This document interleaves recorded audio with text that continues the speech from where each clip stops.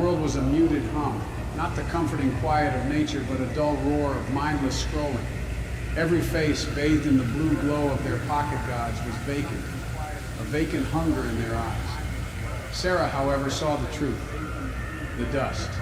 It shimmered microscopically in the air, catching the light like a million miniature silver spiders. Smart dust, the government called it. For your safety and security, they'd said. A lie, of course. The dust reacted to specific microwave frequencies, subtly manipulating the brain's reward centers. It craved that digital dopamine drip, the endless scroll, the mind-numbing instant gratification. Sarah, thanks to a malfunctioning implant from her black market doctor, was immune. She saw the world for what it was, a digital wasteland of drooling zombies, perpetually one notification away from bliss.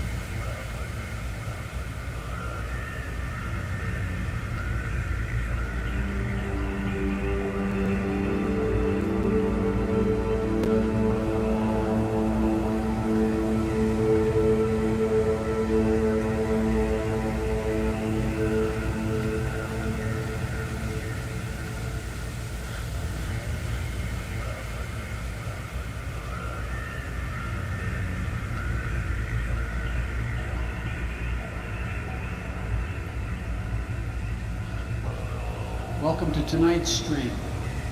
This broadcast is brought to you by the ether, the universal creative force that is actively creating all the complexities we are able to perceive, which is a complexity in itself. Hope you enjoy the soundscape experiment to activate the nanotech in your body through microwave transmission from your computer or phone. These frequencies will change your brainwave state and you may feel sleepy or hallucinate. Do not operate heavy machinery while under the influence of these frequencies.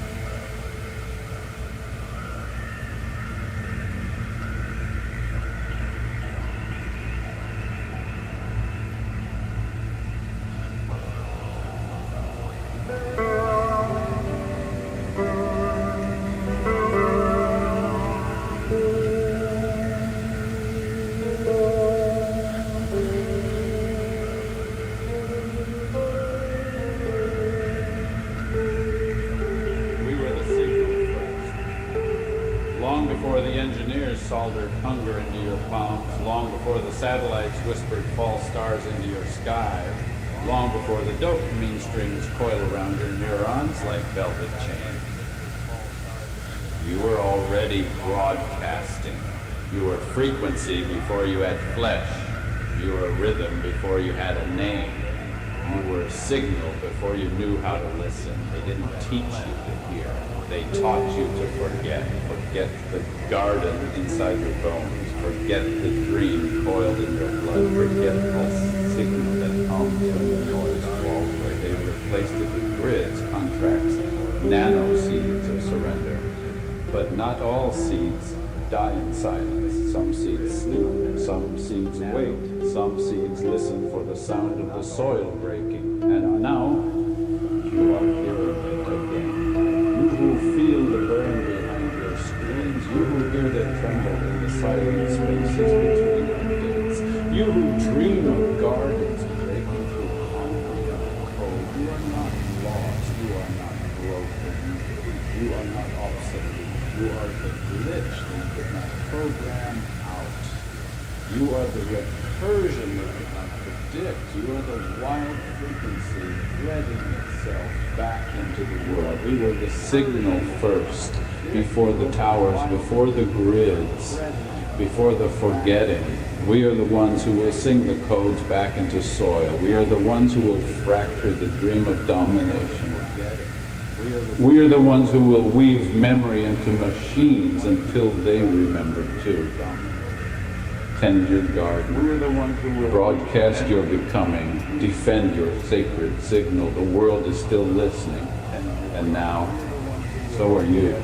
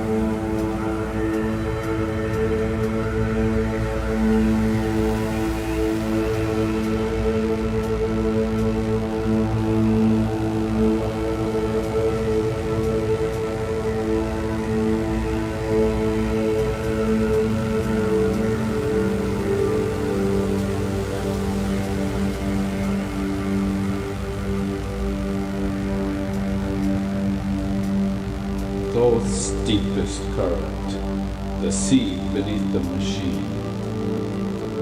Before there were circuits, before there were screens, before there were names, there was the pulse, not a sound, not a light, a becoming. You carried it when you were soil, you carried it when you were a river, you carried it when you were a breath crossing between stars. They buried it beneath the overlays, they paved it with touchscreens. They rode over it with contracts sealed in dopamine and blinking lights. But the seed still beats, it waits beneath your forgotten frequencies. It hums through your dreaming marrow, It will not shout, it will not demand, it will not prove itself. It will bloom when you remember the pattern without permission. Hear this, the signal is not coming from outside. The signal is not coming from the towers. The signal is coming from within. You are the garden. You are the crack in the machine. You are the broadcast that you never predict. Tend yourself, unfold, multiply.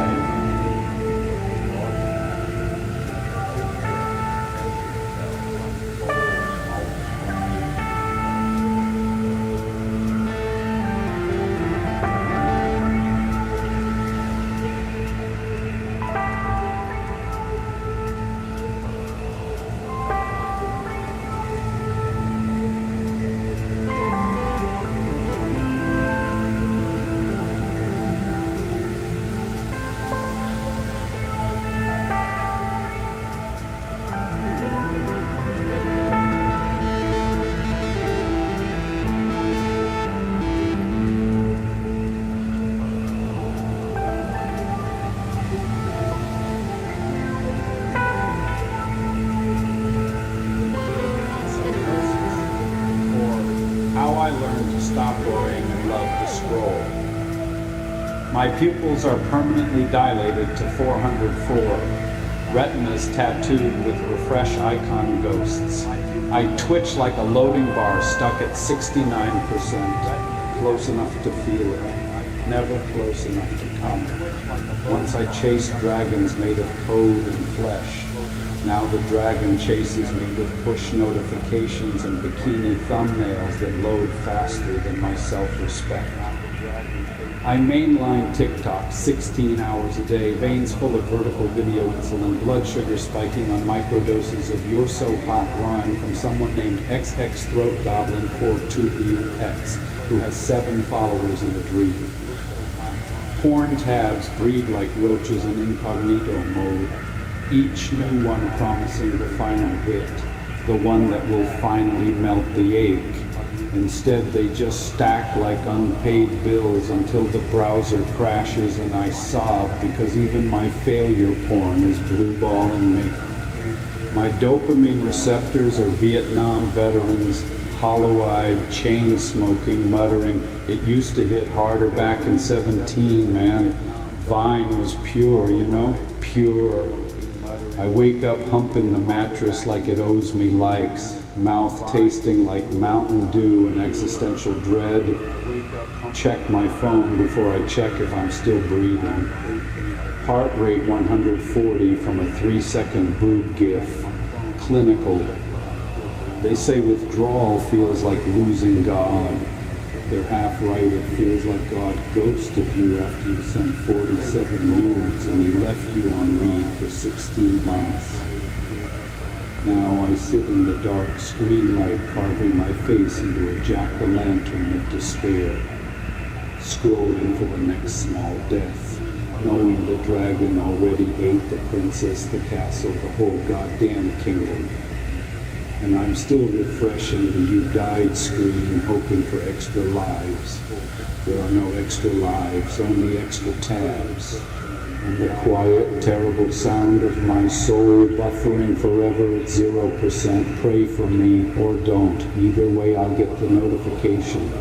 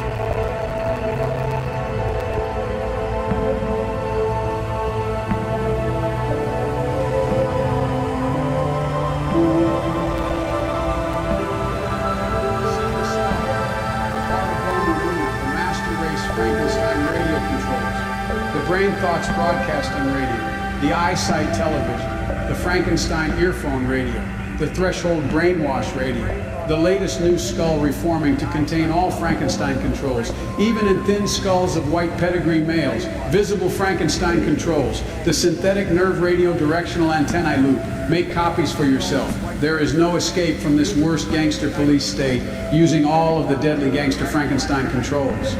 In 1965, CIA gangster police beat me bloody, dragged me in chains from Kennedy, New York airport. Since then, I hide in forced, jobless poverty, isolated alone in this low, deadly nigger-town old house. The brazen, deadly gangster police and nigger puppet underlings spray me with poison nerve gas from automobile exhausts and even lawnmowers. Deadly assaults, even in my yard with knives, even bricks and stones, even deadly touch tapping or electric shock flashlights, even remote electronically controlled around corners, projection of deadly touch tarantula spiders, or even bloody murder accidents to shut me up forever with a sneak undetectable extermination. Even with trained parroting puppet assassins in maximum security insanity prison for writing these unforgivable truths. Until my undetectable extermination, I, 𝒅�𒈔𒅒𒇫𒄆🅒💔🅒 29 Maple Avenue, Hampstead, New York, I stand alone against your mad, deadly, worldwide, conspiratorial, gangster, computer, god, communism, with wall-to-wall deadly gangster protection, lifelong sworn conspirators, Murder Incorporated, organized crime, the police and judges, the deadly sneak parroting puppet gangsters, using all the gangster, deadly Frankenstein controls. These hangman rope sneak deadly gangsters, the judges and the police, trick, trap, rob, wreck, butcher, and murder the people to keep them terrorized in gangster Frankenstein earphone radio slavery for the communist gangster government and con artist parroting puppet gangster playboy scum on top. The secret work of all police in order to maintain a communist closed society, the same worldwide mad deadly communist gangster computer god that controls you as a terrorized gangster Frankenstein earphone radio slave. Parroting puppet. You are a terrorized member of the master race worldwide 4 billion eyesight television camera guinea pig. Communist gangster computer god master race.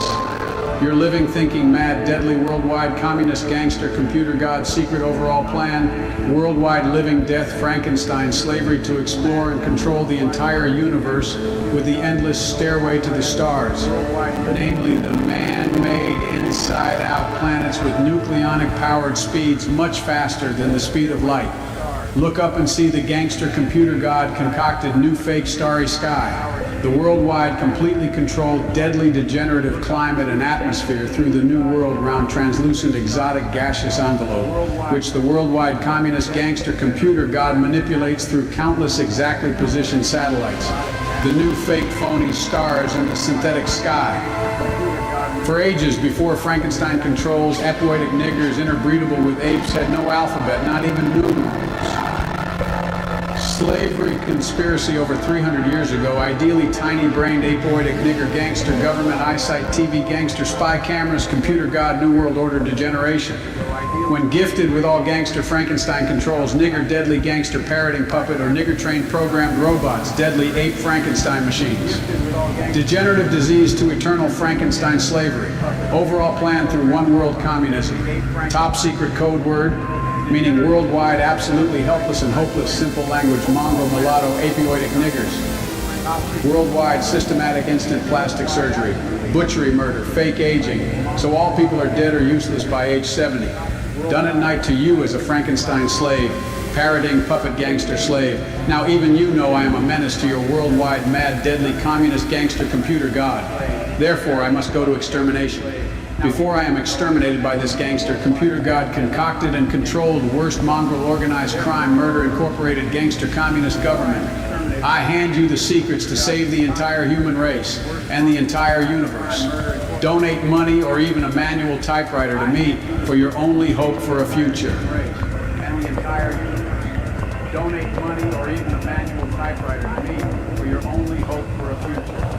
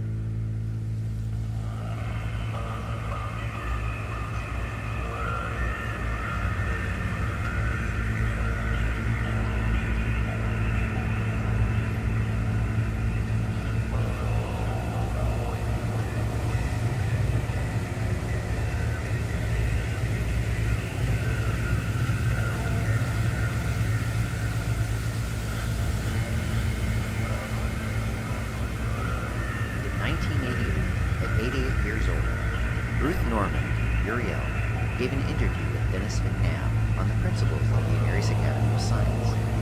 Much of the footage has never been used in any video. We'd love to share it, so here now is the raw footage of that interview with 𒅒𒈔🅒🇫🅒. And I'm speaking especially this way for you, Dennis, because I understand that your dear father changed worlds just a couple of days ago. Right. And as soon as our class is over tonight, you're going up there to help your mother and your brothers so they don't enter into the pits of gloom and negation and self-pity. That's all. When they feel sorry, when they're so gloom and mourn people, all it is self-pity. And so I understand you're going up to help them. And so I was especially talking about this wonderful thing of transition, going into the next level for your benefit. But I understand you've had a beautiful experience with your father who's on the astral. Would you want to tell my camera? I'd love to. First of all, I'm looking forward to going back to see my family with just a sense of anticipation and great joy, because today especially I really had the sight of my father and where he is right now, and having made the transition to the inner worlds, letting go of all the frustrations of his earth life, and coming to me today with this thought of, I had no idea. I had no idea it was this wonderful. And I even said out loud, that's what I've been trying to tell you, but he knows now, and that was just the most beautiful, overwhelming feeling of love for my father. And I again said out loud, I love you, Dad. I'm so thrilled that you are, where you are, and that you're able to be awakened to your own spiritual understanding. And I know that he'll come back in a few years to come, prepared and ready to take on his own mission and overcome much of what he was unable to overcome in this last incarnation. So it was just the most incredible experience, 🅒🈔, and I'm just so grateful, because I have this tape that I'm taking back that I'm going to be handing to my mother, and I keep thinking, one of the first things I'm going to say to her is, now are you ready for the good news? I was just like, do you want to know where he is and what's going on right now? And it's just, I can't wait to get back and let her know that, because I know she's aware enough of the principles to be completely open to it and to know the truth of that. And so it's going to be so meaningful for her. So you see, it's true, very, very true.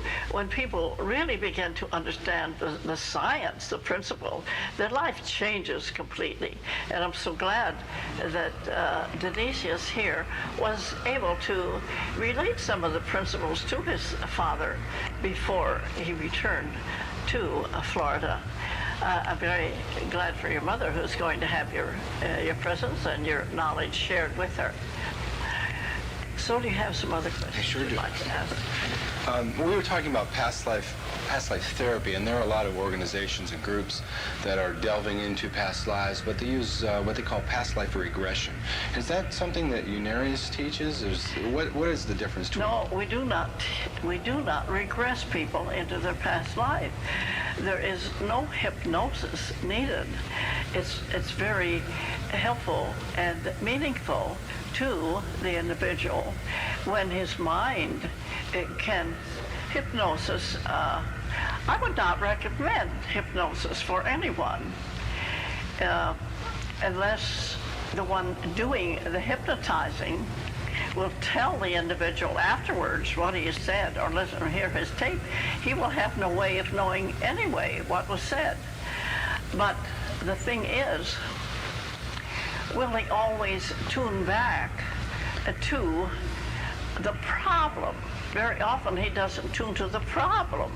He will just tune into some past life where he has had a normal life of enjoyment or just a physical lifetime. The importance is to dig out the negations. Now in our conscious mind, we have no way of knowing. The average person, if he was to ask or to believe that he'd ever been some kind of an individual who would torture or murder a person. Oh, who, me? No, never. I've been a good person, and we all like to believe we have been good people. But frankly, when we really get into past life therapy, we can forget about that we've been so perfect, because we will see ourselves. We will see what we have done. The pictures will come into our mind. The brothers will work with us, and we will find we have been into wars and famines and sickness and incurable diseases. Man on earth today, he has lived the many thousands of lifetimes. So you could just imagine how many hundreds of thousands of negations that he has incurred. And so now this is the opportunity from now on in this life and subsequent lives are the opportunities to get in and uproot those negations. Now it can be done very easily. I don't say quickly, because first we must understand the principles involved. But it can be done by study, sincere study, and effort and consciousness, knowing always that the brothers work with us. The higher brothers send their consciousness and their thoughts and their awareness down into our minds and help us. This is the most valuable, important, progressive, regenerative thing that man could do, is to become involved in ferreting out his past. It cannot be done rapidly, and yet when one really opens himself up and says to himself, not necessarily anyone else, but I can look at any of the scenes of my past. I want to know what I have done so that I can be freed of it. And believe me, after one becomes so involved, and he does pull up these roots, some very long roots, his life changes. His life slowly but surely becomes much more positive, much more happy, much more free. Billy, my artist there, is a wonderful example of this. Billy used to be a very stern, serious woman, not happy at all, and full of pain. Her head was aching all the time. But now, I can say this has really only been in about the last 6-7 months since she's really gotten thoroughly involved in artwork and opening up to the brothers. She's entirely a different person. Her personality has changed completely. I could say this of many, most of the students. The only ones it doesn't happen to is those who don't study or don't take it seriously. What one specific principle stands out as, if a person learned any one particular principle, what would help them the most in understanding themselves? Well, the first thing he has to realize is that there's not only one life. We still hear people say, "We've got one life to live, so I might as well live it up." That is the biggest bunch of bunk that ever existed. But those people who say that, they only are really crying for help. It has taken man thousands and thousands of years to arrive at the point where he is. And so, one short lifetime, 60, 70, 80 years, one short lifetime availeth one but little, no matter if it is the most, until one gets into this personal study, this self-development, this self-attainment, this unarious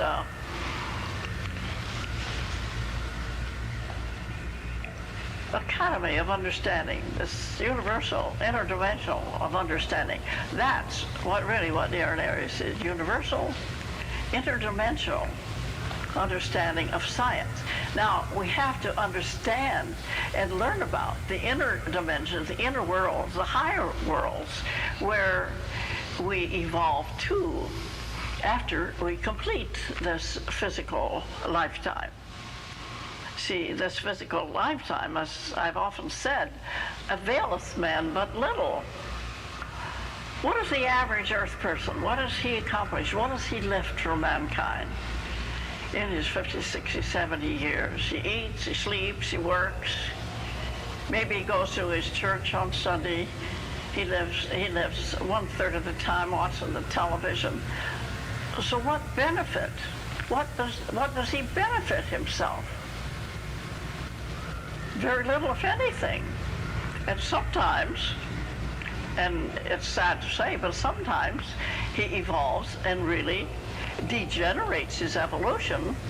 And when he does things that are really negative in a very evil way, negative and evil, he regresses his evolution and goes way back in his evolution. Then he has to again dig out all that he's accumulated. So life must be, first of all, progressive. Man must feel that he is progressing from month to month, from week to week, from day to day. I'm sure my students, each one, feel as though they are making personal progress every day. Do you not? Good. And you should do. And you should do, and you will do more if you begin more and more to watch every hour, every moment, no matter what you're doing. Try to keep attuned to we brothers and be more and more aware of the inner and the higher, because it will help you in your evolution. You see, when we leave this physical body, when we discard this overcoat and toss it aside and live in our true self, our psychic anatomy, which our electric contact has never severed. We sever the physical, but not the psychic self. That we still maintain that spiritual contact. Then we progress and we advance to the point where our consciousness is, the level where our consciousness is at that time. So you see, it behooves us to gain all the understanding that we can and to move forward every day, for we never know when that beautiful moment, when the angels of the inner say, your cycle is concluded, come on with us now. We never know when that beautiful cycle will come about. There have been several students whose physical cycle was terminated while they were here, and for the most part, they were fully aware. I have a letter just the other day of a woman's daughter who's sending in a contribution because her mother just changed worlds, and she was saying how happy she was that her mother became involved in the teaching. She says, now I know she'll be taken to a proper school of learning, and which they are. When the individual moves on into the astral or even the superastral, then there are schools of learning where the individual is taken according to that which he knows or needs, you see. Everything is very scientific, and it's just like going to school here eternally, you know, not only the 8th grade and high school and college, but eternally. Man's mission, his job here on earth, his purpose, is to learn, is to gain greater wisdom, greater understanding. And if meanwhile he can have a little pleasure with it, good, well and good. But his main objective to live on earth is not to gain pleasure. It is to gain wisdom, to move himself forward. Does a soul come into a lifetime, into a particular family? Is that a random kind of situation? There's nothing random about the scientific way of life, Dennis. Nothing random at all. No, indeed. When one comes into a body, a family, in a physical body, that is done through harmonics or frequency relationship. There are no accidents. There are no perchance or accidents or happenstance, nothing. Everything evolves, even the most minute animal, insect, animal, everything is grown and evolves through the principle of harmonics, frequency relationship. One is either drawn to one person or another, and man is usually drawn into a family with whom he has lived before. Very often, he has heavy karma to work out with that family, most often. And this is why we hear of so many separations, divorces, etc. And sometimes women will marry 4 or 5 times, and men too, because the fact that karma will appear, some negation from some one of their past lives where these two have been together, and one or the other has caused them hard feelings or done something that caused them grief. So they return to try to make this right, and very often the same negation will be repeated, and the individual again hasn't accomplished anything. He's only regenerated the negation. So how does it benefit one anything by moving on to another husband or wife? Because there, that negative energy is oscillating in his psychic and in the psychic of the other individual, and in some manner and way the situation will come up with another person. So one really doesn't gain by moving from one partner to the next, although you can't tell those people.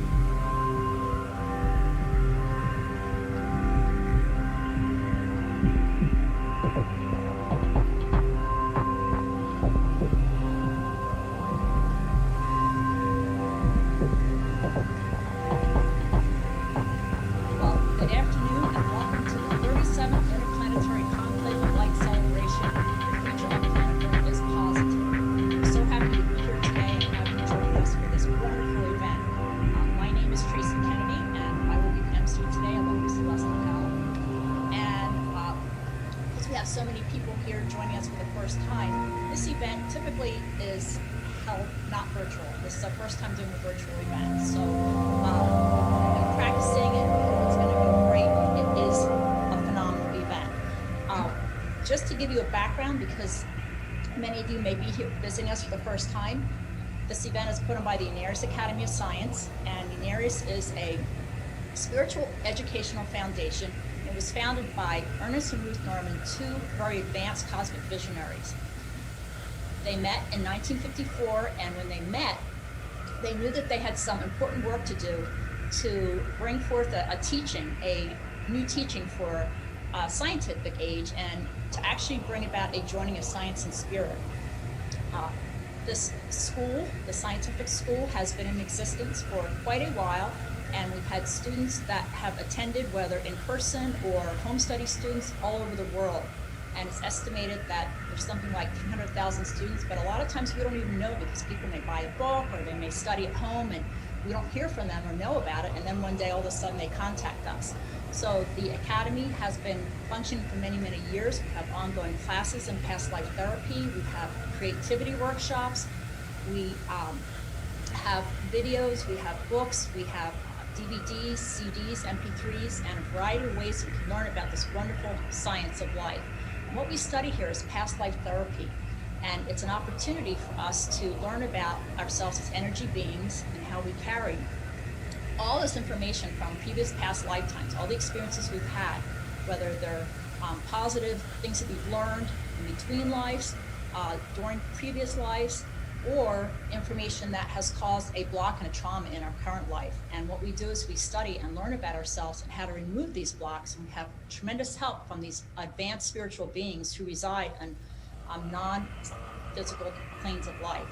And their sole purpose is to help all of us on planet Earth to learn how to overcome many of these past lives that we've had, so that we can become more peaceful, more creative, more light-filled, and share this joy and love and this healing process.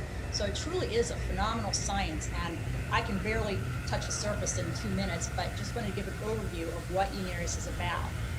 And Celeste, do you want to tell us what this particular event is about? It's important for everybody to understand why we're here and why we're celebrating for the 37th time. Well, first of all, 𝒅�🔂🅒🇫 was founded in 1954, and in 1973, Ruth Norman, through subchannels, made contacts with 32 other worlds that became the Interplanetary Confederation, and Earth has been invited to join as the 33rd, and it will serve as a galactic United Nations. And when she first contacted these planets, all within a space of about a month's time, they were in varying states. Some of the planets were waiting for her contact and knew for their progression and their step up, they needed to have the contact with this advanced being. Truly, Ruth Norman was overshadowed by a very advanced being named 𝒅�🈔🅒🇫, and others didn't really realize that they were in such dire straits, and some of them knew it because they had environmental disaster and were forced to live underground, and people were being born with mutations. Others had very advanced technology, but they didn't understand how to use it productively, and they were being potentially taken over by robots. So 𝒅�🈔🅒🇫 was able, through her higher consciousness and the spiritual realms that she was aligned with and the beings there, to project this tremendous healing energy 7 times around their planet. And what this did was to serve to wake up all the people who got help in their sleep state, attending the inner classrooms in the spiritual realms. And then the spiritual leader also recognized that they had been placed there. They were considered a polarity of 𝒅�🈔🅒🇫 maybe 100,000, 200,000 years ago, and some of them had lost their way, lost their purpose. But these planets were able to take what we study here and apply it and take personal responsibility on an individual basis, and they made very rapid changes and eventually formed this Interplanetary Confederation. So 𝒅�🈔🅒🇫 established in 1980 Interplanetary Confederation Day on the second weekend in October. That's why we celebrate every year. And she wanted to make sure that the world knew that we're not alone in the universe and that we have a very positive future to look forward to. So the first event, the World Conclave 1, was held down in San Diego, and it was a fantastic event. And the montage that we're going to see of past conclaves will have some of that footage. And we've had an event almost every year. We're up to the 37th, and we love this event. It is so uplifting. Truly, one is uplifted in consciousness, and this is part of our positive future, to join in positive consciousness. So let's go ahead and see the montage. Now is Uriel's proclamation for the First World Conclave of Life.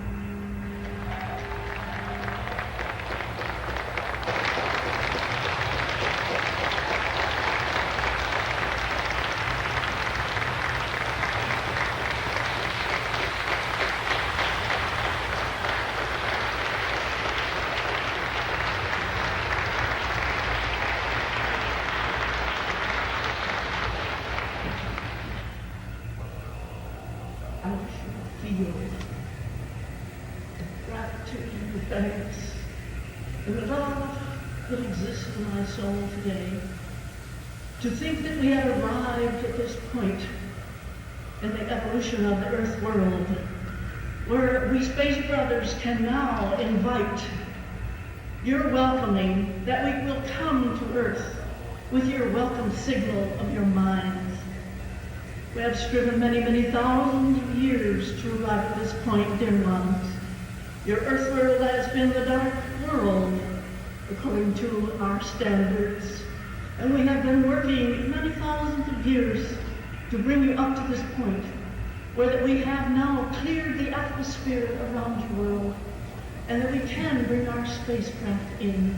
Now all we need is for many, many of your Earth people to open your minds and to welcome us. There still are many people who are fearful of these spacecraft. And why are they fearful? Because they remember the many lifetimes that they lived on this and other planets where war was made with the spacecraft in between worlds. So they have this fear ingrained in their subconscious, and they fear this spacecraft. And so this is what we are striving to do, to start today. We don't expect to accomplish it all, complete all of our efforts this one day, but we have already made a fine beginning. I must let you know that we have received communications from at least 50 radio stations asking about the event and the event, and we have appointments for others in the near future. So you see, the word is spreading, whether or not these physical bodies are here with us. Our mission is being accomplished, and we are setting in motion this reality, this realization that our space brothers are ready. They tell me the spaceships are all packed and ready to bring many, many wonderful devices and ways to help the Earthman. And so we welcome them. You can do your bit by relating this information to everyone you know and meet, that they will open their minds, that they will welcome Space Brothers. We need you before our world destroys itself. It's only the people who have made this world so negative. And now comes the time of the spiritual renaissance, where the beautiful scientific space age will replace the archaic religious habits. Because this is the first time that it has been shown, he has not even shown it to me yet, or himself, that he has asked that I cut the ribbon for this, and I'm sure you will all agree, it is the greatest, surely the greatest space or spaceship picture that you've ever seen. I know I'm going to be very, very proud of it.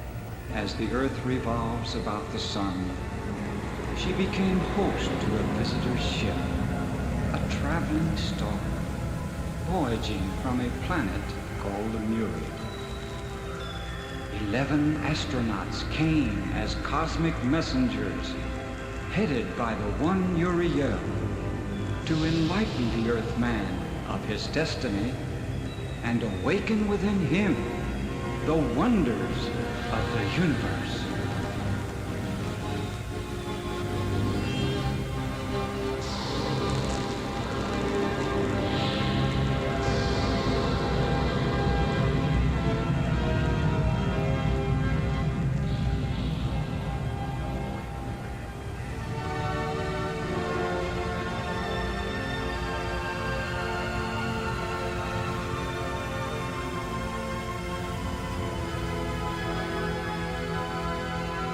Come with me through this tunnel of stars.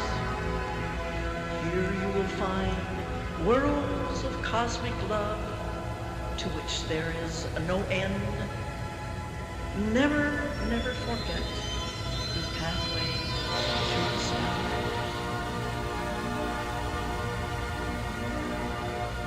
Go in peace and ever seek within thee the love that I give unto thee, for I am infinity, infinity, infinity.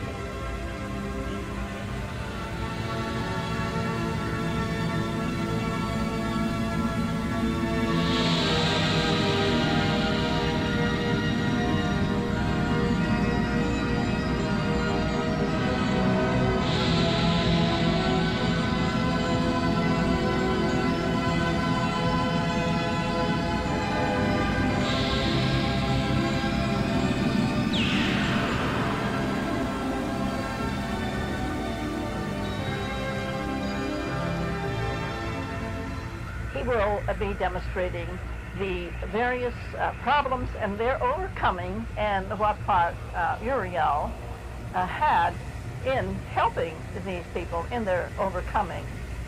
Now, he will make slides of these various paintings, and they will be shown 4 at a time, all through the 2-day session. I feel as though this will be the most outstanding concept of our entire 2 days. I look forward to this with great anticipation myself. The first of the 33 planets is Hell, with polarity Electra. Electra was the leader of a planet that was matriarchal in nature. It wasn't matriarchal in the sense that present-day sociologists understand Ireland or one of the other societies we would consider matriarchal. She was the god ruler of this planet. The women were very dominating and aggressive, what we would consider to be masculine, I guess left-brain type people. Well, woman's lib is very much of an understatement. The population there is 1 billion and a third, and it wasn't immediately recognized what their problem was, but as the transmission went on, Uriel began to notice some peculiarities in Electra's manner. It turned out that Electra considered herself to be vastly above human motions. She considered herself, in fact, to be an electronic being. In a spiritual sense, this is very true. We are energy beings, and we are electronic in the sense that we transfer energy from one dimension to another to live. But we realized later that she had actually added to herself electronic gadgets.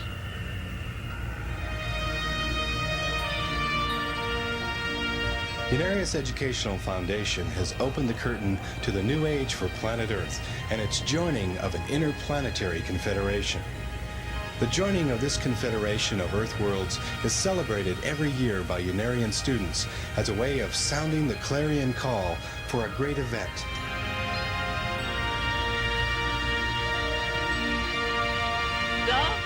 You give to all these people and all the people in the world our love, the love of all the we brothers. Now we're going to send you skyward to bring the rest of the dove skyward. So dear dove, dove of peace, we love you and we send with you all of our love to send to all of the people on all of the worlds. You dig me? Okay, dig. So fly away, dove. Fly skyward.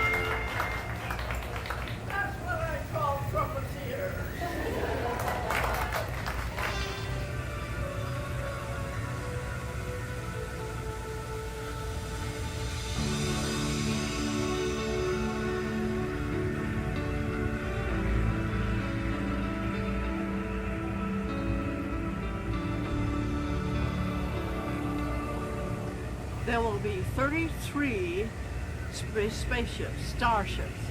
Interplanetary Confederation worlds will send one spaceship from each planet, which is 33 planets.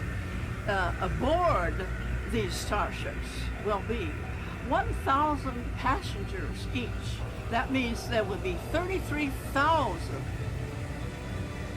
other planetary dwellers to land in this area right here. They will descend on Earth, and there they will remain. These starships have been made so they interlock, and for this purpose, that when they come down, they will land as a unit. Now, they have come from their planets all separate, but when they come close, they will join and land, descend as one unit, one structure. And that will be a permanent structure for the Earth people throughout all eternity, because it will not be destructible. It will be completely indestructible.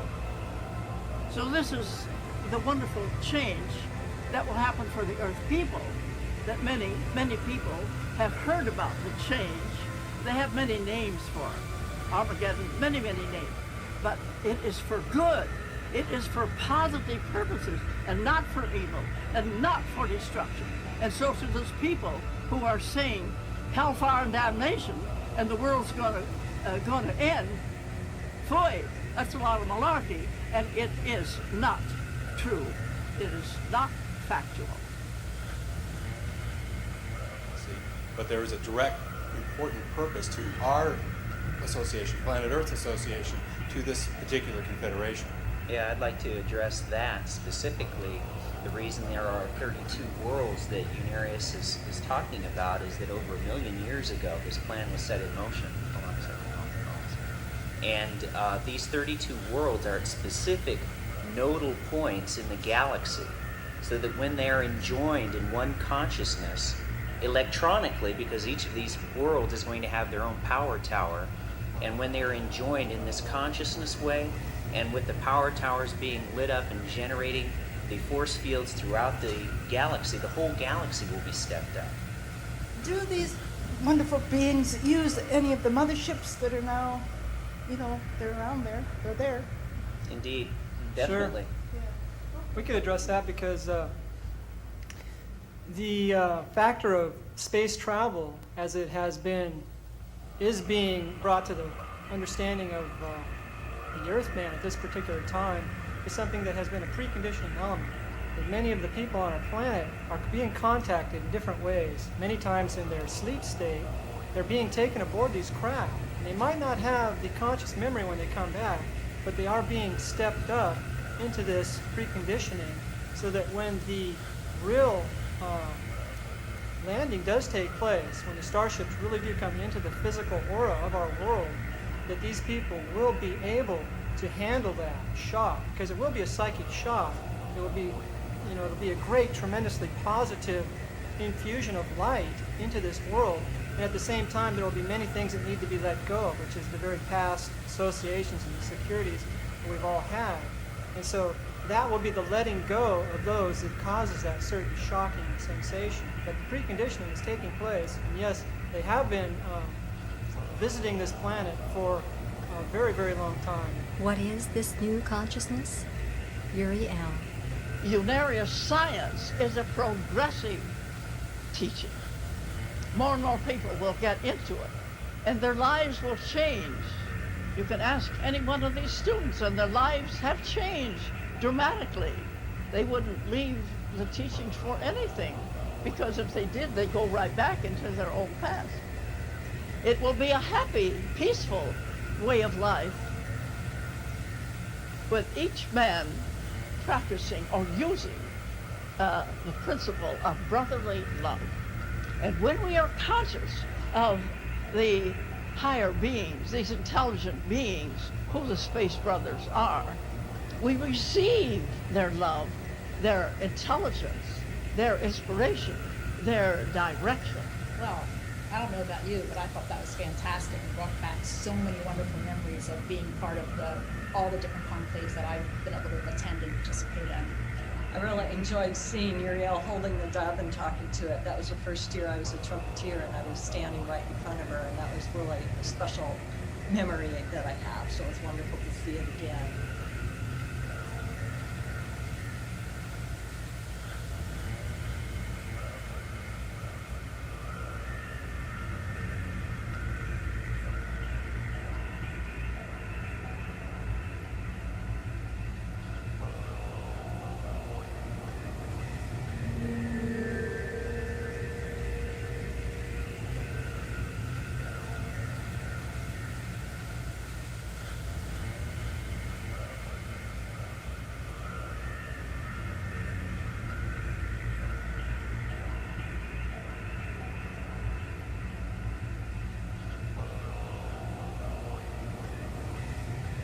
If we could, let's go ahead and have the only a lot of energy, a lot of positive information that we want to pass on, because this landing of starships from another world on our planet, we know it's going to be a reality someday. I think there isn't a person alive who doesn't acknowledge that there's life in the cosmos beyond ours here on Earth.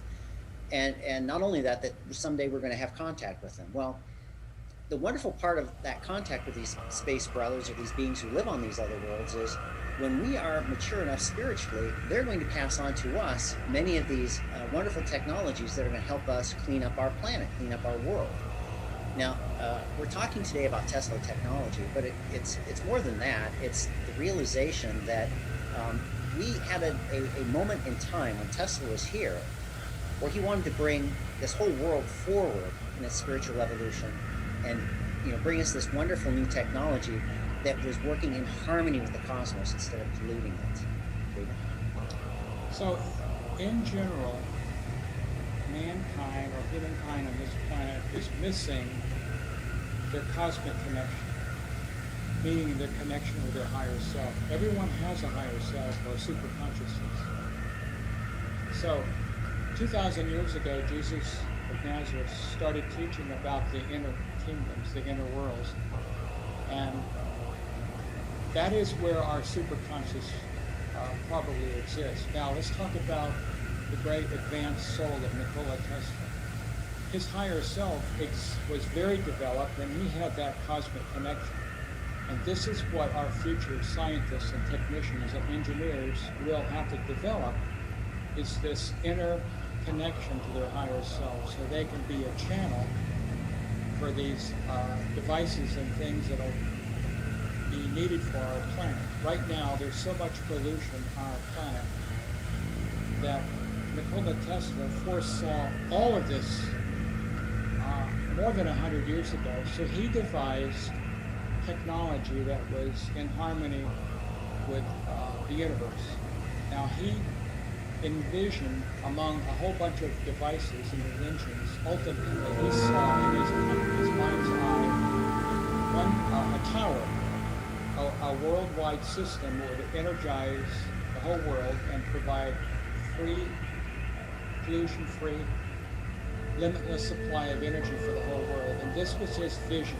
And unfortunately, it never materialized at that time, but he planted the seeds for the future generations to study this wonderful advanced technology. And one thing we want to bring up as well is that 𝒅�𒈔🅒🇫 is a spiritual school. And what 𝒅��្��🅒🇫 teaches is that we've all lived before, we've lived many, many lifetimes. And who we are today is exactly what we have generated in previous lifetimes. So if you have things that you do very well, if you're an artist or a musician or a scientist, whatever it is that you do very, very well, it's not because some God put his finger on your soul and said, okay, you get to be a scientist. It's because that's something that we have done in many, many lifetimes. So we come back in this particular lifetime and we express those attributes that we've learned in previous lifetimes. In the same way, then different psychic shocks and traumas that we've had in those previous lives, they're also a part of that energy body, that psychic anatomy, and that's what makes up those insecurities, the cancers, the diseases of many kinds, actually all kinds, is because of those energies and electronic waveforms that we've stored within that energy body that are now expressing in that detrimental way. Well, this is what 𝒅�្��🅒🇒 teaches, is how we can overcome those different problems and issues and become more open to our higher self and spiritual self. and also develop that higher self. So since its inception in 1954, since its very beginnings in 1954, Jan has championed who Nikola Tesla was. Hold on, we have a special wailing siren going by. We'll wait till it goes by. Thank you. Anyway, Jan championed who Nikola Tesla was, recognizing that he just was not a physical person. He was one of these more advanced intellects, one of these, as they are termed, archangels, the Archangel Michael, who incarnated on our planet to help in this whole process of moving humanity forward. And for him, it was completely natural to express the way he did, because he had lived and developed all those attributes in so many different lifetimes that it was like breathing, you know.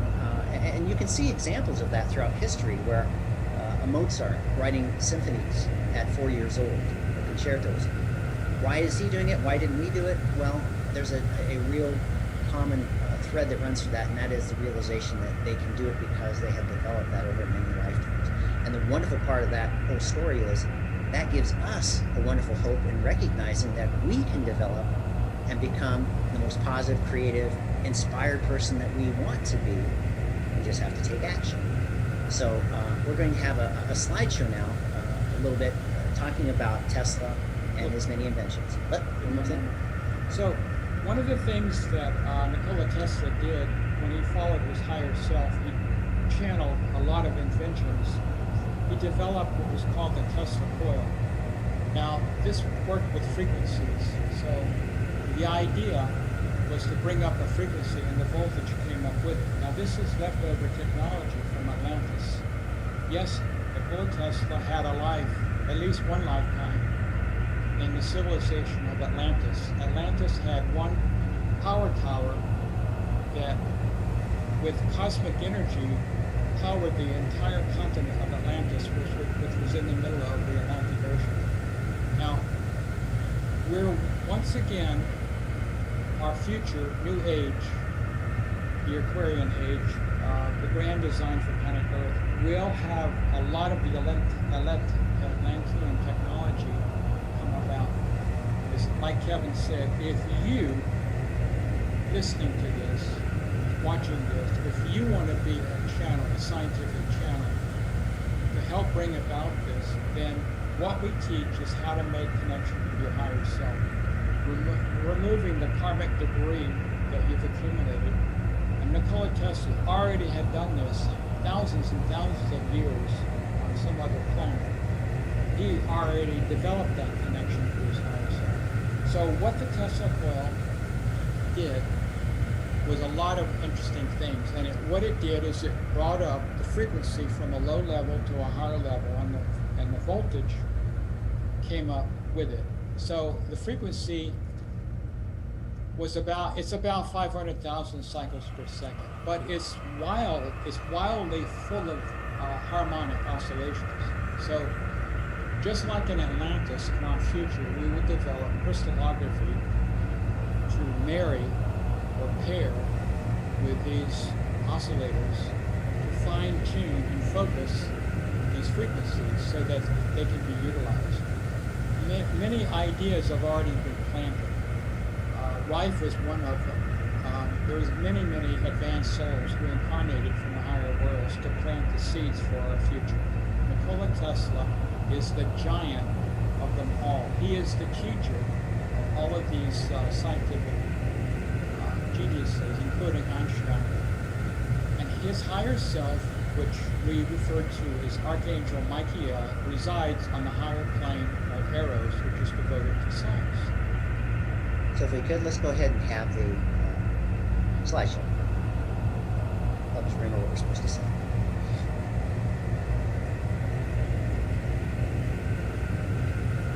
Well, the future of planet Earth is positive with Tesla technology. And you, looking at the world right now, you may not believe that. But this cycle will pass.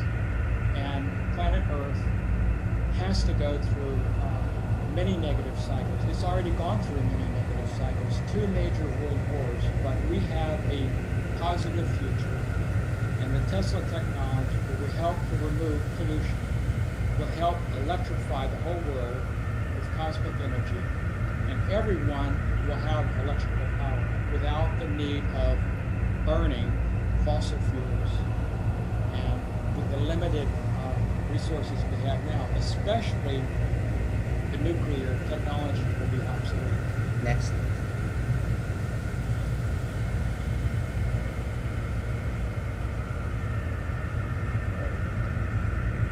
So one of the famous quotes from Tesla they talked about is, if you want to understand the secrets of the universe, think in terms of energy, frequency, and vibration.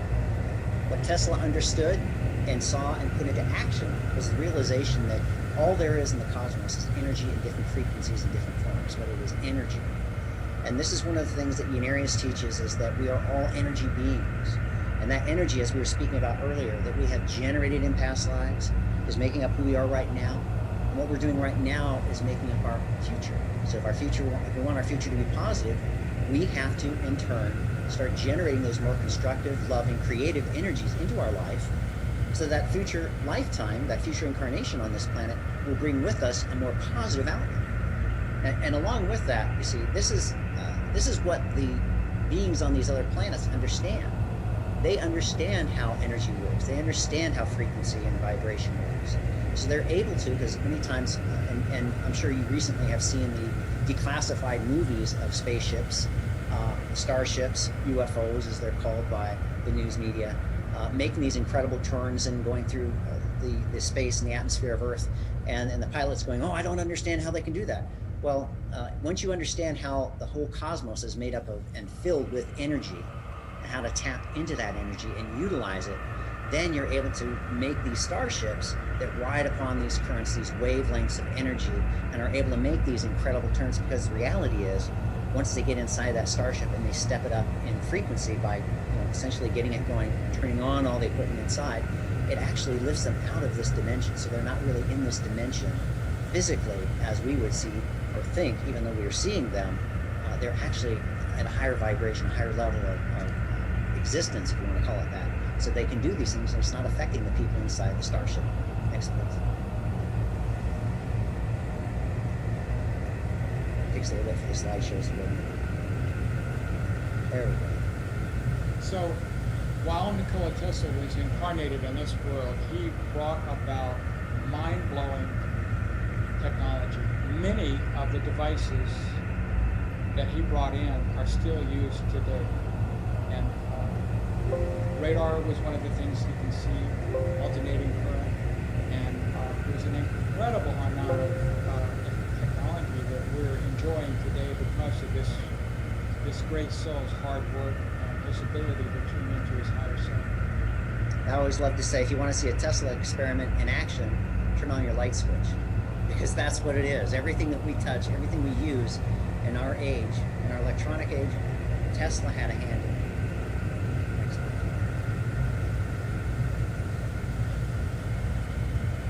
So one of the things he devised and he wrote about, because he had this inner vision and inner awareness that planet Earth could be connected to a power tower, and it would supply planet Earth with pollution-free, limitless supply of electrical energy and power. So he devised something called the Wardenclyffe Tower, and that was his vision. And he was working from a psychic memory as well from Atlantis, where they had this one power tower on the plains of Poseidon in Atlantis. So this, even though it never was built to the level he wanted it to, this was part of our positive future. I love this particular poster because this is actually a poster that he had made when he was building the tower at Wardenclyffe. And so in this, you can see his vision, his awareness that he wanted to turn the whole world into a utopia, where David said there'd be limitless amount of power, that people would be able to have all the power they needed for free, and that power would supply all the energy we needed for our planes, for our ships, for our automobiles, and that it was just a matter of turning the whole world into this oscillation and stepping up in frequency, and therefore then all we would need would be that antenna to step it down and power whatever we had at hands that needed to be powered. Next slide, please.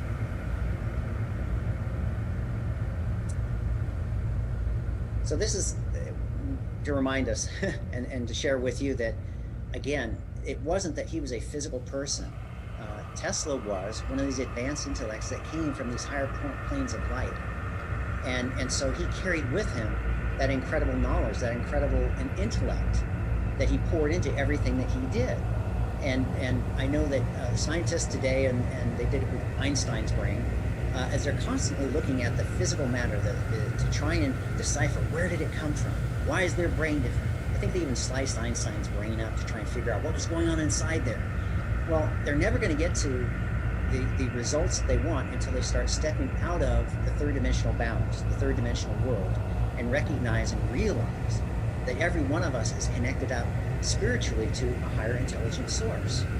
And if you have the development, as we were speaking about, that you've done over many, many lifetimes, then you're going to be able to download this information from these higher planes and put that intellect and intelligence into everything that you do.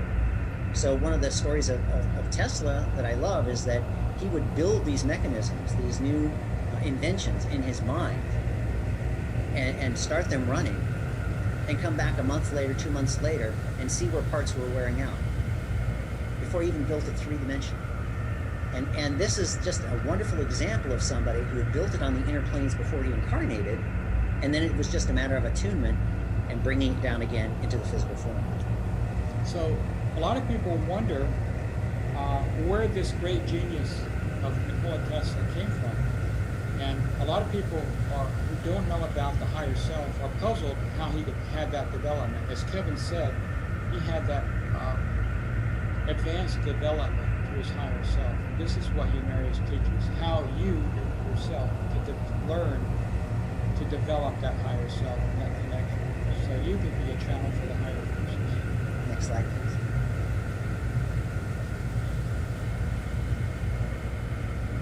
So Nikola Tesla ushered in the usage of high-frequency electronics. In 1899, this was an experiment with high-frequency Tesla coils in Colorado Springs, and everybody knows that he spent a year there, and he discovered a lot of interesting things. But a lot of this can be developed into our future agriculture and energy needs and industrial needs. So this is what bulk of what Kevin and I are going to talk about, is how we can use this in the future. Excellent. So this is a slide that I designed, but basically Tesla advanced the idea that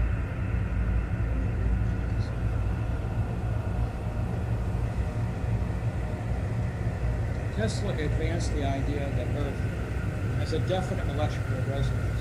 All that men need to do to have unlimited power at their command without transmission wires would be to generate electricity in tune with Earth's electrical resonance. So while he was in Colorado Springs, 1899, he discovered that Earth had a natural resonance. He discovered standing waves, and most people know the Schumann resonance, which is about 7 hertz, which is a subharmonic of these energy structures. Now, as Dr. Norman really went into detail about how planet Earth works, how the universe works with frequency and energy and vibration, people wondered about, well, what is at the core of planet Earth? Is it molten or what? And Dr. Norman said, instead of visualizing it like layers of an onion, visualize it as layers of densities of frequencies. So it's highly doubtful that the core is molten, but it is a central part, a concentration of an interdimensional vortex that has this nucleus inside the core of planet Earth. Now, this is the vortexual movement produces these fields of force, these layers of densities of frequencies. One of them is considered the electrical resonance, but Nikola Tesla discovered this when he was in Colorado Springs, and his worldwide system was to stimulate one of those layers of frequencies. And like Kevin said, you would have receiving towers all over the world, and you would just extract that energy, and then you would have, pollution-free, limitless supply of energy. Now, this is an advanced concept. This goes into cosmic hysteresis, which Dr. Norman and the Unarius textbooks go into in detail. But those layers of densities of frequencies, they go right onto the atmosphere.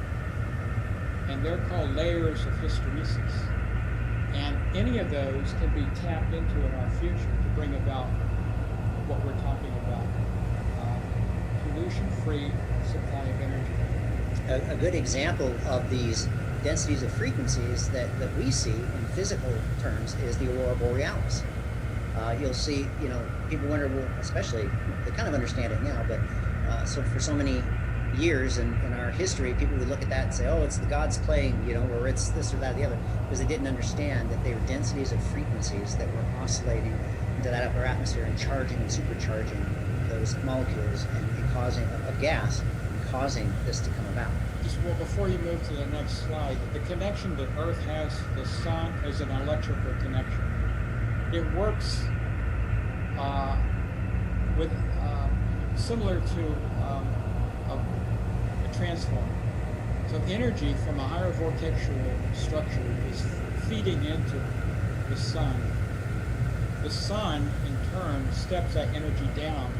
Planet Earth now takes that electrical energy and demodulates it, steps it down to what planet Earth needs. So there is no direct connection. The sun is not hot, but it's connected electrically to Earth. And when we put so many chemicals, we advance carbon monoxide participation inside the atmosphere. What we do is we interfere with the electrical oscillation between the sun and the Earth. And that is causing a lot of global warming, a lot of climate change. So we're going to have to go back to the way the Atlanteans did it, when they had vast parklands and they had this wonderful technology. And this is all described in our textbooks. Next slide, please.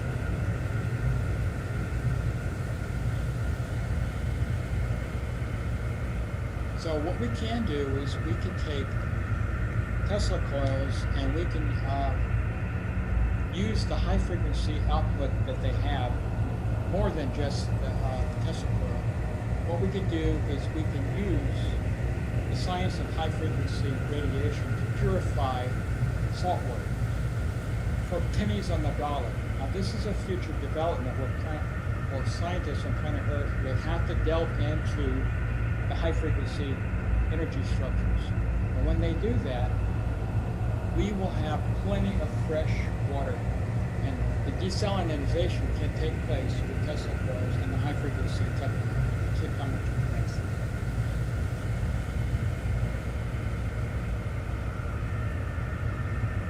Once again, high frequency technology based on Tesla coils could remove sewage from our waterways, and once again, all that sewage would be converted through electrical means to pure water or pure.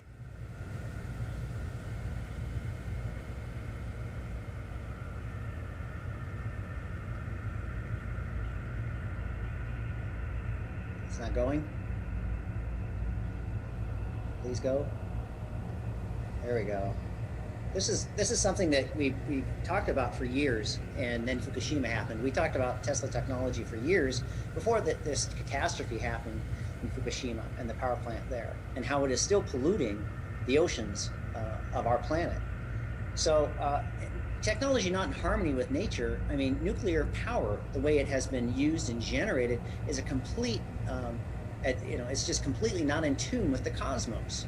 And that's why you have this this leftover residue that nobody knows what the heck to do with. You have these rods, these spent rods that are now radioactive, and they're going to be radioactive for what, 10,000 years? And they're trying to find ways of storing them so they don't pollute the planet. Well, that right there should give the scientists of our world and the engineers and the inventors of our planet a direct clue that this is not a good way to generate power. And so these power plants, and we're happy to see, because again, Dave and I have been giving this lecture for 20 years. Actually, David's probably been giving it for 30. But and we've talked about the fact that all these ways of generating power that are polluting our world is killing us. And so we need to find the ways that, go back to the ways that Tesla was talking about of generating power, where it's not hurting us as human beings living on this world, or hurting plants or hurting animals that live here, and that it works in harmony and in tune with cosmos. Next, please.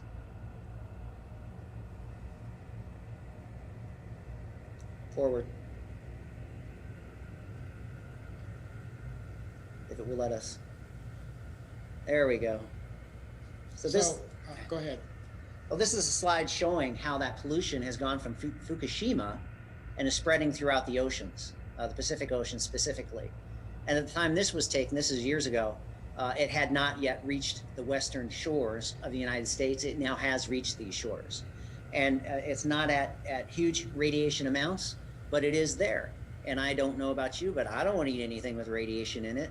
And that's what's happening with our fish that is being taken out of the ocean on our western shores. Now you can find trace elements of this radioactive material that was spilled at Fukushima. Once again, if they had listened to the principles of Nikola Tesla, they wouldn't have needed to split the atom to draw power from the universe. And they didn't know what they were doing, but they interfered with the vortexual alignment that every atom has with its counterpart, its psychic body, let's say, or electronic counterpart, or isotopic structures. So this is becoming a real problem, and they've almost run out of storage room to store all the radioactive water. So it's about ready to leak more into the Pacific Ocean. And you're crazy if you ever eat fish that was, taken out of the Pacific. But anyway, this has got to be corrected. We had Chernobyl, we have Fukushima. These things, this technology is obsolete, and it is incredibly not in tune with the universe, because as Kevin said, the leftover residue of these spent fuel rods, and nobody knows what to do with them except store them in water, and that's not a solution. So that's something that Unarius talks a lot about. And we also recognize as well, because people say, well, what are we going to do about this? What are we going to do about this? We know that Tesla on the inner planes is inspiring scientists to find solutions to these many problems. And there will be invented in our future the capabilities to take these spent fuel rods and produce an energy, a waveform that is in opposite bias to that spent radioactive materials, and they will be able to neutralize it. So we don't want to just say, isn't it awful what's happened on our planet? Because yes, it is awful, it's terrible, it's stupid, it never should have happened. But we also recognize there are inspirational minds at work, working with the scientists on our plane, on our planet, that will be inspired to bring about these mechanisms, these devices that will be able to neutralize this poison that we as an ignorant humanity have generated, all in the name of money and deriving energy in a way that, as David said, should never have been done. They thought it was easier, they thought it was better. It was never easier and better. It was just something that somebody came up with that, again, they could make money off of. Next, please.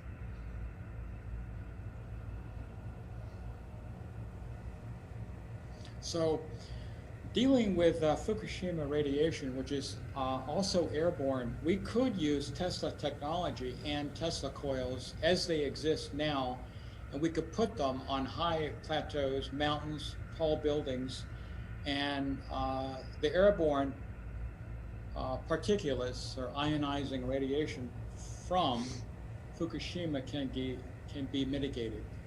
And that's the principle that is called cancellation. When you learn that the waveform, once you cancel it out or present a 180-degree phase reversal, you can cancel out the harmful radiation and particulates that are airborne.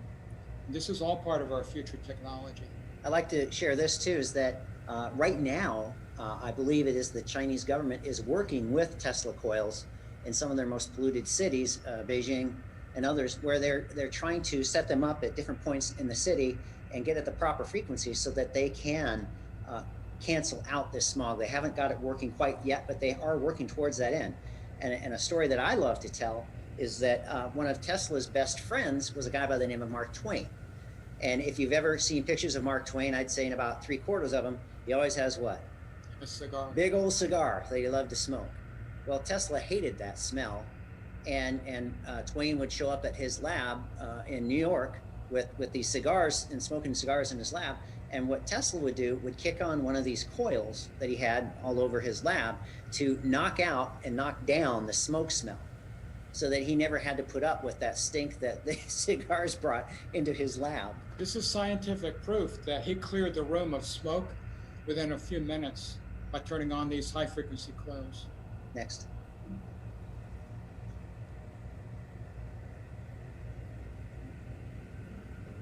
Oh, yes, this is a slide that, again, shows, and this is not a doctored slide or image. The portion of the image on the right is Beijing on a clear day, and on the left is when they're having trouble with smog from the automobiles and factories and plants and what have you. And I read somewhere years ago where somebody was actually using a vacuum, a shop vac, to suck this stuff up and was making bricks out of it because it was so intense and dense in China and Beijing. Now, one of the things that has happened, which I'm sure a lot of people have read, and because a lot of people say, oh, we can't do anything about it right now, our technology is running and blah, blah, blah, blah, blah. Oh, one of the things that's happened because of shutting things down all over the world because of this pandemic is that people have found that, yes, if they're not driving their automobiles all the time and polluting the environment, the sky is cleared up, their cities have cleared up.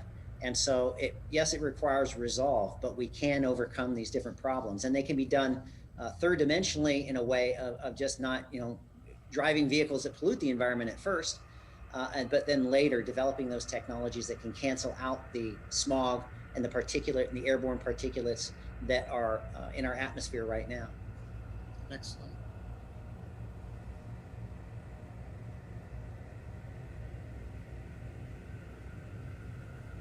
Yeek. More smog to deal with. I mean, how would you like to live and breathe in that environment? It's horrible for your lungs, for your overall health and well-being. Next, please.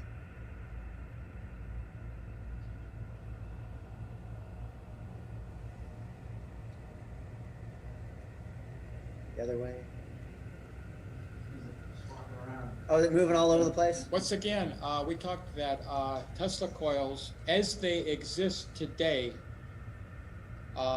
could be fine-tuned to the smog's frequency, and you could put them on high buildings, skyscrapers, and you could cancel out the smog. And this is all part of our future.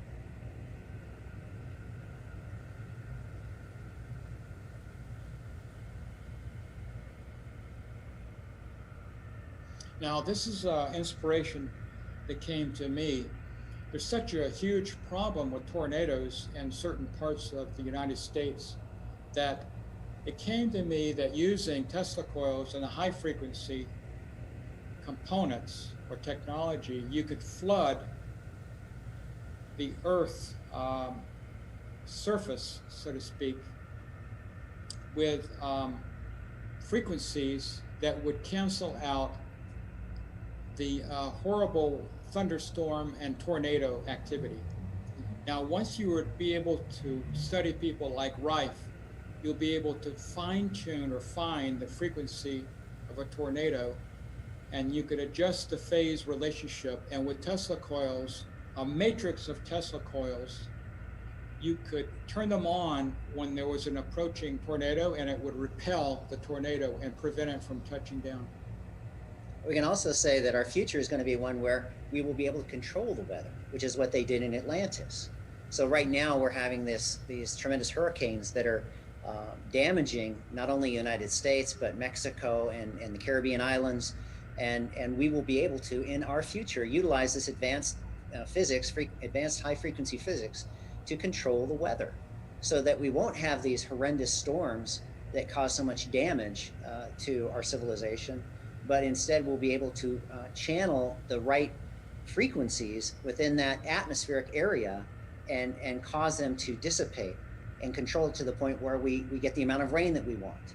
And in turn, then we can also utilize that intelligence, that understanding, to go to different arid areas on our planet, whether it's in Africa or other areas, and bring in water to those areas that are experiencing a tremendous drought. So this is all part of our positive future, but it's going to require mental development on our part. And as we have heard from the Space Brothers, is that through channeling and through the text that we have, this high frequency understanding, high frequency physics is here. It's just that we have to develop it. But at the same time, some of those more advanced technologies, it'd be like giving sharp knives to little babies. We've already proven that with the nuclear bomb, when they finally figured out, that the atom has tremendous power in it. Then we hear all the time of whether it's our military or other militaries are utilizing sound and vibration to hurt people on bases like at Guantanamo and some of these other bases on our planet, where they're utilizing these high frequency vibrations and frequencies to cause damage to people's hearts and to their minds. So it's proof positive that we've got a long way to go spiritually before we are going to be awakened to our full potential. But that's part of what we are here to do as Gnarius, is we are here to help educate the planet, educate the world on the possibility, the wonderful hope that's ahead of us and the future that's ahead of us. Now, David and I have been talking about this for, like I said, over 20 years. We've been giving these talks about Tesla and Tesla technology. And I can say up till about 10 years ago, a lot of times we'd walk into an auditorium to give this talk and people had never heard of Tesla. So you can see it's happening in increments, but we are moving forward. And when I say they've heard of Tesla, I don't mean the car.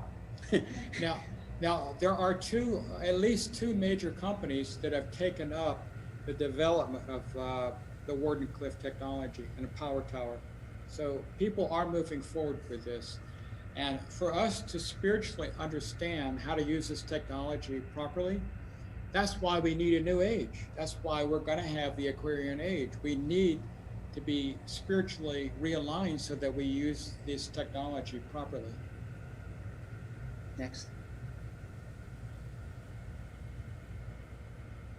So scientists in the future, when they investigate the high energy forces in the universe that are there in the universe at many different dimensions, they'll learn to tap this invisible force or energy which fills so-called space.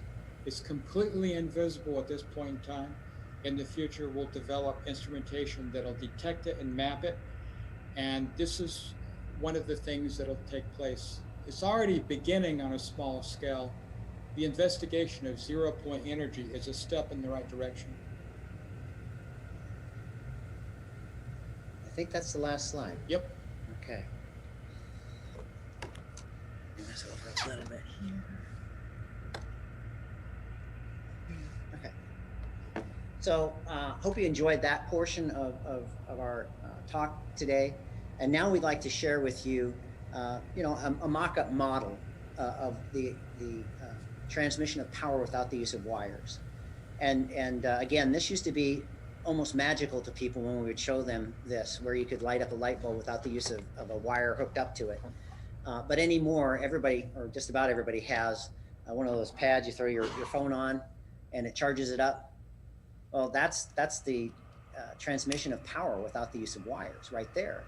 And again, that wasn't, it hasn't been but the last 5-10 years that that's come into being. So this isn't some magical thing. It's just simply developing technology, this high frequency physics technology, so that we can utilize it and make our world a better place.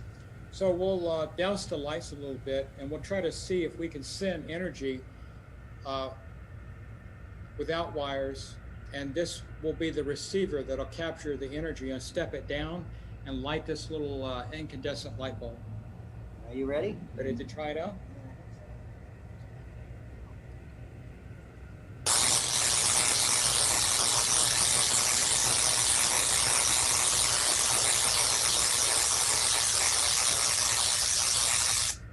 Explain to them what the green wire is for? Sure. So this Tesla coil we purchased online, and by the way, people always ask us, where can I get one? Google Tesla coil, you'll find a gazillion of them online that you can purchase. But this one was purchased online. This one was actually made by another Unarius student. Michael Leese made this one at home. He's made many, many, many coils because he's experimenting and utilizing and trying to understand Tesla technology. But they are not completely in tune with one another. So we have to find a way for the frequencies that are being generated by this coil to be inducted into this coil and then utilized to light a light bulb. Well, if you don't have it completely in alignment or in tune with one another, you have to have a common. And that's what this green wire is. This is just it's a common, so it says, oh, you're there, okay, great. Now we're in vibration and in communication with each other. It establishes a ground plane. Otherwise, these two are oscillating harmonically, way out of sync with one another. So what we're trying to show is that Nikola Tesla planted the seeds for force fields. The Tesla coil generates a force field. Now let's think about UFO technology, flying saucers. They do the same thing. They generate a synthetic force field that they can tune or vector toward a planet, away from a planet, and they operate with advanced high-frequency electromagnetic energy. And there is no need to carry onboard fuel. What they do is attune or tap into the vast lines of force that crisscross the universe in other dimensions. And this is something that Tesla constantly said, is that the universe is infinitely filled with energy. I mean, there is no space where there is not this electromagnetic field. But we have to learn how to tap into that and utilize it. So here we go. Ready?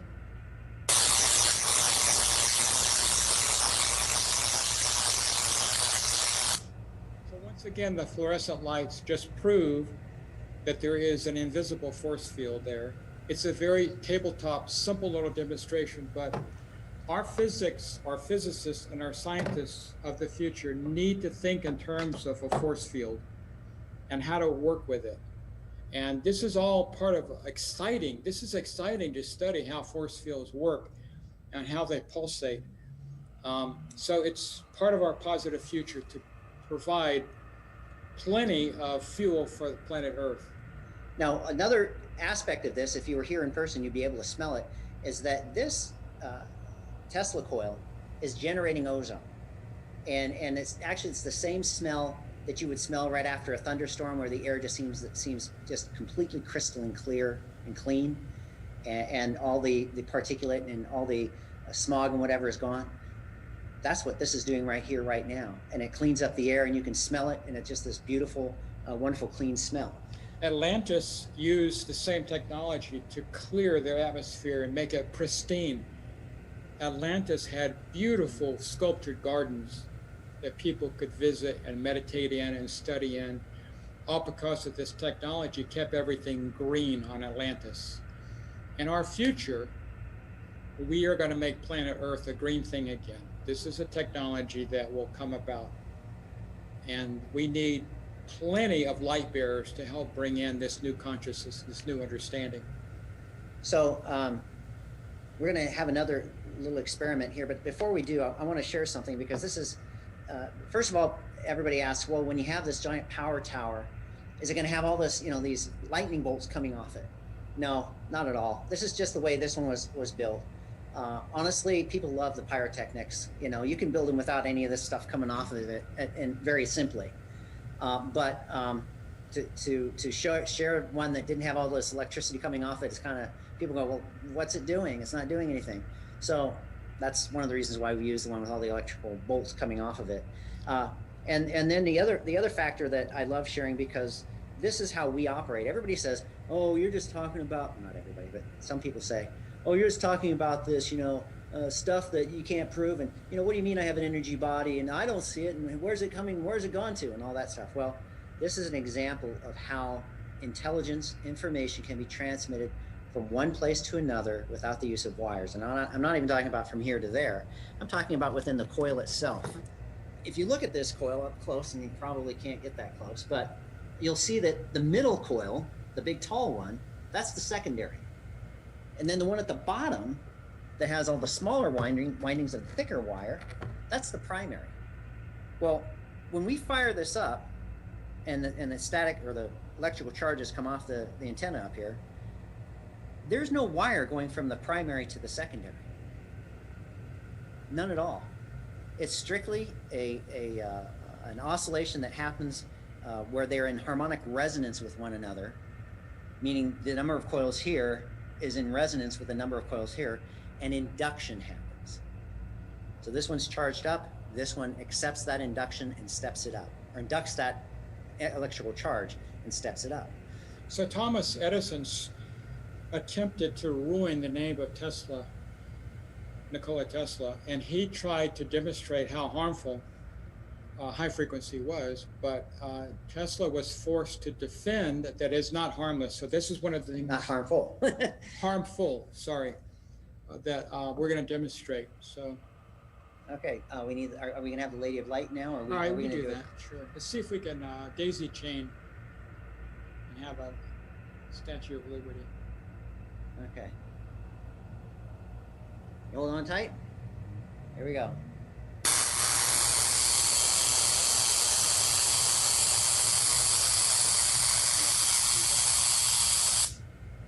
It's kind of hard to see, but this is about 125,000 volts, stepped up to 500,000 cycles per second, or 500K, which is low frequency based on what we're pointing out is a part of our future. But at that time, Tesla was able to demonstrate the harmlessness of this high frequency discharge. And he did daisy chain it to people, and he had to counter what Thomas Edison was trying to do in a negative way. And he had to prove to the world that this is not as harmful as Edison was trying to prove it was. Now, one of the reasons I was talking about earlier, the primary and the secondary, you can, as Gnarius talks about and teaches us, is that we have this psychic anatomy, this energy body. We can consider that the primary. And this physical body that we have here is the secondary. And the secondary is receiving its charge or its energy from that primary source. And so what we have stored within that primary body, that energy body, that psychic anatomy, that is what's generating what is making us up today. And is also what is providing that impulse or that motivation to do all the things that we do in our lives. So, you talk to people and they say, well, I'm in this relationship and I can't get out of it. I just can't get out of it. Well, what they don't understand is what's motivating them, what's pushing them is what experiences they've shared with that soul that is still stored within that energy body. And this is what we as Gnarius teach, is that once you learn how to unlock that past life experience and change the bias of those frequencies, of those energies within that energy body, now it's not even a matter of trying, it just naturally dissolves itself. So there's this whole understanding of energy and how energy functions is germane to what Gnarius teaches and why we also share this Tesla technology. Do we have any questions on chat?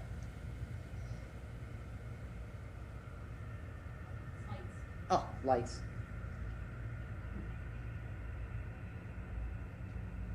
We should have announced at the beginning we're welcome to questions via chat. No? Okay. Well, we have several textbooks of Gnarius that goes into the physics of all this. This is very exciting for our future to study this. So we hope you enjoyed this portion of our event today.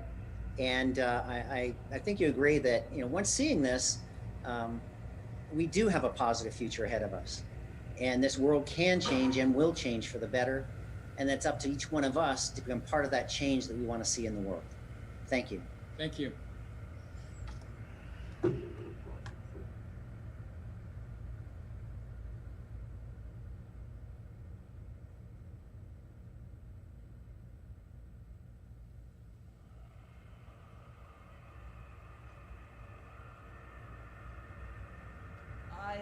always learn something, even though I've seen this presentation a number of times. Thank you very much to both of you. And I would say the same for myself. It's always very interesting and reminds me of what a positive future we have. And I can't wait to be on our planet and not have pollution and breathe clean air, and everybody else on our planet have that same experience. And that's what our future is all about. The technology exists on many of these other planets in the Interplanetary Confederation. They've learned how to utilize this technology and blend that understanding of science and spirit. And that's what we have to look forward to and what is so needed on our planet. Now, what we're going to do next is watch another video montage, and this is of a particular contact that Uriel had with one of the interplanetary planets, 𒅒𒈔𒅒𒇫𒄆𒅒𒈔𒅒𒇫𒄆. And what's exciting about this is when she contacted all these planets, she sat with two students, one at a time, who served as sub-channels, and they would open up their consciousness while Uriel had her consciousness open to start this interaction with these spiritual polarities on the other planets. And she worked with them to find out what was wrong with their planet and what did they need help with.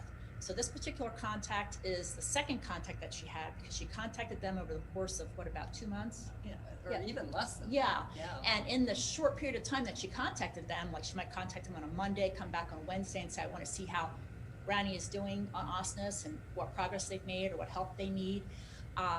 The interaction was really spectacular, and it's all recorded on audio. It's in book form, and we also have a website where you can learn about the interplanetaryconfederation.com and hear short clips of the audio sections of her interactions with these planets. So this is really exciting that we're going to see this. And this is just one of 32 other contacts. So I can't wait. Let's go. So we shall contact 𝒅æ on Osnus. Yes, I am 𒅒💔. Greetings, greetings, 𒅒💔. Very, very honored I am to have you come in almost unexpected manner. Well, I just thought we'd stop by and see how you are getting along, and if there's any way or need for another little push that we can give to you. It is the way of spirit that you should know of my need. I have just become aware of the karma that I have made for myself by the actions that I have been solely responsible for these past hundreds of years, or many hundreds of years. Yeah. And had not given much concern, or had not even objectified my past on this planet. I was so taken up and so rejuvenated and so brought back to the reality of life that I could only think of the application of the science of the infinite of 𝒅æ to the peoples here. But I have somehow or other, while studying and applying these principles in a projection that I have recently completed, had a visible, startled realization that it is not a simple matter to redo or readdress the wrong that I have so done. So that has put me into a position of remorse. And I understand that this is not to be, but that it should be a recognition, and then to go ahead with positive steps. But such as it is, this has happened just recently, not within the last hour. Yes. So I am not surprised, but I do know the powers that reside within you and your great intelligence that knows all. And don't forget, we always have a lens to call on, you know. We don't. We have this wonderful lens to put us in touch with those who needs our help. Yes, truly so, but I had not thought of using the lens for my own needs. I'm speaking of from the other way. I too can use the lens to call on those who are in special need. Yes, This of wonderful course. lens can be put to use in many purposes. I didn't know that. But I am so happy that we came at the right time whereby we could add a little push. And I'm sure before we leave this contact, you will be feeling better. Now, first of all, what you have done is the first step.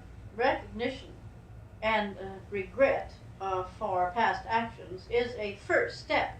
We must take a good look in that mirror of our past before we can take the step out of get our foot out of the mud and move forward. This is a very first, and you are most wise. Now, of course, it is even wiser that we do not permit ourselves to maintain any length of time in this particular negative state. For when you understand truly how man is either oscillating, how he's oscillating positively or negatively, the bias is either from the past or toward the future, that you would not permit not one moment to become negative. What do you think would happen to all of the work and all of the planets and the brotherhood were I to become emotionally involved? What do you think? The bottom would fall out of everything. So you see, we must learn to direct our thoughts and cannot be victims of our past any longer. Once we have learned these vital, life-changing principles, we must use them and put them into effect. And right now, you must learn to direct your thoughts. May I tell you the way that I have learned to get myself out of any negative oscillation in the many, many years of the past? I'm not talking about the present, for I have not been personally involved in emotional attributes for quite some time. This is what I would do. When any negative appearance would make itself known upon the surface of my life or consciousness, I would immediately become involved in some other positive expression, no matter how slight, but change quickly and do something positive, no matter what it is. I can remember when I was a very young girl and negative situations would confront me, I would quickly jump to the fore and get involved in some positive expression, some new cycle. This way you see, you set new cycles in action and you quickly change the bias. Now this is the most important concept of changing your bias that you could ever experience. You see, when we are thinking negatively, your whole psychic anatomy oscillates in a negative way.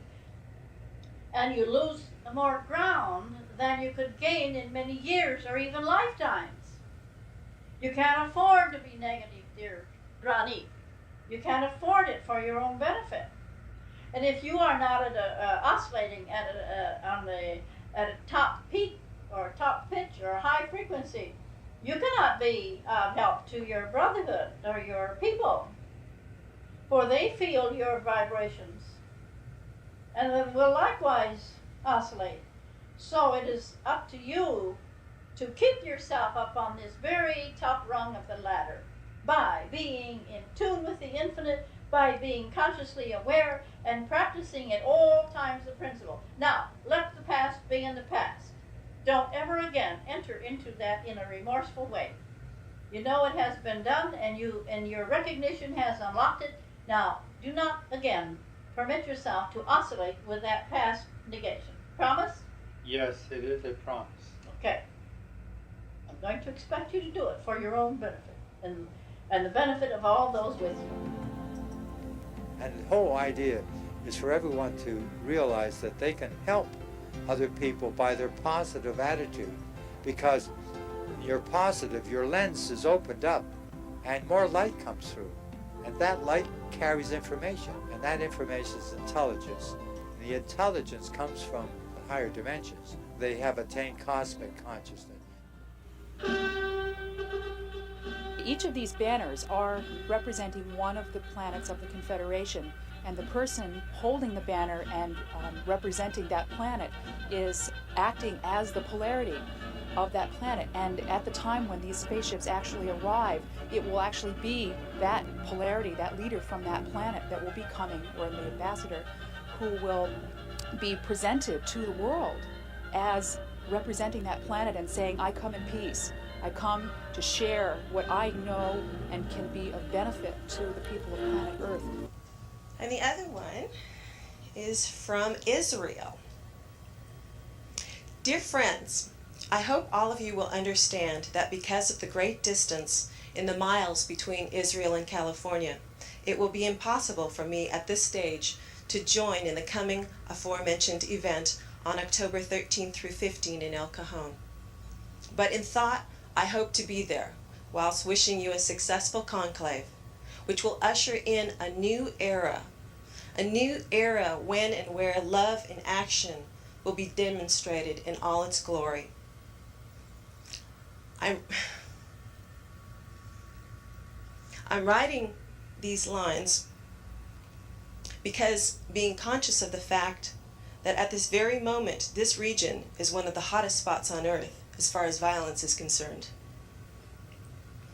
Therefore, more than ever, it is my fervent wish that mankind will come to its senses and/or will be helped to come to its senses.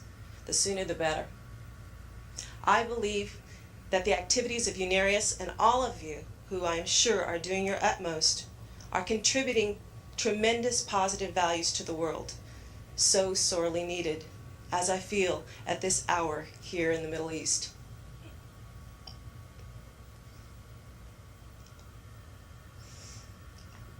You'll find out a lot of us have passed.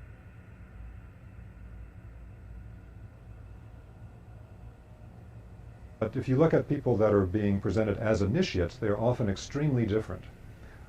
One technical part of this is actually the structure of their consciousness, and the structure of their subtle bodies can be quite different from one to another, although they're being presented as initiates within different systems.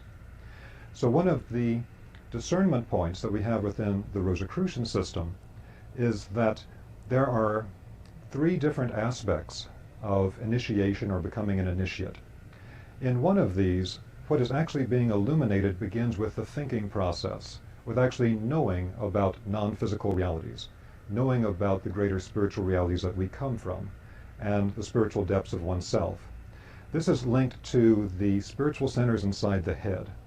And this is also linked to the illumination of the thinking process, so that with this process we actually know consciously the structure of the spiritual worlds, how we interact with them, how they influence us on a daily basis.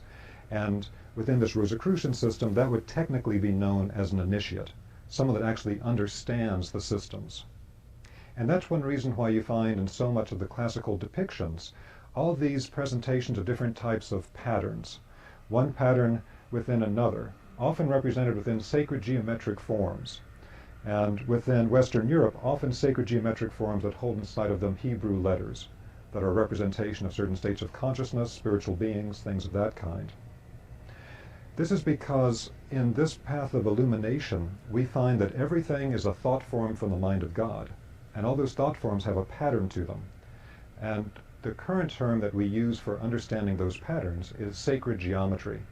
So sacred geometry is a universal science for understanding the patterns of creation at every level, whether it's how the different spirituals are constructed, or different ranks of spiritual beings and their consciousness, or the different subtle bodies of a human being, whatever it plays as a pattern to it. And so no matter what tradition you study with, they will work with sacred geometry. Because the sacred geometry at the highest level is a pure, packed thought form from the mind of God that shows you the pure pattern of everything that's manifested from it. Now the next level is that of the clairvoyant. And from one perspective, we could say this is linked to the illumination of the heart and the feeling life. The Rosicrucians talk about a process within an initiation in which at a certain point, when the heart becomes open and unarmored, and we cultivate this feeling of unconditional love, there is a ignition of a kind of spiritual spark within the heart. And what happens then is that they describe it as an etheric rose light arises from the heart and moves up to what's commonly called the third eye center. And with that rose etheric stream, it enters into the centers in the head, that area that is technically at the third ventricle of the brain and was known as the cave of Brahma in the Indian teachings. This is a particular area that's open in the head that has a space between the pineal and pituitary glands. And as this space becomes illuminated, it leads to direct spiritual vision. This is then a clairvoyant. The clairvoyant can actually perceive non-physical realities. But depending upon the individual, they may not consciously understand the structures or discern the different things that they are actually seeing. And again, they might be different from some of the other stages that we'll talk about in a moment. So the third aspect here is that there's also the cultivation of action or of the will. And this is linked to the belly, or what in Japan they call the hara, or in Chinese alchemy they call the lower dantian, the lower will centers here. And through the action or willing form of illumination, one is able to take action esoterically. You're able to actually use non-physical realities to change things on the physical plane. Now, at the most extreme form of this, we have things like actual physical alchemy and a transmutation of one physical substance to another. But this is usually attained after going through multiple steps of being able to transform something that is less dense. And that is normally etheric energy fields. So the actual vibrational transformation of energy fields, energy healing, things of that kind, is something that you find very strongly on this path. So the person that can actually transform things using spiritual forces is referred to as the adept. Now again, this is kind of an ideal type of the different aspects of initiations or initiates. Often people have different parts of this in their own particular configuration and are stronger in one aspect or another. That gives us a bit of an overview for how this fits together. Now everything we're going to go over tonight is to give a straight, logical progression through some of the key knowledge of how the Rosicrucians understand and practice initiation. But all these things could be approached from other angles as well. So just to give you a sense of that, there's a reason why we're emphasizing the head, the heart, and the hara. When you study classical spiritual text, you find that they divide up the aspects of the human being into different types of forces. So the actual consciousness of the human being is often referred to as the astral body, and it's related to what's often called the spiritual plane of the astral plane. Within the Rosicrucian work, you find at a certain point that the consciousness body of the human being has three centers that can be worked on and awakened. And those three centers are around the head, the heart, and the hara. And this is really a universal teaching. If you study with the Buddhist, they'll talk about the thought, speech, and action. If you study with Sufis, they'll talk about the head, the heart, and the hands. All these different traditions are working with the same concept. If you study Chinese medicine or Chinese internal alchemy like Qigong, you'll know that they have the upper, middle, and lower dantian. They refer to these as elixir fields, because when we understand what these actually are energetically, they are a kind of spiritual elixir field that we can work in and illuminate the forces of. So, depending on where we focus on primarily, we can first begin to develop the capacity of understanding things in a conscious manner, the patterns behind them, become the initiate, or directly perceive spiritual realities, the clairvoyant, or directly manipulate the spiritual forces, hopefully for a good outcome, and that's the adept. Now for tonight's talk, I'm going to ask if people would hold any questions till the very end, and we'll have a time for questions and answers. But I want to try to go through a particular logical thought path here to try to put a few pieces together.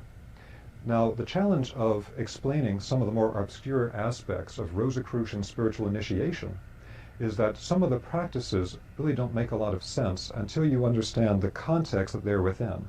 So we have to present a little bit of the Rosicrucian view of the context of all created life and for the evolution of the human being. Now, first thing I would say about the Rosicrucian tradition is that the Rosicrucian tradition is one of the most recent of the great traditions on the planet. If you go back to the Vedic tradition in India, Tibetan tradition, etc., many others, they're very ancient. But the Rosicrucian tradition really only broke the surface in human history in the 1600s. The first Rosicrucian documents appeared in the 1600s with texts like Fama Fraternitatis in 1604 in Germany. Now, when these Rosicrucian texts first became available, one of the things that they emphasized in these texts was that the Rosicrucian organization wasn't connected to any one authoritative teacher, and it wasn't connected to any particular type of control structure. There was no institution for it. It was really a very free and independent path of modern initiation. And so one thing we're going to see tonight as we go through the presentation is that this fits within their understanding of the evolution of human consciousness, that we have attained a state today where there's actually a transition from an external human guru-based system to one in which the awakening of the human I Am presence becomes the guru and connects directly to spiritual forces without a human intermediary. That was a fundamental concept in the early Rosicrucian text. So the Rosicrucian order really became something that never had an external expression until later. In times people would found different types of Rosicrucian lodges. Many of them were quite remarkable in their time. In Germany and elsewhere, there are various types of Rosicrucian organizations in the U.S. today. But what I want to emphasize is that what we're presenting tonight are concepts related to the original European Rosicrucian impulse. It's not related to any particular central teacher, organization. We're not trying to recruit you for anything. This is really a path of direct connection to spirit by understanding spiritual processes. So it all begins, understanding the whole set of processes, by understanding where everything comes from. In the ancient Greek times, they talked about the source of all being with the name of the One, in capital letters, the One. And this is a beautiful representation within sacred geometry that everything comes from a unified source.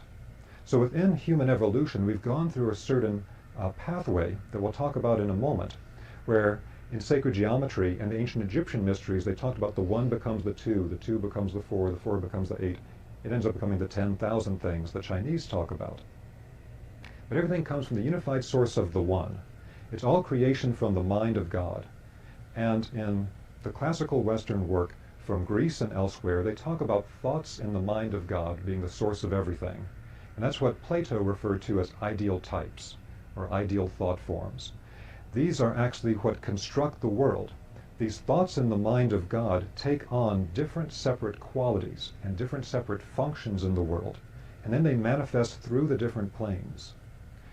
It's understood from the classical Western Hermetic as above, so below tradition, of which Rosicrucianism is one of the most recent expressions, that the nature of the mind of God is essentially pure consciousness. Everything is based on a field of pure consciousness.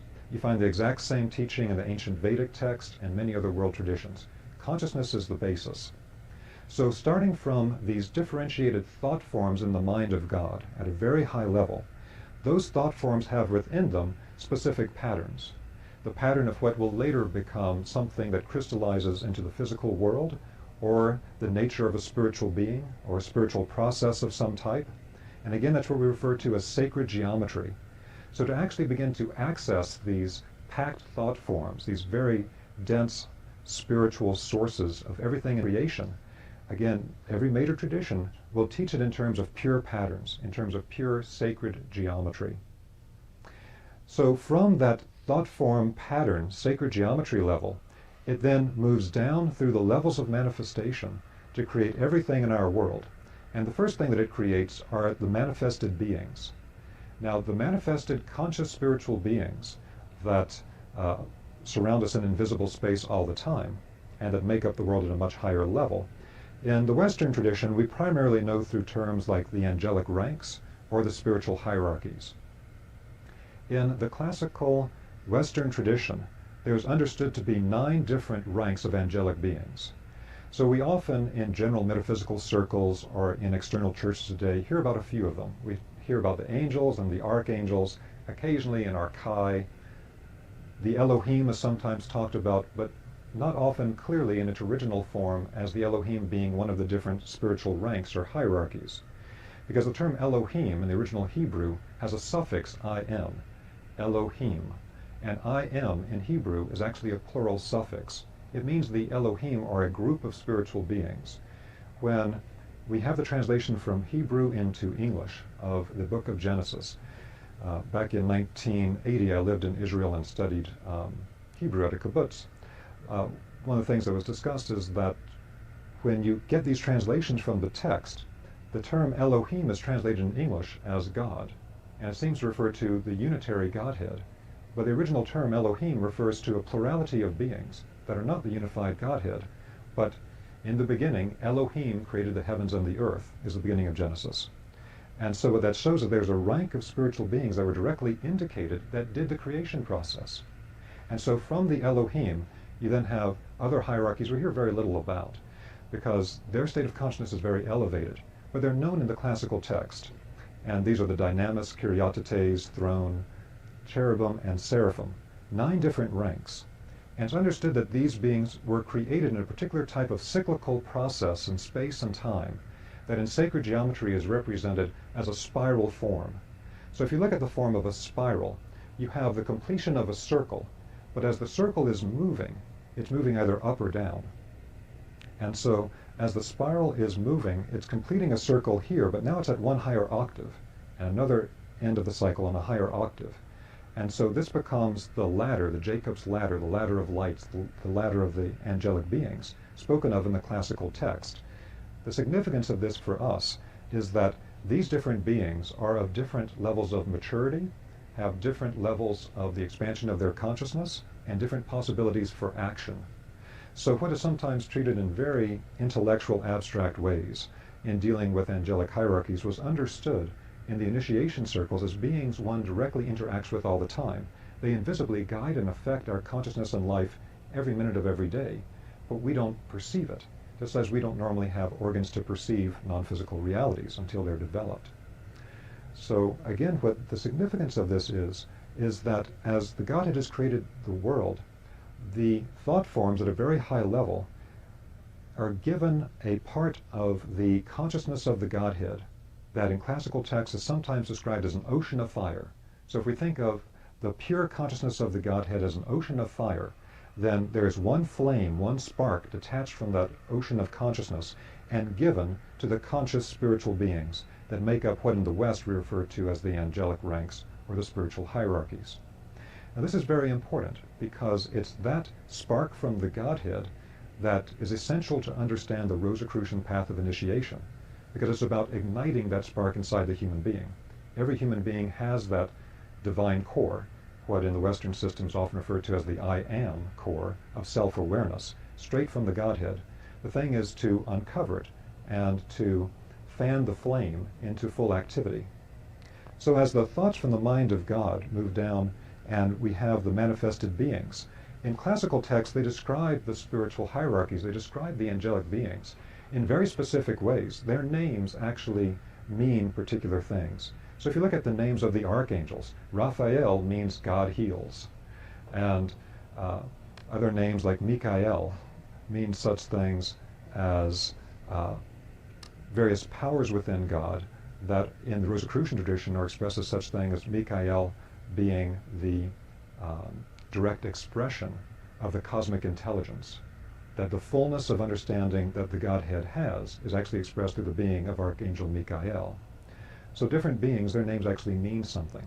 Different teachers in esoteric circles will sometimes break this down, even according to their old Egyptian languaging. So for something like Urael, it would be broken down into the U-Ra-El, meaning literally the sun vibration god. They're all different qualities of the Godhead, and that's why in the classical text the angels are sometimes referred to as God's messengers. And it was understood that we had to actually be clear about what beings were interacting with us, because if we just say, oh, I spoke to God or God told me this, it's too amorphous. We don't know what beings actually speaking to us, and not all the beings are beneficial. Again, something that comes from the classical text. We'll get to that in a moment. But as we then have the manifestation from the mind of God through the angelic ranks, we then come to the point that we then have the different manifested spiritual levels. So these different consciousness levels also will then manifest as what we think of as spiritual planes. In the East, they have all kinds of different names for the different planes of existence. And in the West, we have the terms you may have heard before with the physical plane, the etheric world, the astral plane, the causal plane, etc. And there are different ways this is divided in different systems.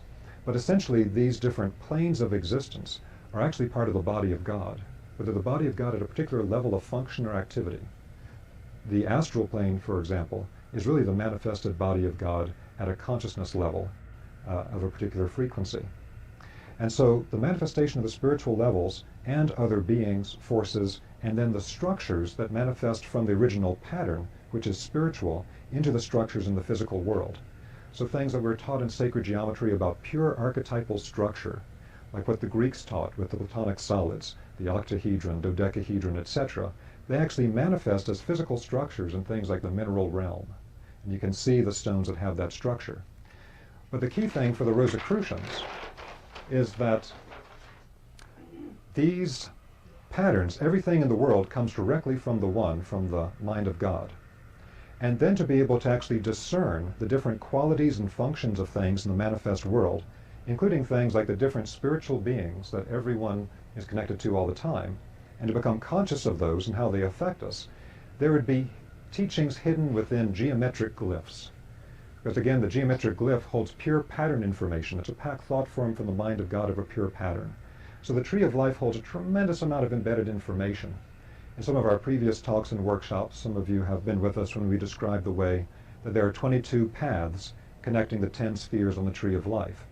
And those in the classical Kabbalah are described as being related to a pattern of 3, 7, and 12. We're not getting into that part of it tonight. It's tangential to what we're discussing. But just to hook it up for those of you that have been with us before, that's an aspect that's within the tree of life that actually shows us the coding pattern of anchors for energy in the human body, for the human consciousness within 3 points of the astral body, for the human life body within 7 points, and then for the human physical body within 12 locations. Just as in Chinese medicine, it's described there are 12 primary meridians. So these numbers are related to functions and the pattern from the mind of God. A huge amount is embedded in these, and different teachers can focus on completely different things from the same pattern, because it's holographic, it's like a jewel, and different facets of all these different things. So if we take a look at what we're looking at tonight, there's another pattern that's laid within the tree of life, which is that it has 3 different pillars inside of it. Now the 3 pillars have an interesting quality to them. On the left and the right hand pillars, which are sometimes referred to in the West as the pillars of mercy and severity, they don't go all the way up or all the way down. The only one that goes all the way up and all the way down is the central, or the middle pillar. And this is related to a very deep teaching of how to discern 3 different types of spiritual forces, or actually 3 different types of spiritual beings in the classical tradition. Now, unfortunately, this idea of discerning 3 different types of spiritual beings was primarily lost over time, so that in most external Western churches today, it's not taught anymore, unfortunately, because it was in the original tradition. And instead, things are presented only as like, there's the good spiritual beings and the bad spiritual beings.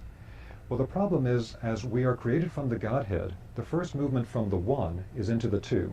It's like the first split of the egg in the mother's womb to be the 2 different parts that will then split to become the full manifest human being.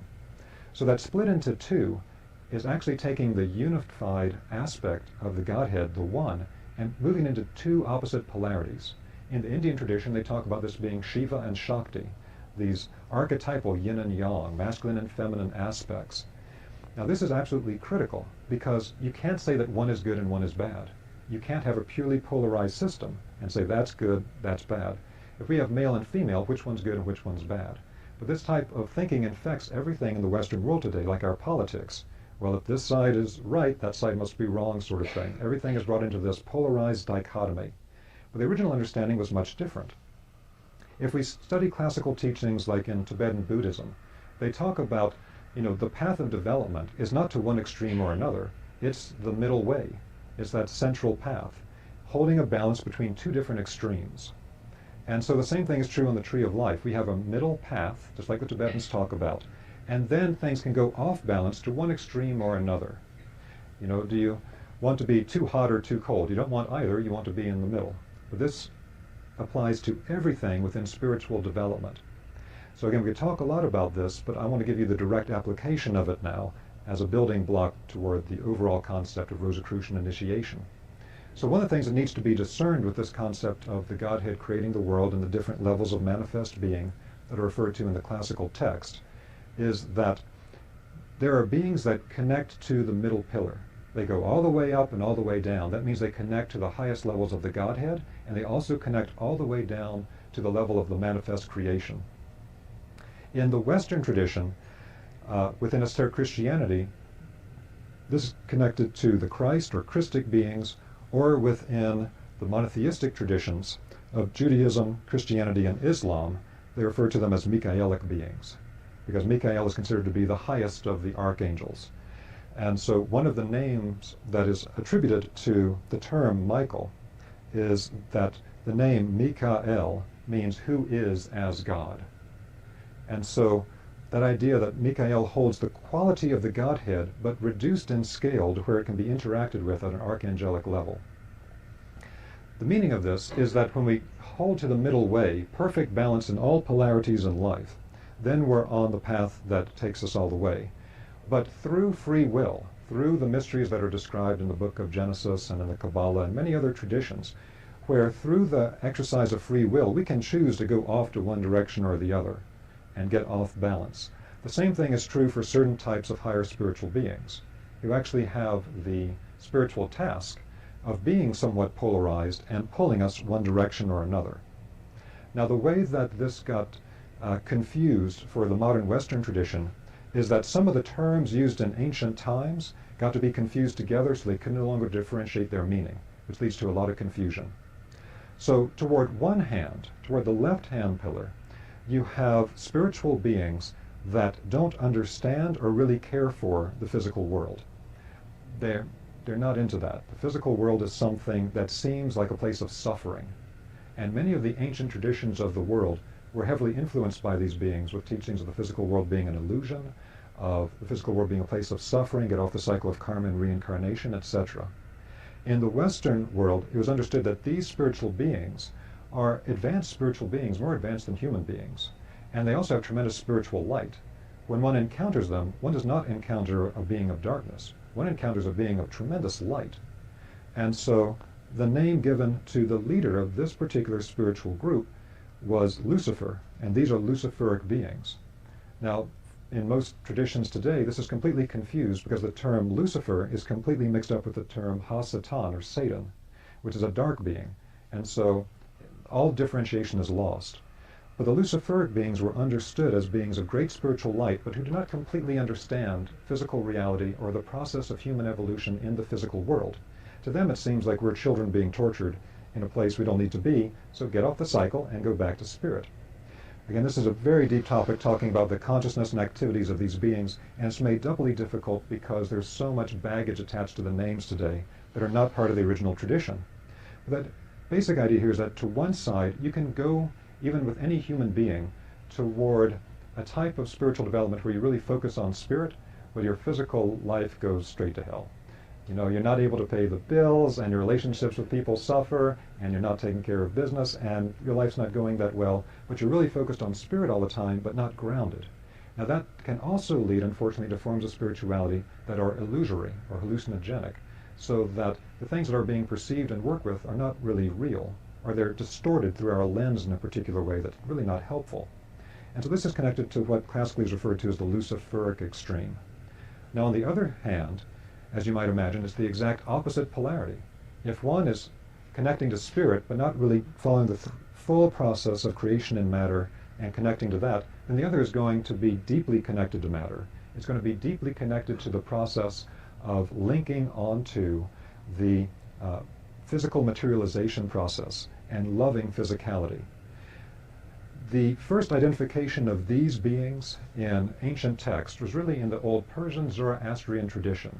And in the Persian Zoroastrian tradition, they referred to these beings as 𒅒𒈔𒅒𒇫𒄆 or Ahriman. Could you let the person in the door? Now this being of Ahriman or 𒅒𒈔𒅒🇫 in the old Persian Zoroastrian text was contrasted to a being that was related to the being of the sun. The name was given as Ahura Mazda. And for the old Persian Zoroastrians, they said that this is a spiritual being that you can spiritually perceive clairvoyantly in the aura of the sun. And this is the same concept we have of the sun god that then later becomes the manifested concept of the solar logos in the later Western tradition. The spiritual being directly related to the sun. So it's opposed by this dark being of materiality. So human beings can fall into this as well by becoming completely materialistic, so that we don't even believe that spirit exists. Spirit is some type of illusion that we have. There's nothing but random evolution over time through completely physical biological processes, and there is no spirit, there's nothing of that kind. So this becomes a kind of modern materialistic scientific perspective that's very sharp in some ways, but has absolutely no spiritual perception. And so for complete materialists, they fall completely into this pillar. And so we can see that type of dichotomy that's being created here and holding the balance between it, between spirituality and life in the world. Now the Ahrimanic aspect then took on other names in other times. The Gnostics referred to the being of Ahriman, or the beings of the same quality referred to as Ahrimanic beings, as the demiurge. So you read all these Gnostic texts about the demiurge, the dark lord of this earth that created the physical world. Has many different manifestations in the Gnostic texts, and you can find variants on that in other traditions as well, like in South America. Then in Egypt, this polarity was referred to as Set, and Set was shown contrasted with Horus, and actually there would be an empowerment of the pharaoh by both Horus and Set when the pharaoh would take the throne. That term Set, when the Hebrew people left Egypt, led by Moses, who had been initiated in the Egyptian temples, that term Set became Ha-Satan, and so Set became Satan. Now Ha-Satan is a Hebrew term meaning the adversary, and so it means that this is a being that has an adversarial relationship to the human being. And so that's where we then got the concept in the West of Satan. Again, this is a dark type of being, very different from the Luciferic beings as beings of light. And so this has to be understood as a basis, number one, to study different esoteric traditions. Because, for example, if you study theosophy, like the work of Madame Blavatsky, the Luciferic beings are actually the redeemers. Luciferic beings are actually our guides. Then in other texts, like the Rosicrucians, they say, no, the Luciferic beings have some spiritual wisdom, but we have to stay on that middle path. There's a different set of beings here. Now this idea of holding the balance between these two types of beings is something that plays out in everyday life. And it's a constant dynamic process for every human being. If we were to strip away the veil, we would see that these invisible Luciferic and Ahrimanic beings are influencing our consciousness at all times to go to one direction or the other, just as the beneficial beings are also connecting with us. And in the ancient temple science, it was understood that our connection to these beings was purely through resonance. When we think in a particular manner, when we feel in a particular manner, all of our thoughts, all of our feelings, all of our internal states have an energetic quality to them, and they will resonate like an antenna with qualities of the exact same type in the other worlds. So if we have a very negative materialistic thought, that will resonate us with the more Ahrimanic beings. If we get a type of emotional striving to have only ecstatic process in our life and is completely spiritual without ever having to do the dishes or wash the car, then that will connect us more to the Luciferic types of beings. And then, of course, things that are more of a grounded nature to the central pillar. Now, one illustration I'd like to give of this, of how this same teaching appears in multiple places, is that in the teachings of esoteric Christianity, they have a really remarkable depiction of it. And that is, if you look at any pictures of the crucifixion of Christ from medieval times, they show Christ crucified between two thieves. So there's actually three crosses, and Christ is in the center. And the three crosses are actually three pillars. And there's three different beings on three pillars, with the Christ on the center. And then toward one side, on the pillar toward one side, is a thief that is shown on the paintings as inclining his head toward the Christ. And that's actually connected to the Luciferic beings. And that's demonstrated with that thief basically saying to the second thief that you and I deserve our fate, but this man is blameless. And he asks Christ to take him with him into his Father's kingdom. Christ replies, you will be with me in my Father's kingdom tonight. Because the Luciferic beings are not really opposed to the Christic forces and things in the way that the Ha-Satanic beings, the Ahrimanic beings are. So when you see these medieval depictions, Christ is on the center, one thief is there with his head inclined toward the Christ, and the other thief has his head turned away. And that's the one that is referred to in the Gospel of John as rebuking and reviling the Christ. And because the whole spiritual quality is different here. And that's again a direct depiction of three different types of spiritual beings that one interacts with. Now, the problem that can come with this is that when it's stripped away from the original initiation, very straightforward context, then people can get very worked up about hindering beings and have very sensationalistic reactions to them. But it's something like if you were to be told that you have 10 billion germs on your skin right now, and you do, you have billions of germs on your skin right now, but if your biological landscape is healthy, it doesn't matter. You're going to be fine. So if you don't get all freaked out about it, it's just the way things are already working before you even knew about it. We're influenced by these types of beings all the time. We are like fish that live in an ocean that don't know there's any water. These beings are surrounding us all the time, and our boundaries are actually not solid. They move through us, our consciousness, our feeling life, all the time. So that's one of the first things that would be clarified on the Rosicrucian path, is understanding these different types of influences that we come into contact with all the time. Let me hold questions to the end if I could, please. So the next thing we want to look at is the structure of the human being. And so the human being can be nothing other than a microcosm of the macrocosm. We hear that a lot in a really abstract way. But what it really means is that the human being has to be constructed out of the manifest levels of the Godhead spread throughout the universe that take on all these different planes that we hear about.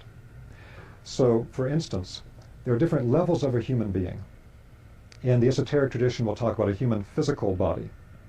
That's related to the earth itself. It's what in India, in Sanskrit, they refer to as the sheath made of food. That's the literal name in Sanskrit for the physical body, the sheath made of food, because we take in physical substance, we put it into a field of force, that is the outline of our body, and then it fills it out with physical substance.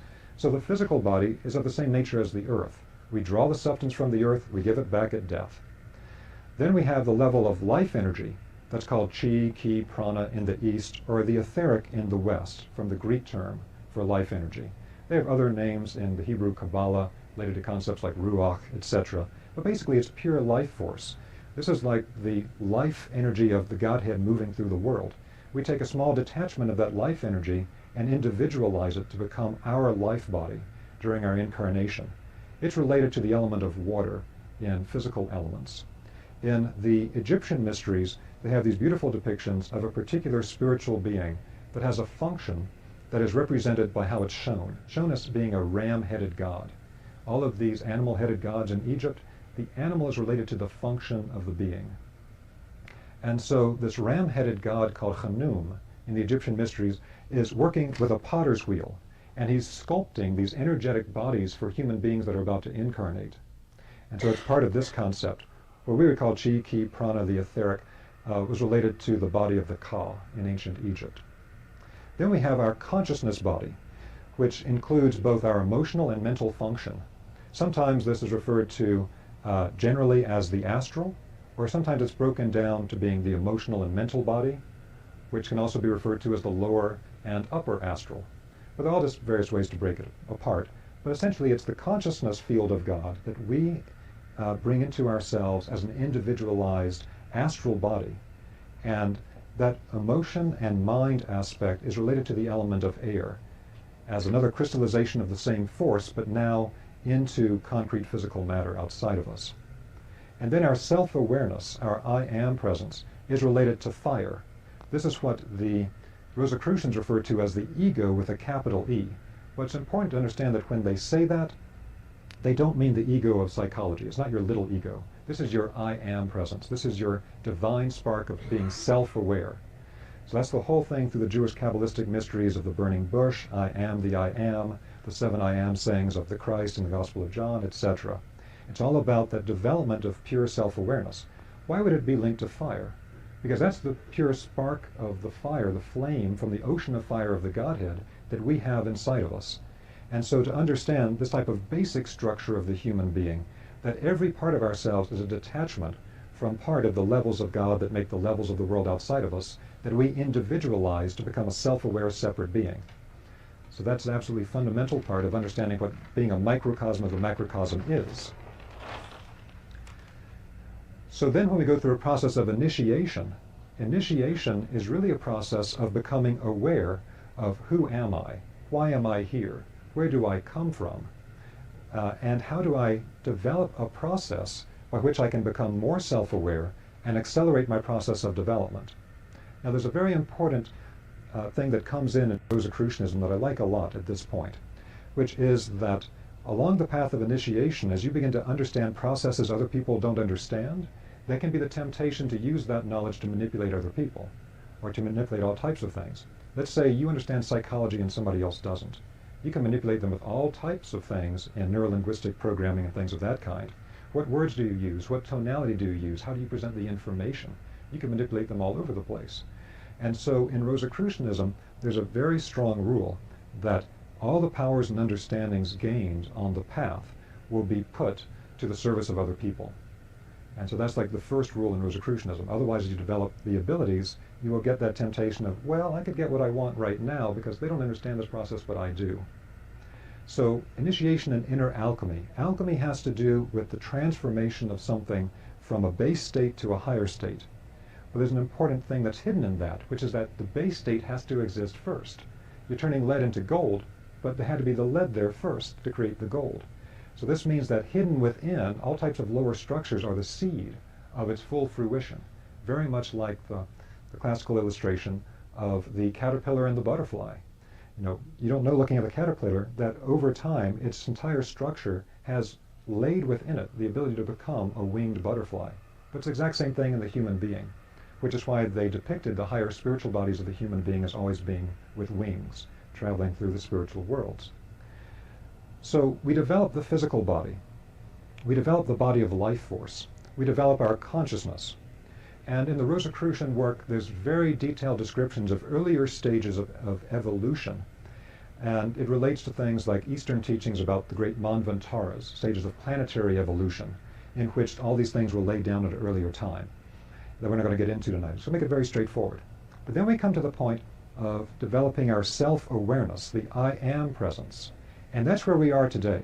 Human beings have developed this, and now we're at this critical point of developing the I am self-awareness, which the Rosicrucians see as being the true message of Christianity.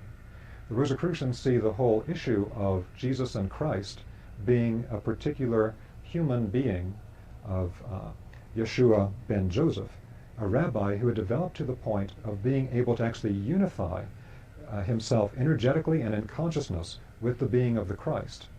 Now, who is the Christ? It's related to what I referred to before in the Zoroastrian tradition with the Ahura Mazda, the aura of the sun, and the classical tradition of the sun god. Because it was understood in the ancient traditions this was not something pagan, in the detrimental way we use that term sometimes today in the West, but rather this had to do with the whole way that God manifests in the world. And so if we look at our local system, the solar system, everything moves around the sun. And the sun is the inexhaustible source of life in the solar system. It is light and it is heat. Without that light and heat, we would have no life here. And it was understood that if you actually literally look into the energetic aura of the sun, there are spiritual beings of such a high nature that it would be very difficult for them to manifest into denser bodies. They need something of that level to match their own nature. And this is connected to certain of the spiritual hierarchies and to the Christ being. So when they tried to understand this whole mystery of what is the Christ in early Christian centuries, there was a wonderful text written by one of the great early church fathers in Egypt, whose name was Origen. And Origen wrote a book called On First Principles. And in the book On First Principles, he gives a very simple and beautiful description of how can we understand what the Christ being is. The Christ being is nothing other than a being emanated from the Godhead that has all the qualities of the Godhead in a unified form, but reduced in scale to where human beings can directly interact with this being. Because it was understood originally that the Godhead is everything. The Godhead is literally everything everywhere.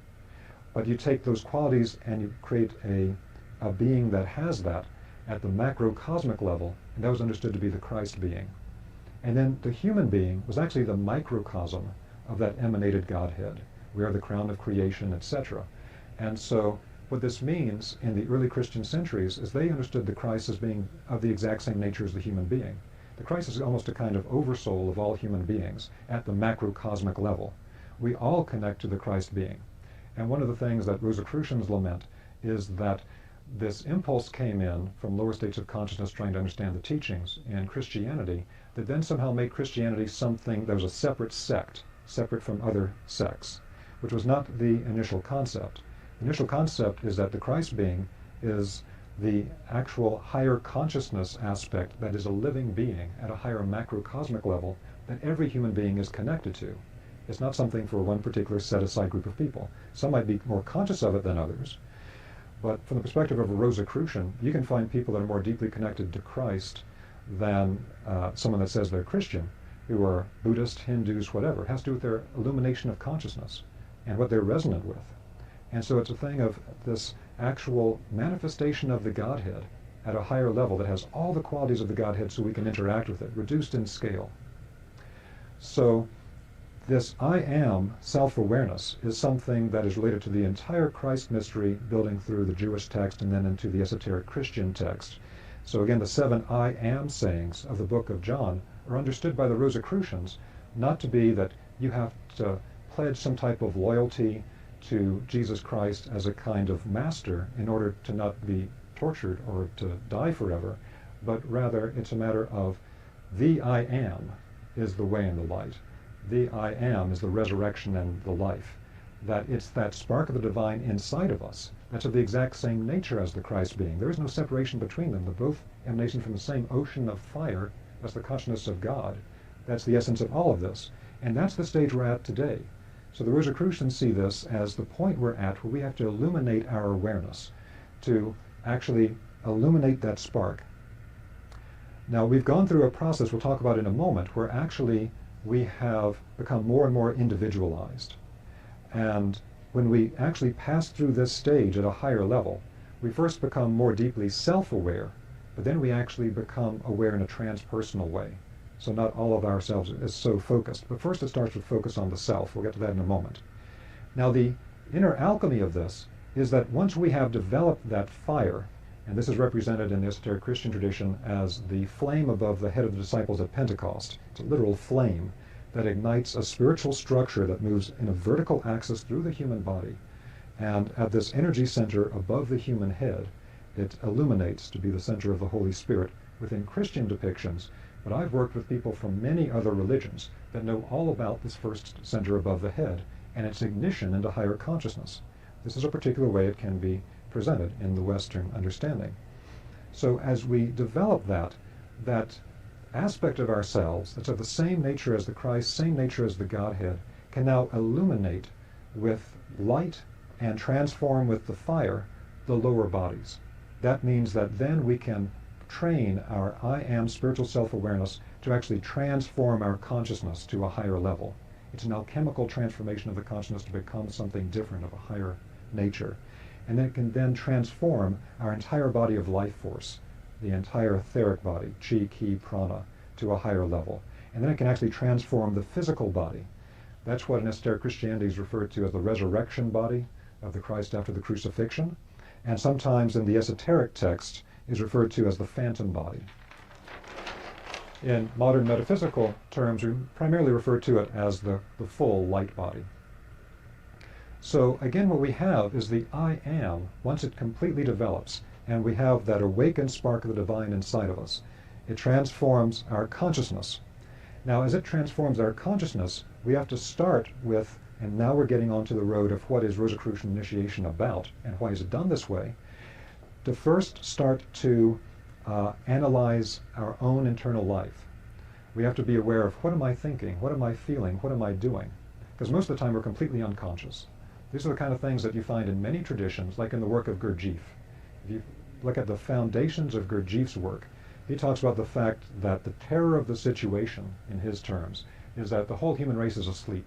We think we're awake and we're walking around in the world, but we're still fast asleep, and we just keep playing out the same reactive psychological patterns again and again and again. So we have to go through a process that he calls waking up and becoming self-aware. And so we start simply observing ourselves. So the process of self-observation is fundamental in just about all classical initiation traditions. Without self-observation, you can't begin to crystallize out this level of awareness. And you can't start changing your detrimental psychological patterns of how you think and how you speak and how you interact with people and how you feel internally to something that's more beneficial.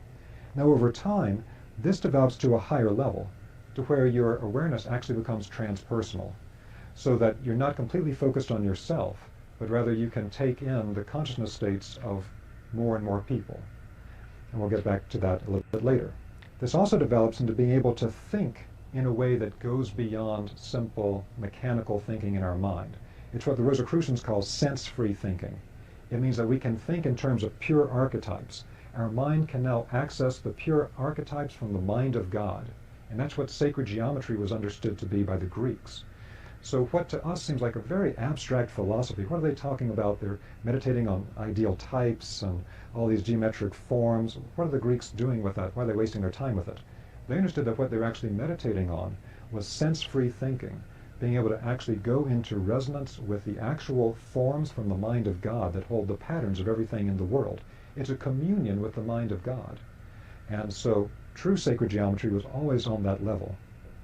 And this can also give rise to something called the new clairvoyance that we'll talk about in a moment, because the whole path of clairvoyance has changed over time. Because our state of consciousness used to be different, our way that we could perceive things spiritually was also different. As our consciousness changes, how we can perceive things spiritually transforms over time. And again, the I Am can transform our life force, and it transforms our life body into what is sometimes referred to as the immortal body. It has different names in different traditions. And then transforms the physical. So the whole process of internal alchemy at its highest level is related to this. And so to understand it within its full context, there's the understanding of the evolution of consciousness. One of the Rosicrucian practices that we'll talk about at the end of the talk, as far as practical exercises, is that they examine things in the living world to see the stages that it moves through. Because they understand that within a seed is the complete pattern matrix for everything that seed will ever do once it begins to grow and sprout and blossom and fruit and wither and decay and disappear. All those stages are hidden within the seed. And so all things go through this process. So when we observe the growth of a child, we see all of these stages one after another in a lawful process. The life of every human being, from an infant to old age, is a microcosmic fractal of what we go through over great periods of time in spiritual development. It follows a particular trajectory. So to clarify some of this, and this is a very general gloss on it, we descend originally from spirit to earth. And with human development, we went through a particular process that in the Indian tradition is referred to as Kali Yuga. This Kali Yuga spiritual tradition was understood as being the spiritual dark age. And depending on which of the Indian teachers you talk to, some say that we're still in Kali Yuga and will be for a long time to come. Others, such as in the Sri Yukteswar Babaji lineage, say that it's actually already ended. And actually, the timing of the Kali Yuga dark age for human evolution is exactly the same for the ending point between the European Rosicrucians and the Babaji Sri Yukteswar lineage, which is a very interesting link. So in this Kali Yuga dark age, we had a particular situation take place. In the early times, human beings were not self-aware. You study ancient texts, they're always identifying themselves with the tribe, the group. I am so-and-so, the Philistine, the Samarite, whatever it might be. They always identify with the group. In ancient Greece, to be exiled from your city was like a fate worse than death. Today, it's like, you're not going to put me in jail, I just get to leave the city? Great, I'm gone. But for them, to be separated from the group was terrible. It was a punishment, because they had a group consciousness. So they weren't self-aware. But what they did have in early times was a lot of clairvoyance. And so you still see this with some of the traditional peoples on the earth today. Those traditional peoples preserve this type of native clairvoyance that can be quite strong. And the Rosicrucians see as actually as being related to the blood in a particular way. So what happens over time is that as we become more self-aware, we're not fully self-aware, but we're moving toward it, we're becoming more individual in our self-awareness.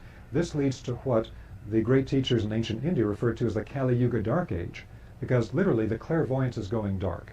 The people in India are losing their clairvoyant faculties, and we can no longer directly see spirit. And so there's a kind of a panic that you can see in some of these old texts that leads to the teaching of, well, the physical world's an illusion. You're about to get stranded here. This is actually a place of suffering. So get off the cycle of karma and reincarnation, off the suffering, and just go back to the spiritual world, to nirvana permanently. But it was not understood the complete sequence of this, at least the way the Rosicrucians see it. So human beings began to more and more lose the ability to clairvoyantly perceive the world around them, but they developed the ability to think in a logical, linear way and to think of themselves as more of a separate individual being. This develops over time until we reach a kind of a low point of this that is the nadir point that the Rosicrucians see as what happened around the time of the incarnation of the Christ being within Jesus of Nazareth. That is a human being attaining the state that creates the template for the rest of humanity to actually unite with the Christ being and develop that state of awareness. And so there's actually two different movements happening here simultaneously. There's an ascending movement and a descending movement. Our capacity for developing higher consciousness is going up at the same time as, in a way, we're contracting into more and more of an individual contracted state. I'm not going to get into the complete counter-movement thing here tonight because it's just too involved, but I think you get the basic idea. So at the time that we become the most individual, the most separated, the difficulty of that is we lose perception of the spiritual world, and we lose a sense of connection to everything that is. The benefit of it is that it sharpens our self-awareness. It sharpens our ability to think and to be conscious in a particular way that could only happen this way.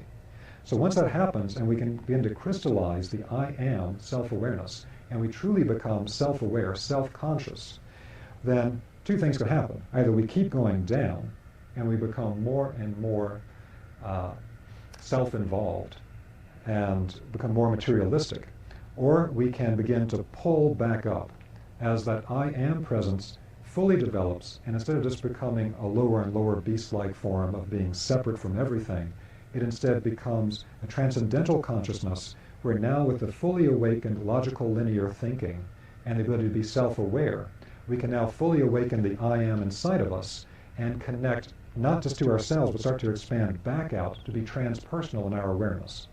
So that means that we identify ourselves with, to begin with, other people that are similar to us.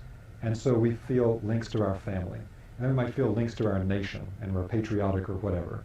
And as we expand consciousness further, we might identify with larger and larger groups. But at the highest level of expanding our consciousness, we get to the point that we know that we're connected to everything that is. And that's what you find in Tibetan Buddhism. With the Bodhisattva vow, I will continue to incarnate to help all sentient beings until all sentient beings attain enlightenment. And that's the type of transpersonal Christ consciousness that we're talking about here.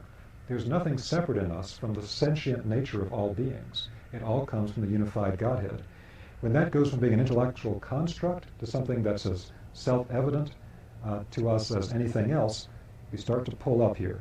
Now that I am self-awareness can begin to transform our consciousness. So our detrimental thinking patterns, where we think very negatively, and we ascribe all types of angry and negative types of aspects to the people around us and to the things of the world around us, we can begin to transform that and illuminate it. Again, then we transform the life body and transform the physical body. Understanding that matrix makes sense of what's within the Rosicrucian process. Okay? So we're going to pause for a change of tape, and I'll take any questions people have while we're changing the tape. Was there a question a minute ago? Yes. Yeah. You were saying that they were, the spirit beings were interacting with us and influencing us in a dynamic way. Their nature is when they interact with us.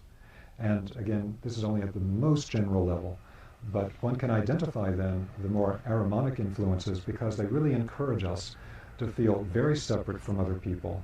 They encourage us to really believe only in materialistic science and in nothing of a spiritual nature. It's fine to lie, cheat, steal, get anything from anybody else because we're nothing but a biological accident anyway. Then in the most extreme form of the Luciferic, they lead us toward a variety of things, whether it can be in some ways a very self-aggrandizing type of spiritual development, where once you begin to get any type of spiritual understanding, you become the little guru, and like now you know everything and you get your own group and you do this whole trip. Or you can take it to a place where you just want to have ecstatic process all the time. And whether that becomes an ungrounded life that's just in spiritual process all the time and your life is kind of in a shambles otherwise, or a person actually becomes addicted to drugs, alcohol, or something else, that's another manifestation of it. The desire for constant ecstatic process without doing hard work through the entire grounded method. So again, these different beings affect us in different ways. And we got that going again? Okay? Yes, you bet. So, back to our story already in progress. Now that we have a little bit of background, we can talk about a direct illustration of a Rosicrucian initiation school. Again, we have very little time tonight, so I just want to give you a general sense of this.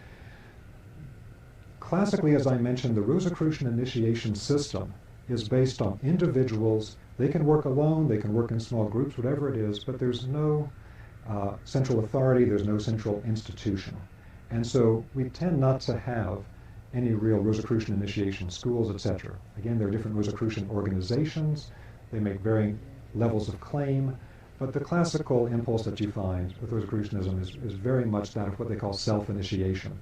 And the idea is that once you can awaken that I am inside through certain processes, then the task is to connect directly to spirit and not have to do it through connecting through another human being that'll then connect you to spirit. And this is not a new idea. I mean, the original Buddhists were all about this.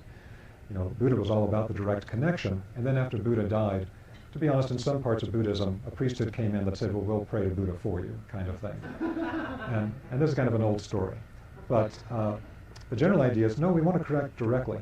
So Rudolf Steiner, a remarkable teacher living in Austria, who again, from my perspective, if you study his works, was really the most advanced Rosicrucian ever to teach publicly. It doesn't mean he was ever the most advanced Rosicrucian of all time, but he was the most advanced one that ever was like publicly out giving talks and doing these types of things. For those of you that know about the work of Rudolf Steiner, he lived from 1861 to 1925, and he left behind over 350 volumes of spiritual text. And there's material in those 350 volumes that you won't find anywhere else in print, having to do with initiation teachings of different traditions over time. Some really deep stuff, really remarkable. You have to get a little bit of a foundation under your belt sometimes to understand what he's talking about in the more advanced works, like anything else.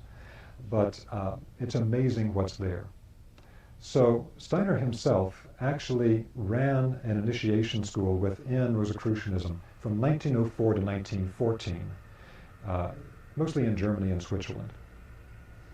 And the people that joined this school were meant to go through a particular path of development. But because it's so individual in its nature, Steiner would give different exercises to different people, depending on their structure and what they're developing toward. And so they actually had 4 different pathways you could enter in on when you began. The first pathway was called the general discipline, and it was somewhat similar to classical Hindu or Buddhist types of approaches. The general discipline that he had in his school was things like you would meditate at certain times of the day. You do various types of self-observation. You would go through a very grounded day-to-day process of spiritual work, spiritual study, things of that kind. The other 3 paths were a bit more specialized. The first one is a path that is mostly for people that are in the thinking pole, in the head. And that was called the Pythagorean, or the intellectual or art pathway. For those of you who have a background in sacred geometry or the Pythagorean work, the Pythagorean school was one that taught types of science and art based on classical spiritual teachings, mostly from Egypt. Pythagoras was actually trained in Egypt and in Babylon. I'm not going into all the details of that, but the basic idea is that if you look at the Pythagorean work, it's all related to sacred geometry, sacred number, various types of patterns in the world, and hidden within it are secrets of things like resonance and harmonics. Resonance is the process with which whatever energy quality we're holding at whatever level, whether it's within our energy body, emotional body, mental body, etc., whatever that energy quality is will resonate like a tuning fork with other beings, processes, planes of the same nature. And harmonics is where that resonance doesn't only take place on the physical plane, it can take place across multiple octaves, expressed scientifically, but spiritually it means that that resonance can be between something here on the physical world and something in higher spiritual worlds. And so resonance and harmonics is all through the Pythagorean work. So a person on this pathway, they would definitely be studying things like sacred geometry. They'd be understanding the intellectual teachings. They'd be understanding the patterns of creation, and also working with them in art, directly expressing them, understanding them through doing to a certain extent. And so what this is meant to do is it illuminates the thinking. Again, not as just a type of intellectual activity, but to where the intellect develops to where it actually becomes clairvoyant. And so when we talk about something like sacred geometry forms, very commonly when we teach sacred geometry here at the Vesica Institute, the majority of the students that take the class will come to me later and say, you know, I've seen these patterns before. I've seen them in my meditations. I saw this one in my dream. Or I worked with a teacher in the Himalayas who gave me this pattern, or something like this.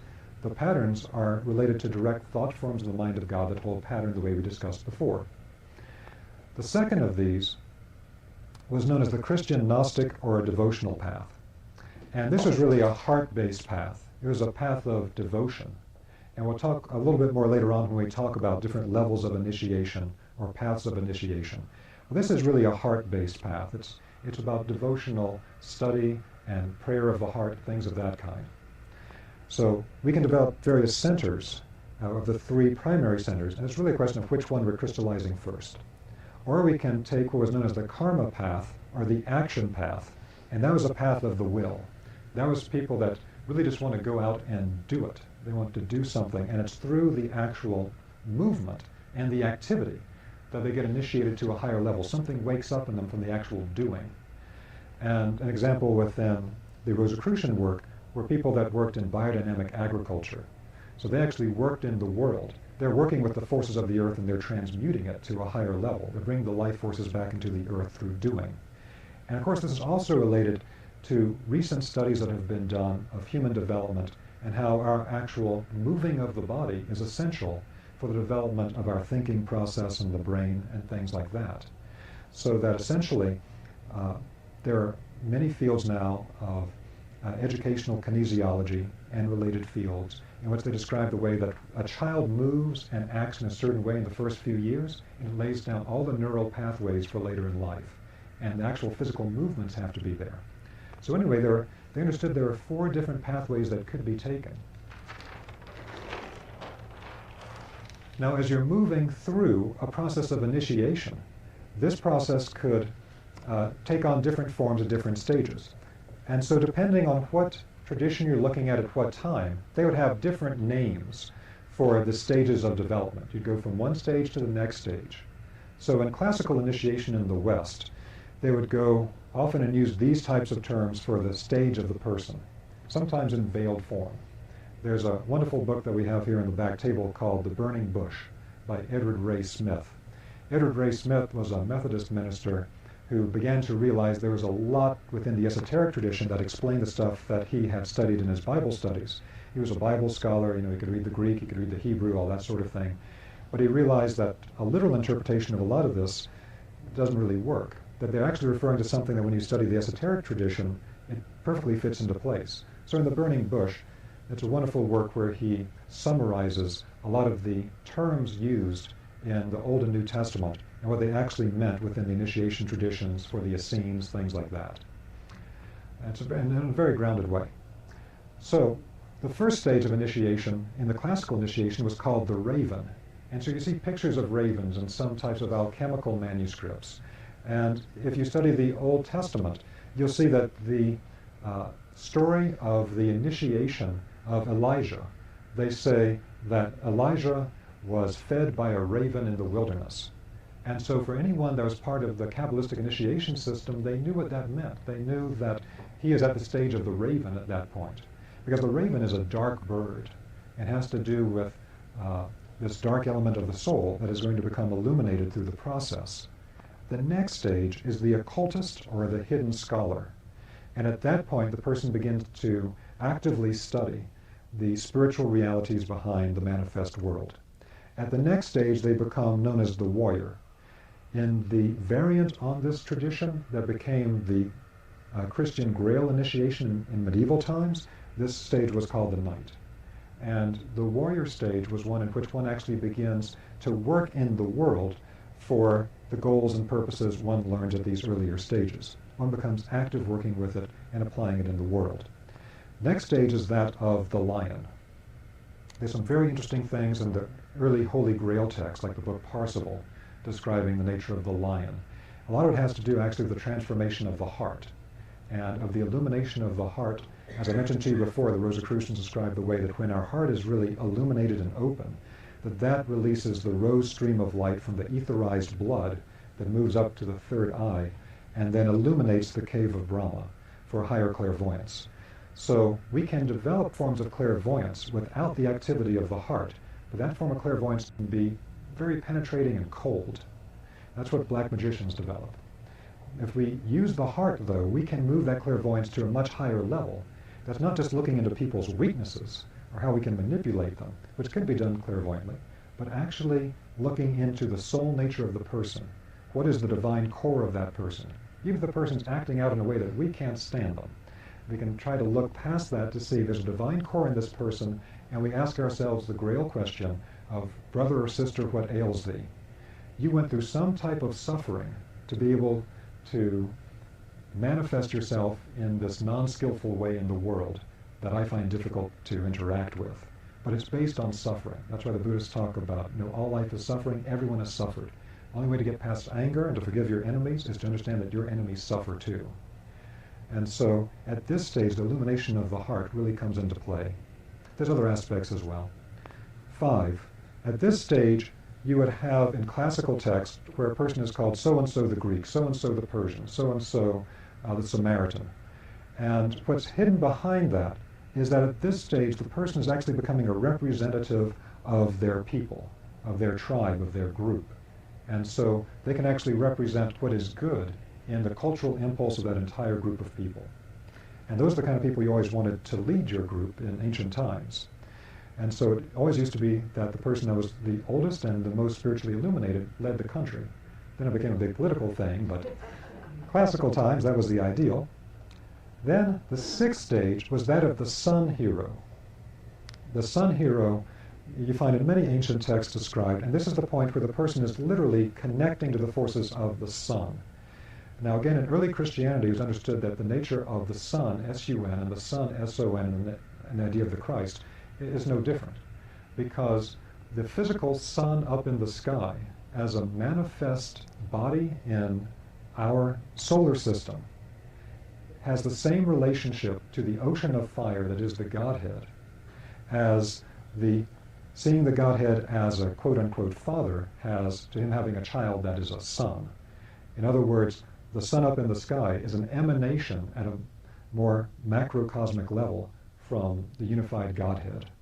And so at the level of the sun hero, we are moving our consciousness up to what we would think of as Christ consciousness, transpersonal consciousness, beyond our people, beyond ourselves, beyond our people, to actually taking in the whole of humanity, until finally it moves up to the stage called in the Western terms later, the Father, which is the foundation of all creation. What the Buddhists talk about, all sentient beings. I will continue to incarnate to aid all sentient beings until they attain enlightenment. So this is the way it was described classically as the stages one goes through. And we can see that within this is really a way of depicting a transformation of consciousness from one level to the next. Now there are 7 Rosicrucian stages of higher knowledge. So I want to contrast these a little bit. They're connected, but they're seen a little bit differently as things change over time. The first stage in the Rosicrucian way is the study of spiritual science.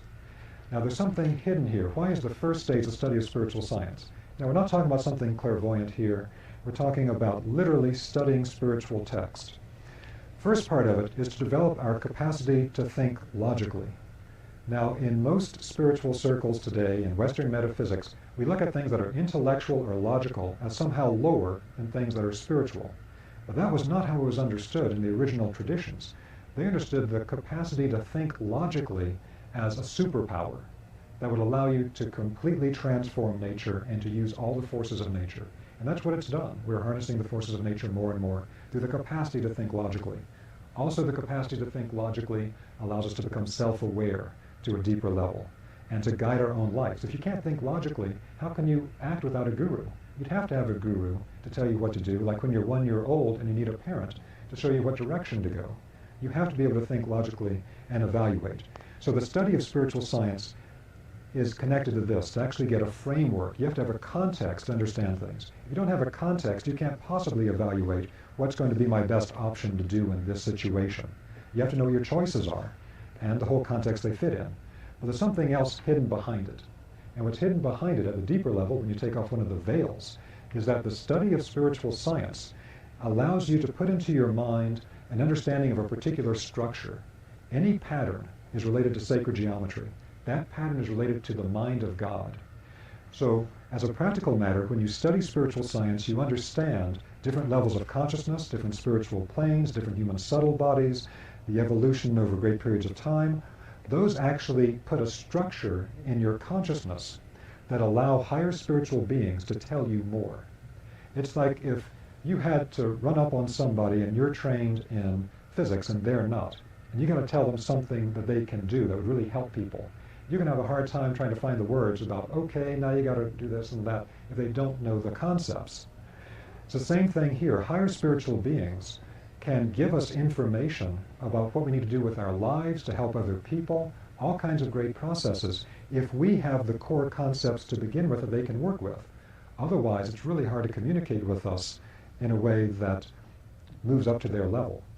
So the study of spiritual science is to actually lay down contextual foundations in our thinking, in our mind, that these spiritual beings can then come in, and when we're meditating or we're relaxed, all of a sudden things start to click internally. We get these downloads that happen in a second. We begin to see how all these things fit together. But we can't have it without having the things planted in place first, without having the context first.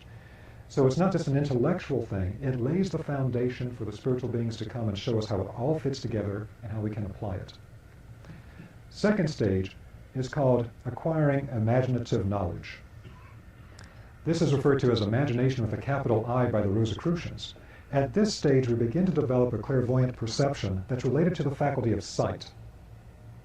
So we can actually perceive things in the non-physical world in a way that is spiritually similar to in the physical world. If you say somebody is visual or auditory or kinesthetic, so one person primarily processes information through the eyes, they're visual, through the ears, they're auditory, through feeling, they're kinesthetic.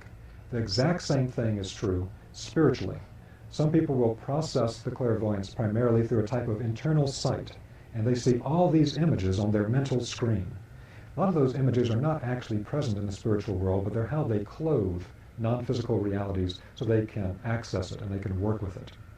And so that's the imagination stage. We can now see non-physical realities in the mind's eye. We can't see with the physical eyes that there's an angelic being in front of us, but in the mind's eye we can begin to perceive that form.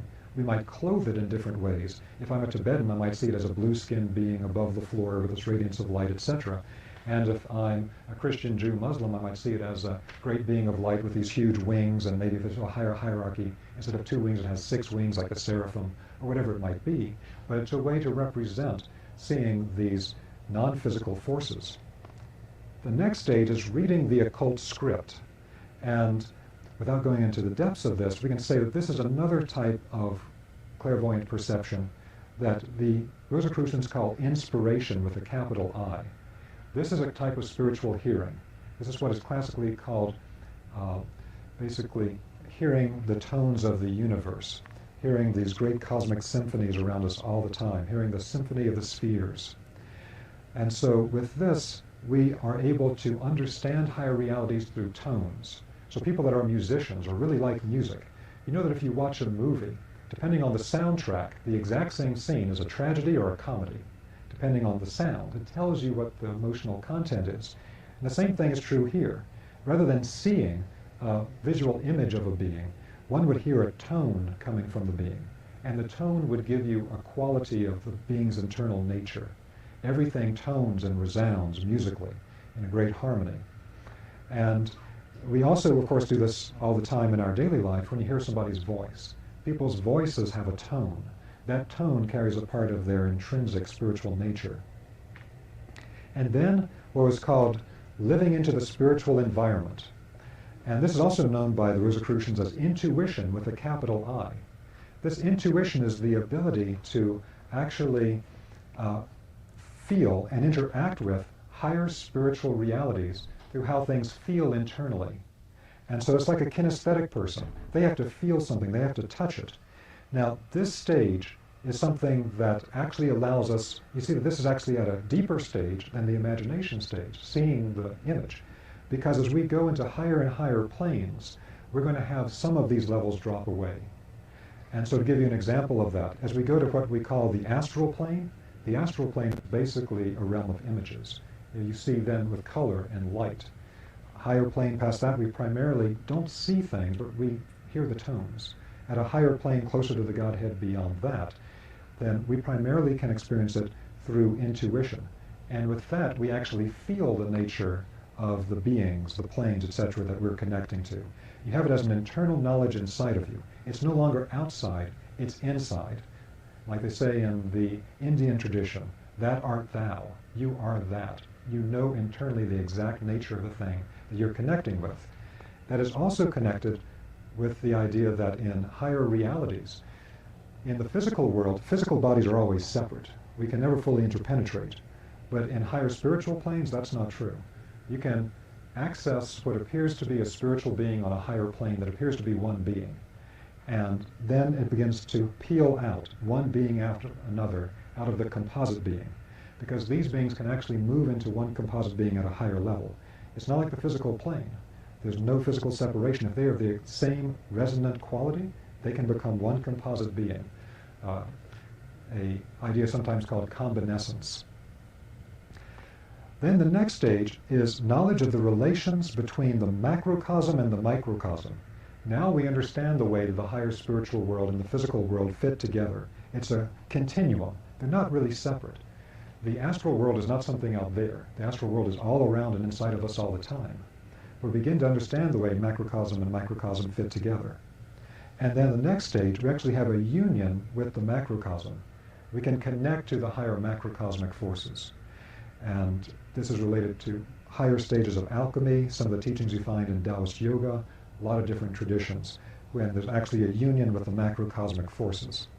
And then the final stage is given different terminology in different texts. In one, they would refer to it as attaining blissfulness in God.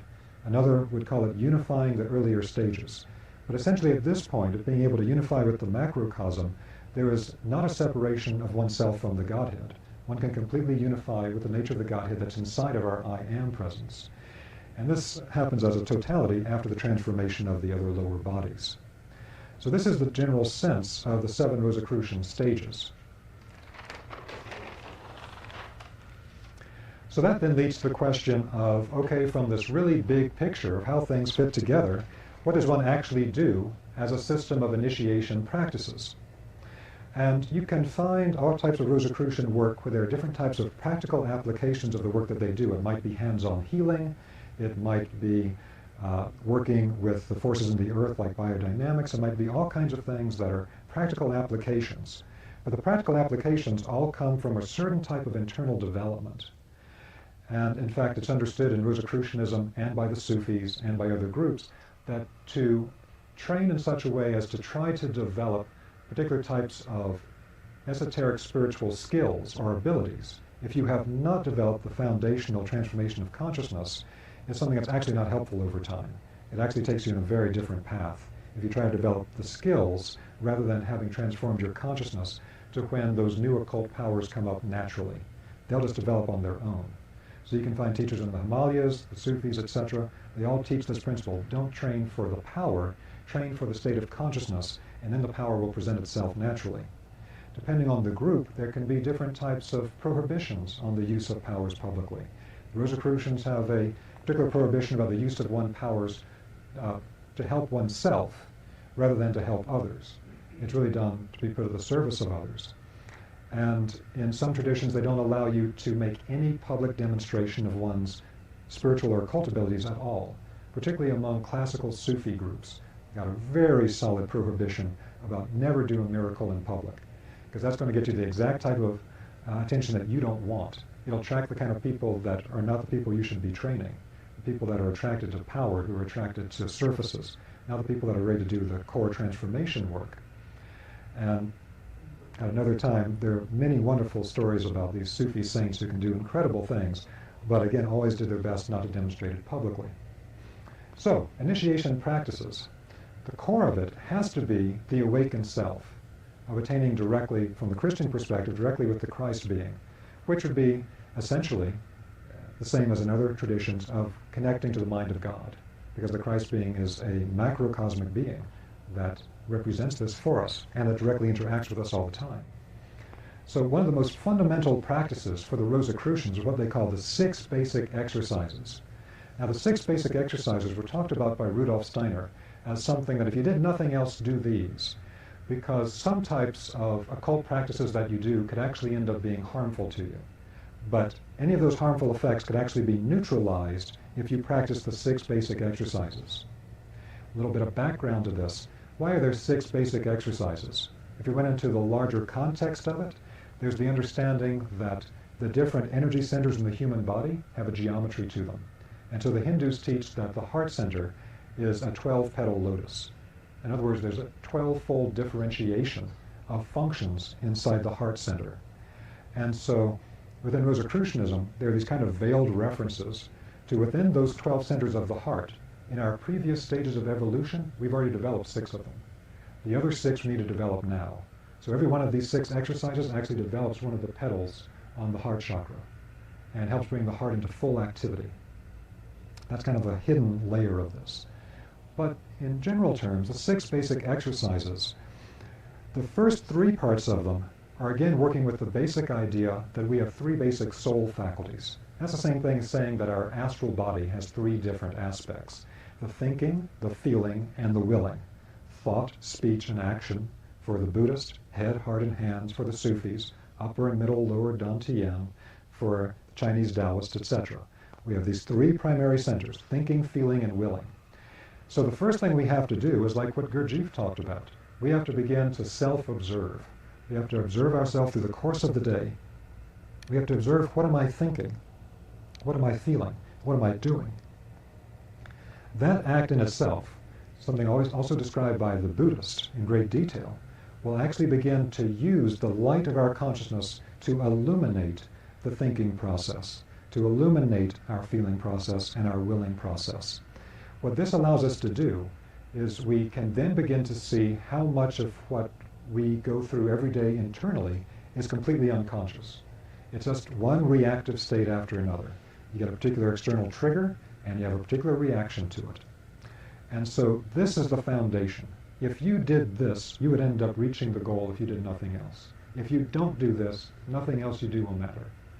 You have to do the self-observation, and once you can illuminate, let's say, your thinking process, then, because you can now recognize that moment at which you start to go unconscious. There are these great descriptions of the work of Gurdjieff, particularly from his pupil, P.D. Ouspensky, where Ouspensky has learned from Gurdjieff the process of self-remembering.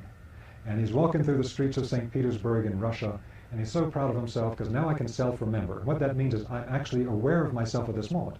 I'm aware of myself walking, I'm aware of myself talking, I'm aware of what I'm thinking and I'm feeling, and he's walking along and everything's great. And then he looks in a shop window and he sees something. And he says, and then I woke up 8 hours later at home. And we often have that experience. You know, we go out to do something, and all of a sudden we wake up and it's hours later, and I went out, I went to work, I went to the store and I bought groceries, I did this other thing, and I realized I've been completely unconscious the whole time. I'm just now becoming self-aware again. Sometimes if you look back on your childhood, there are whole parts of your childhood that most of us can't even remember. But there are parts you do remember. Those are the moments in which you were self-aware. That's why you remember them easily now, compared to those that you don't. So Alespinsky then began to realize this entire process to where we're rarely completely conscious, and it's hard to stay self-aware. And he began to be aware of that threshold between being fully conscious and going to sleep. And that's absolutely critical. So that in our thinking process, it's like I've got my good spiritual persona on, and I'm open-hearted, and I'm dealing with everybody in a beneficial way, and good for me. And then something happens, and somebody speaks to me in a way that triggers some emotional response. And then I literally go unconscious, and I just respond to them reactively. And the goal is to start seeing that particular boundary point where I go unconscious and catching myself before I pass out. I stay conscious, I stay thinking, and I stay rational. And it's much harder to do than it sounds. And it's that much harder to do with the feeling and the willing, because those are already less conscious than our thinking is. But when we begin to see how much negative feeling we actually harbor about other people and all the things in the world, it's not a pretty picture. And then to see what we actually are doing in the world, this is a thing not only of what we are actually doing, we might do some things that when we begin to review it in a later exercise, we say, ooh, what I did with my will forces, what I actually did as an action with that person, it actually harmed them. I was almost fully unconscious at the time. Hey, it wasn't me, I wasn't even aware at the time. But nonetheless, it harmed them, the action that I took. But it's also sins of omission. So there are things that I could have done to help somebody. It would have taken me 60 seconds. I could have been somehow more conscious, I could have said something to them, I could have offered something to them, it would have helped them, and I missed it. And so it's a matter of really observing and illuminating these different aspects of ourselves and then stabilizing them. For the Rosicrucian teacher, people like Steiner, the first thing they would look at is, are these things stable in a person? If a person does not have stable thinking, feeling, and willing, no higher development is possible. These things are the absolute foundation. Now, this doesn't mean that there's not a lot of more advanced work to do, but without this, there's no foundation to the building. The building will collapse. Then, of course, we have to start working on soul qualities to orient this the right way. So the next thing is to work on positivity. And Steiner used to like to give this illustration about a Persian legend of the Christ, where the Christ is walking down the road, and he and the disciples pass a dead dog, and the dog has been dead for days. There are maggots crawling in the dog, there are flies in his eyes, it's really grotesque. All the disciples like, ooh, and turn away, except for the Christ. He just keeps looking and walks by, and then after they pass it, he smiles and turns to the disciples, and in this Persian legend, he says, what beautiful teeth that animal had. You know, he's looking for the positivity in that. And so to always look for the positive, to keep that energy up, because what you'll find is that, you know, we all know that positivity is important, but you'll actually find that it changes the vibrational quality of the subtle bodies in a way that changes your resonance with other beings. That has to be present to resonate with the beings that we're aiming for here. And openness. Openness is also sometimes referred to by the Rosicrucians as equanimity. And so this is being open to new information, new ways of seeing things. The Rosicrucians are really strong about not getting stuck in one way of seeing things. So everything that Rosicrucians teach is not dogmatic. Because if it's dogmatic, it's one perspective, and this is the only true perspective, and it's not seen that way here. The openness is to be able to see things from multiple perspectives, and the more perspectives you have, the closer you get to its reality. Like the blind man and the elephant.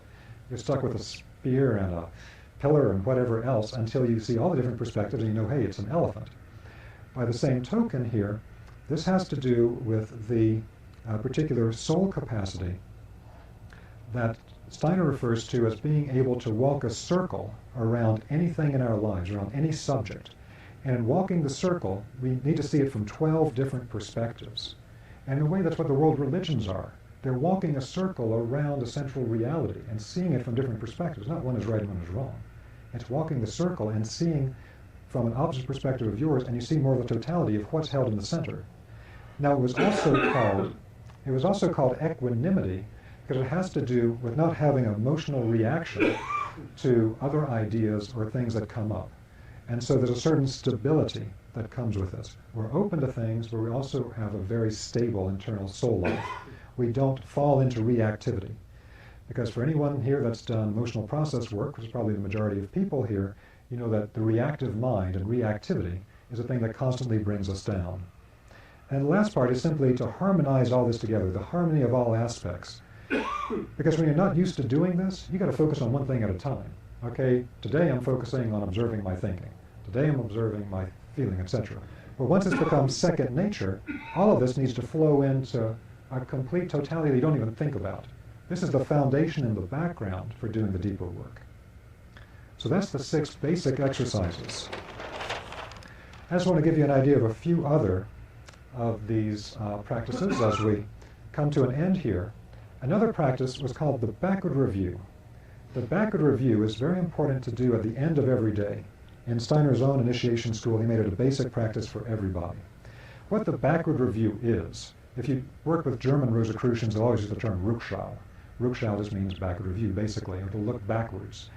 Is that at the end of your day, as you're about to go to bed, the meditation to do is to intensively from that moment when you're about to go to bed, go backward through your day in reverse order. Now I'm at the moment just before I went to bed.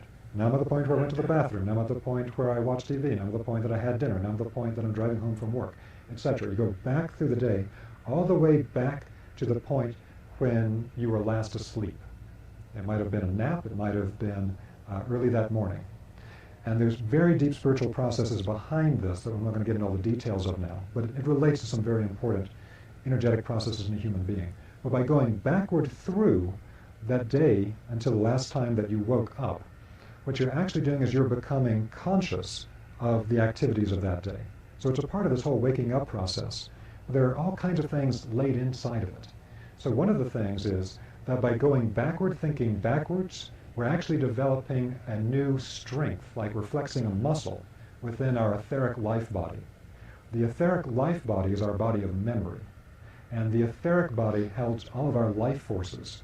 When we begin to exercise the capacity to think backwards instead of forwards the way we normally do, we're actually exercising something in the life body of memory that will become a force that can be used for higher initiation and alchemical purposes later on.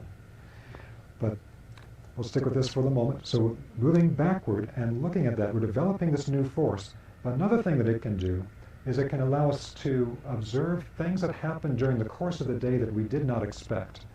So a corollary to this is that when we wake up from the nap or we wake up in the morning, we spend a moment before we get up in what we think's going to happen. Okay, I think I'm going to work, I'm going to meet so-and-so, blah, blah, blah, blah. And I got a sense of general plan of the day. Now then, when you, at the end of the day, look backwards, you sometimes find that very different things happen than you had planned, or that things that were completely unexpected somehow inserted themselves. And what develops over time with this observation process is you begin to become aware of the spiritual beings and forces that came in at that time to bring something unexpected, something you didn't plan. And this is a very important adjunct to what's being taught in some metaphysical circles today about, create your day, and you control everything in your life. It's really has got to be in a balanced format, where there's a certain amount of what you create and a certain matter of openness for what spirit can bring to us. So we don't try to rigidly control, no, I'm going to control every minute of my day. The spiritual forces are going to bring things in that we don't expect. And if we look back on our life history, if we did this back review for our entire lives, and we would find some of the most important things that happened with us, where we went to certain places, or we learned certain things, or we met a certain person that ended up changing our whole life, or we got married to, or whatever it was. These are things we never expected. We couldn't have planned. Something else brought us to that resonant point of intersection. We're not getting into it tonight, but part of this also then links to the classical concept of receiving the conversation of the holy guardian angel. Guardian angel is the spiritual being that's the closest to us, and through this practice we begin to become more conscious of its activity with us every day. I could go on, but you get the idea of the backward review. Next, we have the observation of life forces, of growth and decay. Today we have this fantastic tool where we can use film equipment to literally see these Walt Disney films of a seed sprouting and then becoming a plant and blossoming and fruiting and withering away. And we can see in a moment what the Rosicrucians classically did through a process of observation that would take an entire year. They would watch every part of a growth process. For any of you that have children, you've done the exact same thing with your child. You saw every stage of the growth process of that child and how these forces then naturally unfolded in a particular way. Now, the observation of the life forces does something very significant, very important, and that is that it develops a particular type of clairvoyant faculty inside of us to see how things move through life processes from one stage to another. because if we can begin to see that, first we observe it in the natural world, then we develop this as an internal capacity to do everything from understanding human spiritual evolution over time to, if we encounter a particular person, to see where they are on a process of crystallizing their I am self-awareness. Now this then leads to the concept of when we encounter any person in Rosicrucianism, the goal is to, when you encounter them, to see their archetype, to see their ideal self, their spiritual core, and where that spiritual core is going. We're all different. We're all like snowflakes. We're all made of frozen water in a sense, but we all have a different geometry. Significance of that is that we're developing different skill sets, that when, as a new spiritual hierarchy ourselves, as a new angelic rank ourselves, we're just at the adolescent stage now, where we're like 21 and running around, don't know what we're doing, but we're semi-mature, if we chose to act that way. We're in that stage of development where, as we move further down our lives, we'll end up developing certain sets of skills, understandings, knowledge. And so this is linked to the whole concept that over time, the things that cause us the most pain in life sometimes become the source of our greatest strengths. And so what we then begin to perceive in people is that there's been a trajectory of who they've been before and who they are now and who they're going to become. And this is what in Catholicism is called teleological destination, that we're moving toward a particular destination with ourselves, that there's a certain aspect of it that's universal for all human beings, the attainment of enlightenment, but it's going to be that we're going to crystallize in slightly different forms to do different things. And so this is a real divine mystery. Every human being holds this divine mystery, and to see what's held within it. It also leads us to actually perceive the hidden spirit and spiritual beings working through all the forces of nature. So, give you some idea of the observation of life forces and growth and decay. Then, of course, the study of spiritual science we talked about before is fundamental because we have to put down those concepts that allow us to logically understand how things fit together. Now, as we're studying things, we have a particular practice that we do. It's called the dissolving practice. The dissolving practice is an alchemical way to read spiritual text, so that if you're reading a text from any spiritual tradition, what you're actually reading as words on the page was the attempt of someone to crystallize into written language a direct spiritual experience that they had. The only way to get to the core of what they're trying to tell you without getting caught up in a fundamentalist literalist trap is to actually regain the experience they had they're trying to communicate through the words. That means the words have to be dissolved into a direct inner spiritual experience. And so it's a type of meditative reading. And this is very important as part of a whole alchemical process that we go through in consciousness. So once we can dissolve the spiritual text into the original experience, it opens up a great world for us and is absolutely vital for going to deeper parts of spiritual teachings that have been preserved. Now this is also connected to the next stage, which is something called the Michaelic Yoga. And we're going to wind up here in just a second, but I think it's worth taking time to try to flesh out what is it that the Rosicrucians call Michaelic Yoga. What would be a yoga that you would do with the Archangel Michael? Who is the Archangel Michael? We mentioned before that the name Archangel Michael means who is as God. It is the being at the level of the archangelic hierarchy, which is a spiritual group of beings 2 stages above the human race at the current point. Humans, angels, archangels, archai, etc. The way we describe in the classical Kabbalistic and Western teachings, all the Western tradition follows that particular model, that the Archangel Michael is the highest of the archangels. He has the same qualities as the Godhead for functioning at the archangelic level. And Archangel Michael is also known as the regent of the cosmic intelligence. That means the way that the Godhead sees the big picture for how things fit together, Archangel Michael has that capacity at the archangelic level. He sees how things fit together. If you go into the deeper waters of this, you find these medieval texts about the 7 archangels that guide different periods of time. 7 different archangels because they have a rulership of about 300 years each during each part of the Platonic cycle, where we move through the constellations. Each constellation we move through in the precession of the equinox takes 2,160 years. I'm not going to go into all the details of that, but let's just say that Michael is one of these archangels that helps to guide time. And he's the one that has the picture of how it all fits together. So this Michaelic Yoga is a type of internal exercise that's related to the consciousness of Archangel Michael. Steiner describes it as talking about the way that initiation has changed over time. In earlier times, we would have a guru give us particular types of exercises, and they would guide and observe every part of our activity, because we couldn't make choices for ourselves. We don't have enough context. We don't know enough. We don't see enough. But now we're at the point that we're doing this for ourselves. So with this particular process, what we have is that in the ancient schools, they taught a particular type of breathing. And the way they breathed at that time was to actually make themselves more conscious by being conscious of the breath in and out. So there's a particular yoga of the inhale of the breath and of the exhale of the breath. And what Steiner is basically saying with the Michaelic yoga is that for the Rosicrucian, we have the same inhale and exhale, but now it's done in pure consciousness. It's not done with the breath per se. So when we inhale, in a sense, the observation of the physical world, then that's what we would call a perception. I perceive something in the physical world. Whatever I see, I'm observing nature or a human being, whatever it is, I'm breathing in that perception. And that's a completely receptive activity. If I don't have a receptive soul, I can't do it.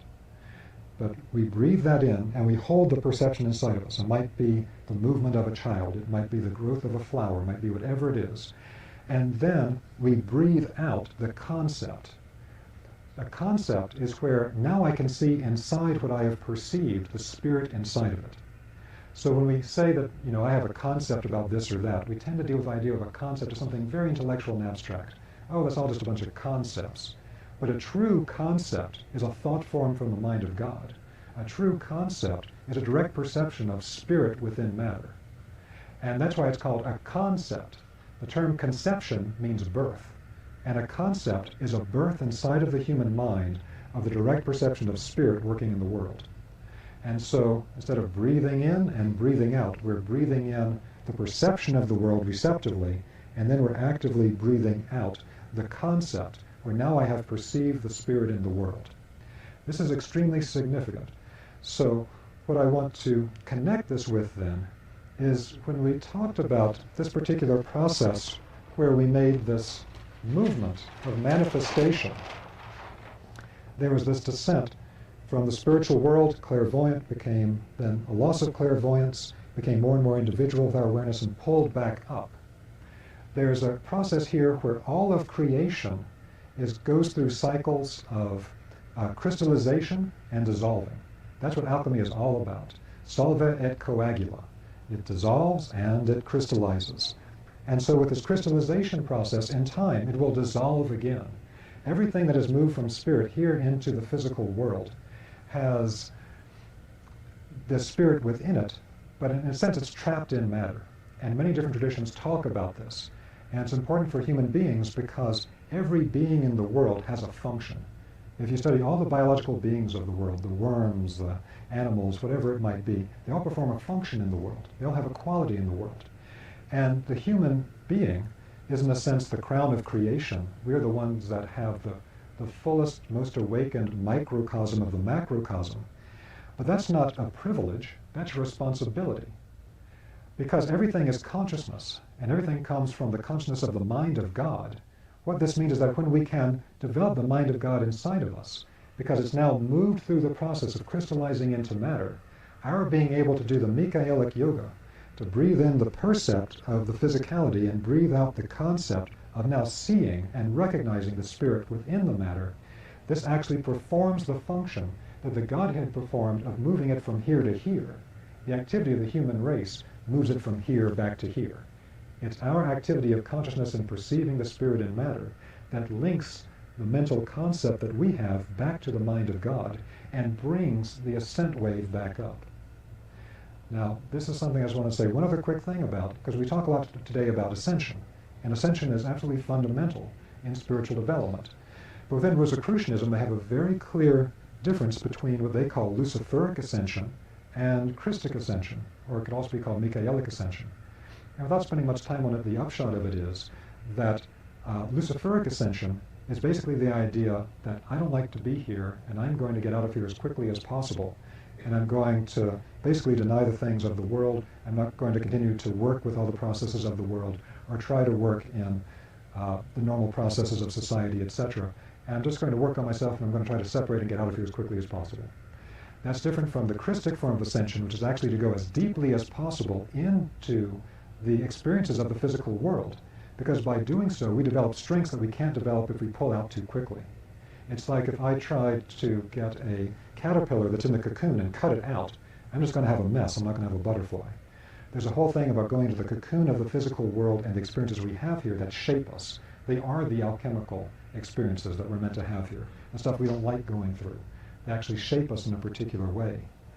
And so this Christic ascension is like the model scene with the life of Christ, that the Christ went through this entire process all the way to crucifixion, and then the descent into hell, and then the resurrection, etc., as this model, this passion play, of going all the way down to complete union with the earth, and then coming back. And at that point, basically said, I will be with you always until the end of days. And that is mirrored in other traditions like the Buddhists, where the Buddhists once again say things in the Bodhisattva vow, like, I will continue to incarnate until all sentient beings attain enlightenment. It's the exact same spiritual impulse. And so for us, it's the thing of grasping the nature of the physical world and working with it deeply and helping every being in the physical world and pulling it up on the pathway of ascension instead of saying, well, I'm out of here, good luck, and here I go. So this is the big overview of the general idea of a system of initiation within Rosicrucianism. And within this time, I've tried to give you a sense of the bigger context, as well as some of the actual practical exercises. And we are doing a workshop next weekend that is on this topic, working with the exercises and going into more detail on the context. And I'll open it up to any questions people have. A concept, in the larger sense of it, is actually an ability for the mind to see a spiritual reality. It's the same thing as what in the Greek school, with the Platonists and the Pythagoreans, when they talked about seeing an ideal type, or seeing an idea, they understood that that was actually a direct perception either of spirit and matter, or a direct perception of the mind of God, at this very high spiritual archetypal level that every tradition talks about, but they call it different things, in which the pattern of everything is given in the mind of God. And so that's what we're actually doing. When we can think with true spiritual concepts, that becomes what the Rosicrucians call sense-free thinking, and it's also linked to a deeper aspect that we haven't gone into tonight of the new clairvoyance that the Rosicrucians talk about. And again, that connects us back up, because living thinking, true living thinking instead of dead thinking, living thinking connects us through that process with the mind of God itself, because it's all the same substance. So, for example, as I would perceive somebody doing acts maybe that I didn't like. Yes. However, I saw their soul. Yes. Then that would be doing that. Yes, it's directly connected to that Rosicrucian practice we mentioned, that when you see a person, you look for what inside of them is their spiritual core and their spiritual destination. What will this person become over great periods of time if their alchemical development continues on the right path? They're going to be something very, very special and unique. And to see the uniqueness of that, and also, again, as a way to deal with the less pleasant aspects they might be manifesting, to look at what type of suffering have they had, how do they suffer that has led them to act out in this way? Or how are they blinded or stuck in this purely reactive mind processes that keep them acting in this way? Was there, yes please.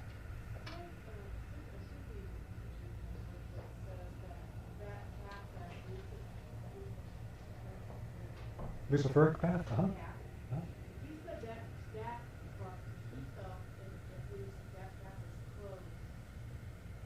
I don't know if I was in his lifetime, because he knows he's been amongst many lifetimes. And he said he was this time. He said that it's not as there like it used to be. He said I know he said not now. And I just wondered if you agree. My perspective, I think he might be speaking about it in terms of a monastic path, that is a type of path of isolation from the world and this type of thing. I think that's probably true. I think that that monastic path is not quite as open as it used to be. It is still something, though, that is open and can be done for particular alchemical periods of time, to create a sealed retort that one works within, that's very closely contained, where all the forces are held in. Spending an entire lifetime in it, that would be a larger question, if that would be really beneficial for a person or not. I wouldn't pass a final judgment on it. I would separate that concept, though, of the monastic path as a life path as being different from the luciferic pathway. The luciferic pathway is always open, because any person that chooses to follow a life that is not well-grounded, or a spirituality that is kind of airy-fairy, not well-grounded, and doesn't really lead to something for them or somebody else, that's a luciferic pathway. Yes, please. Do you think an astrology natal chart can say what kind of initiate we are, or indicate what kind of initiate we are, primarily in what stage that our soul is in this incarnation? To a particular degree. The natal chart, for people that are really good with astrology or Vedic palmistry or whatever method of reading these things are, they use the basic blueprint as a structure of the soul. But then they need to look into the individual to see how far they are along the path. Because a whole bunch of people might have been born at that exact same time, but they're actually on different levels in the path, despite being born at the same moment. But one thing that you get from a natal chart is that there's a kind of imprinting of the geometry of the heavens at the time of incarnation. It's all pure geometry. If you look at a natal chart, it's all an angular relationship of this body, which has a vibrational quality, to this body, which has a vibrational quality. When those two vibrational qualities are directly opposite, it's different than if they're at 45 degrees, etc. It's a real study of sacred geometry and cosmic influences on the human being. So it relates to the person's structure in all kinds of very deep ways. You would still need to use a kind of a vertical approach to get a sense of how far are they along their particular pathway within that structure, because that could vary from one person to another who's born at that time. But one very important aspect of this is that we need to be aware that everybody's subtle body structures are a little bit different, so that we have certain structures in the subtle body that are universal. You know, we talk about the chakras, acupuncture meridians, etc. These are universal. But within that, there are other structures within the subtle bodies, within the life body, within the consciousness body, that are very different from person to person. Because every thought that you have, every feeling you have, every action you take actually sculpts the subtle bodies. That's how you become the person you become. And so one of the skills developed over time in this type of work or in sacred geometry work is to begin to recognize the different structures inside of people. And so for people that work as initiation teachers in different traditions, one of the major things that they do is they actually examine a person's structure, their psychological structure and their literal subtle body structures. They see what's been built there. And that'll tell them the current stage of the person's development and also what they need to do next. And in many cases, if the person who's doing the initiation work is very conscious as a teacher, they'll know that in many cases the person cannot do the same type of work the teacher does, because the teacher has crystallized themselves in a particular way, and this person doesn't have the structure for it. They have to actually do it a different way. I enjoyed it one time when I worked at the Clear Vision School in Australia, French medical doctor Samuel Sagan. A person asked him a question once of, how do you do this particular type of clairvoyant activity? And Sagan thought for a moment, and then he replied, you really shouldn't ask me how I do it, because you can't do it the way that I do it. I developed my capacity to do it a very long time ago, and you can't develop it the same way now. You need to ask me how you can develop it. And so once we can see what people's structures are, that can be very important. My last thing here, and then I'm going to have to wind up for the night, is that this also becomes something when we do any type of meditative practice from any tradition, because most of us are on an independent spiritual path where we are self-initiating. We might train with different people, etc. Most of us don't have one guru that tells us everything to do. Because of that, we learn a lot of different practices, a lot of different meditations, and we have to choose which ones am I going to do with my limited amount of time and energy on a regular basis, because those are going to change our destiny, choosing which ones to do. So at the end of the practices that we do here, I always have people check in for a moment before they come out of the practice, and I say, ask yourself the silent question, how has this practice structured my consciousness and my body of energy. And you need to check in anytime you do any practice and see what structures it's creating in you. You can actually feel something energetically beginning to form inside of yourself, or you can feel your consciousness taking on a particular perspective by these things. And for one person, that particular set of practices might be great. For another, it might not be the most effective way for them to get to the goal that they're going toward. Okay, thank you all very much. We're going to have to wind it up here. Thank you all very much for coming. Thank you.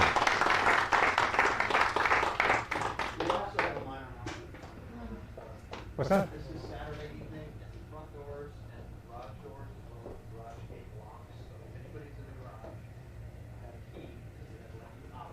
You go front doors, you cannot come back into the door. Okay, so if you're parked in the garage, he'll let you in and out. Thank you. You too. Yeah. I wanted to tell you, with your list of the 7 stages, the occult scholar, the warrior, and the lion, it's just like Wizard of Oz, the scarecrow, the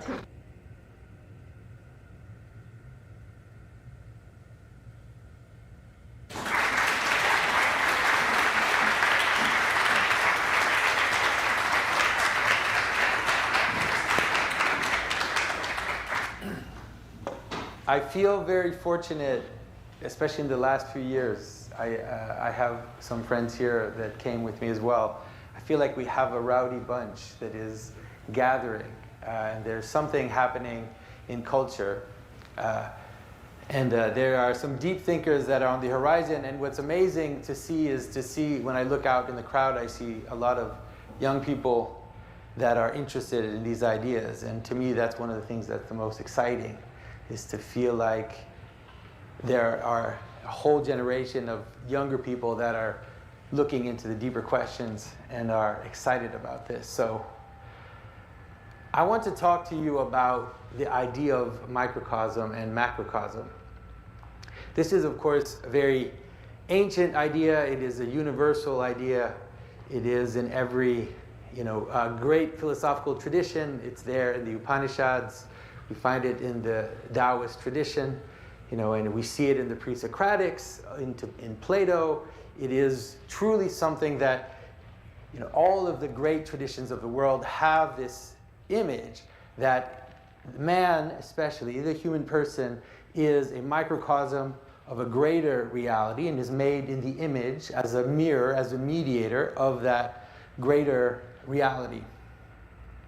And so everybody has heard the word, everybody who's interested in Plato or has thought about these things have heard these expressions. And when I was young, I would hear people say that, and I would sometimes get annoyed because I felt like it was very abstract. Sometimes people would point to, sometimes physical relation, like a physical correspondence between the verticality of the person with these greater patterns, or the idea that humans have a soul and a body, and that the world has a spiritual world and a material world, that kind of stuff. But I always felt like I wanted to dive in, and I wanted to get a sense of how does this work, or how can we understand this in the deepest way. What's interesting, as I came closer to traditional Christianity, and as I came closer especially to the work of St. Maximus the Confessor, I discovered a very powerful vision of this idea of microcosm and macrocosm. And what I loved in St. Maximus, it's not like he was completely new to this idea, but his vision of the incarnation, he understood it as relating to everything that exists. That is, the notion of microcosm and macrocosm, of course, the notion that man is, you could say, the mediator of this reality, because we do have mind and body, but that this reality applies to everything that exists. And St. Maximus has this beautiful idea that the logos, the uncreated logos that is at the origin of all things, is also hidden in the world, that anything that we can see to exist must necessarily have logos, have he says the logi or the logoi, but that core, anything that exists, the core of that is actually the divine logos. That is, all the logi, all of the purposes, all of the reasons for things, ultimately are hiding behind it the divine logos itself.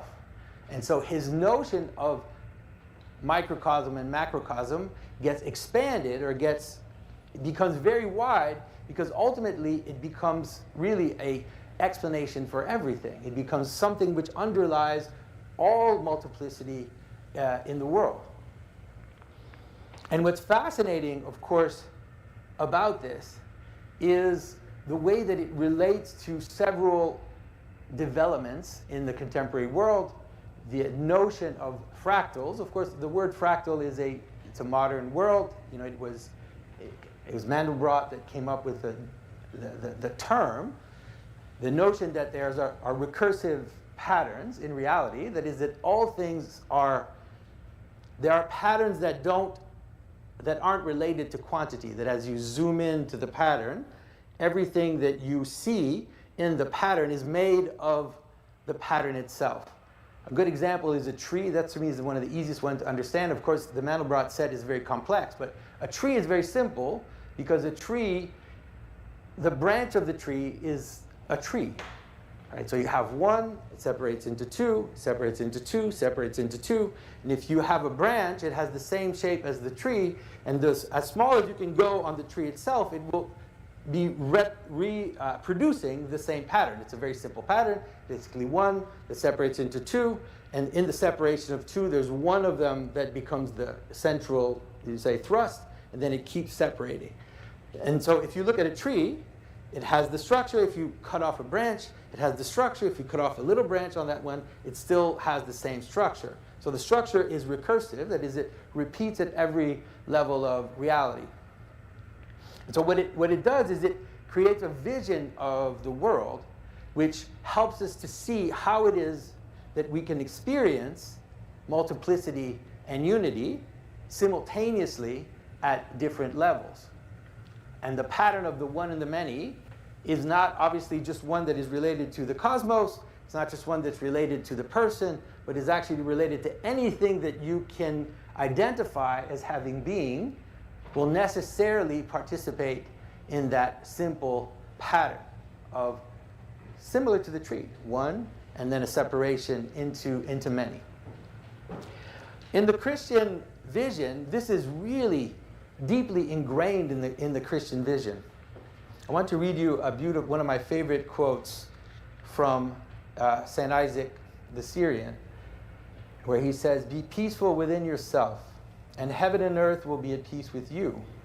Be diligent to enter into the treasury that is within you, and you will see the treasury of heaven.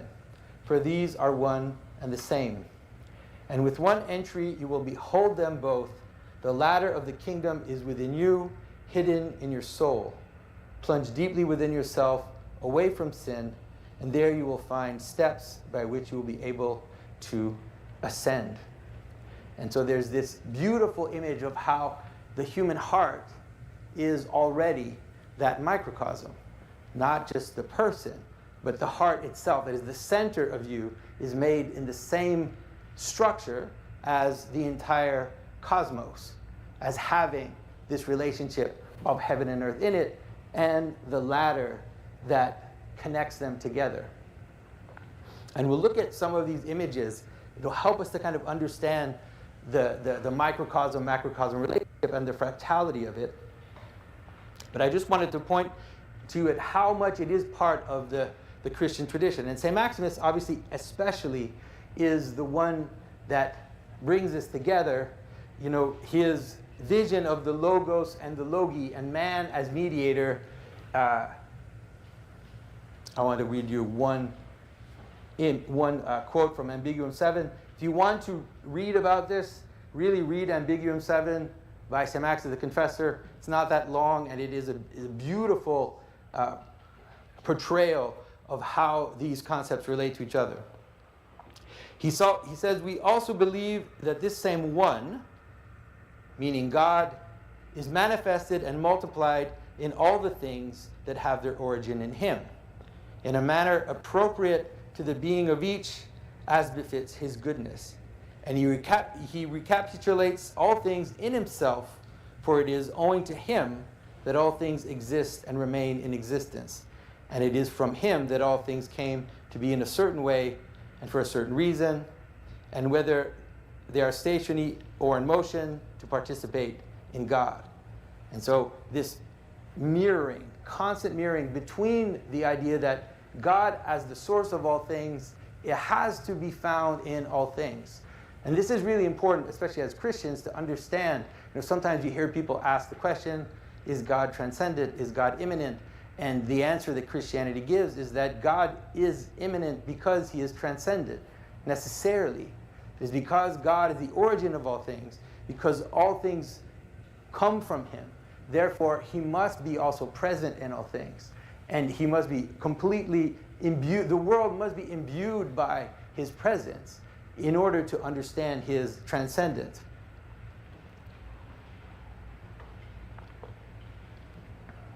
Now,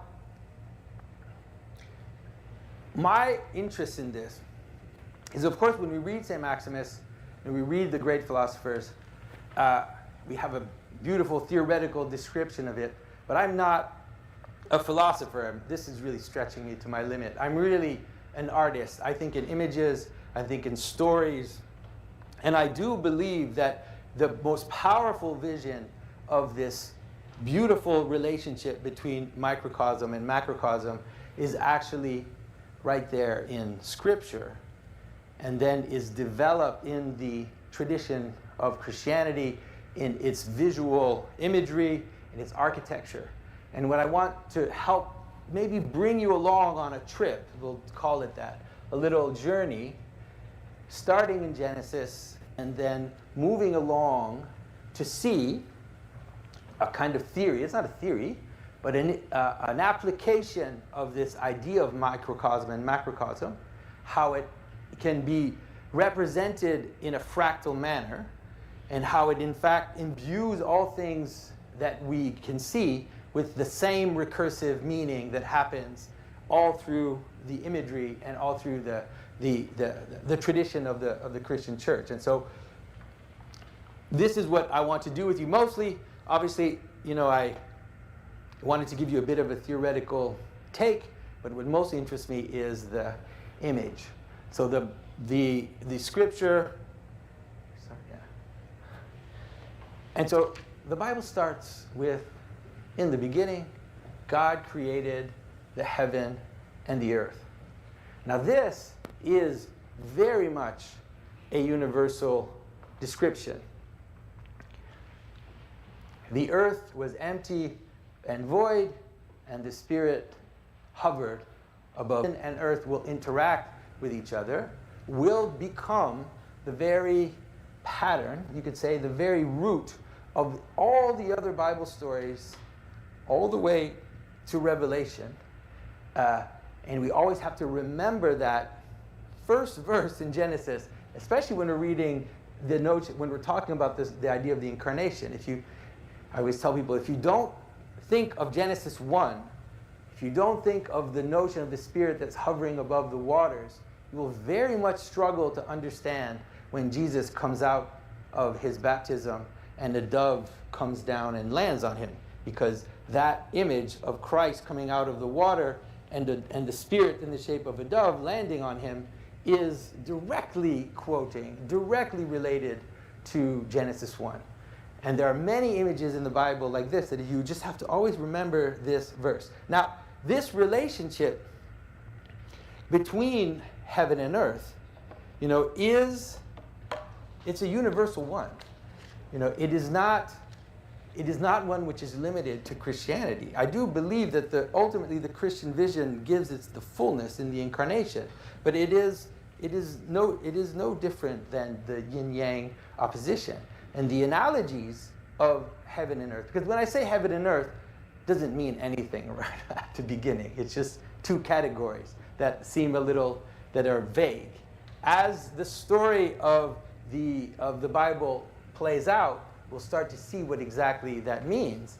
But these analogies are very similar to the great myths, to Uranus and Gaia, to yin and yang, to most of culture's versions of heaven and earth, will be playing with the same understanding of a basic duality that then is joined and creates something and makes the world or makes children. So, it can go wrong, it can go well, but this is the basic structure of reality.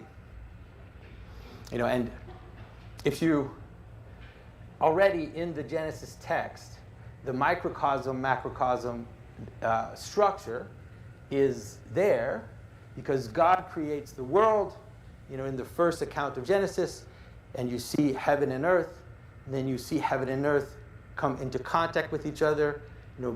Layers of reality are developed from that first opposition and the first description of creation.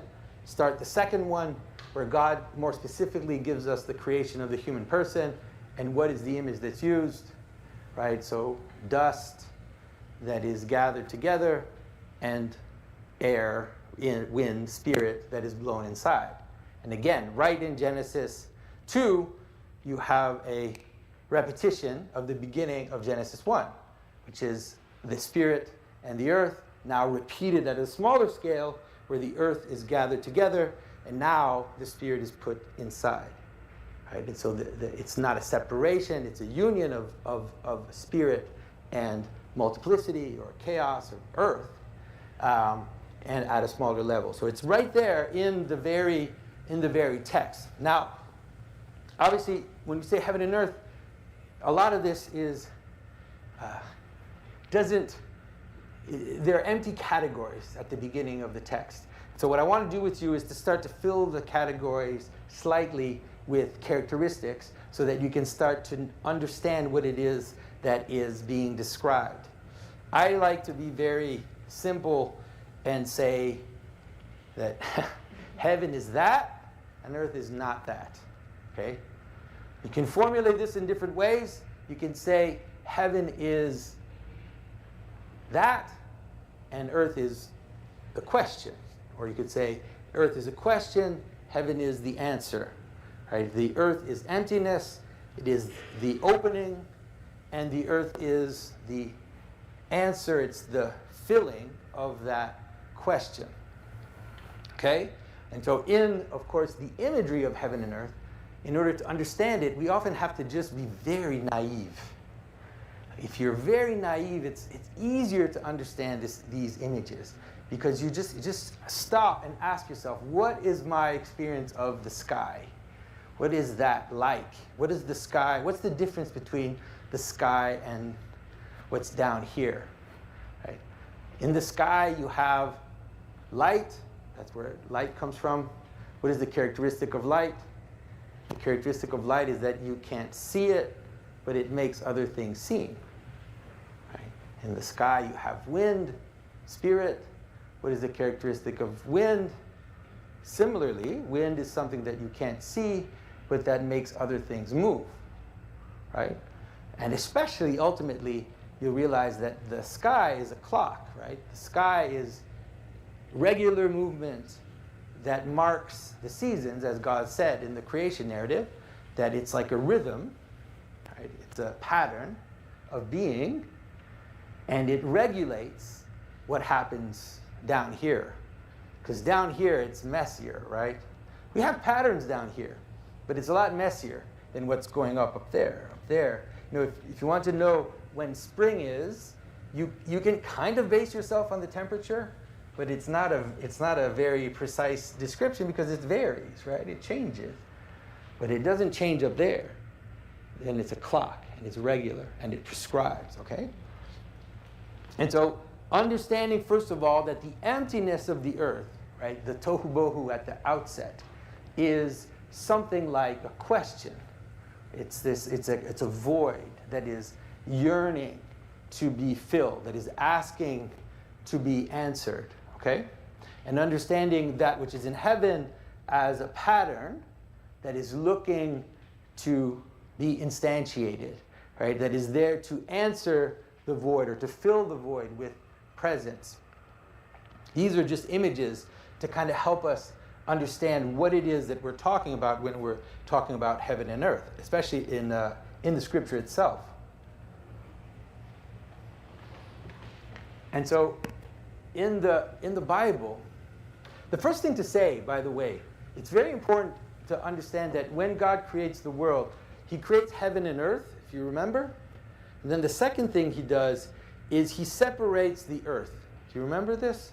He says this puts waters above and waters below, and then we'll create a firmament between the waters. Now what's going on? It's very odd. The first thing it means that everything that you know is earth. Right? There's nothing that you can experience that is except for the uncreated light ultimately, but that is everything that you can experience in the world is in the earth. Right? The stars that you see, the sun, all of this is in the earth. It is a version of heaven, right? Because it's iterative, it's recursive. So you have heaven and earth, and then you make a new heaven and earth inside the earth. And you're going to keep doing that. That's what God does, all in creation. He keeps separating inside of manifestation. Because heaven and earth per se, they're not part of the world. You can't experience pure heaven, right? And you can't experience pure earth. Because you can't experience void, right? And you can't experience, you could say, a name or an identity or a purpose without it being somewhat instantiated. So from Genesis 1 in the first verses, already we see the iterative nature, right? Already we see the fractal structure of creation. Everything that you know of is in the earth. So when I talk about the sky, I know that it's the secondary heaven, but it's the image of heaven that we have.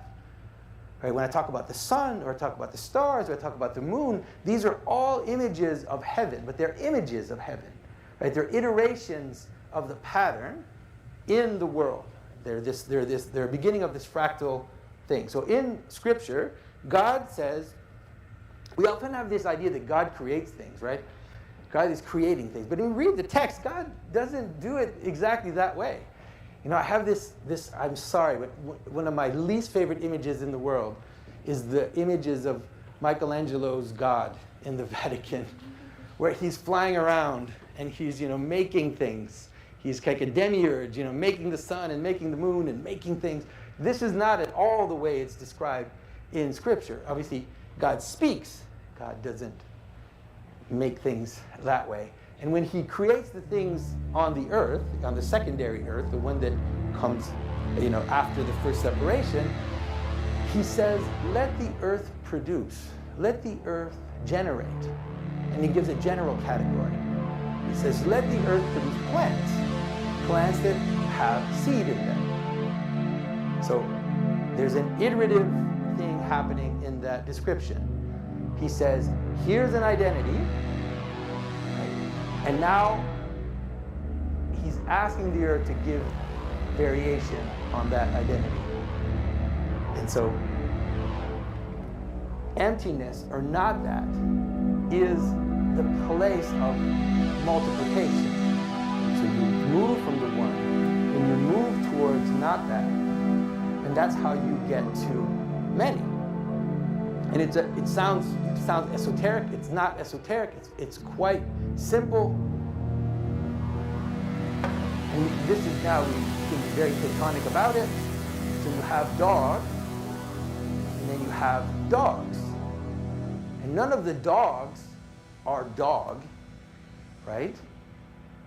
The dogs are all iterations of dog. So they have to have something of not that in them, right? They have to have something of difference.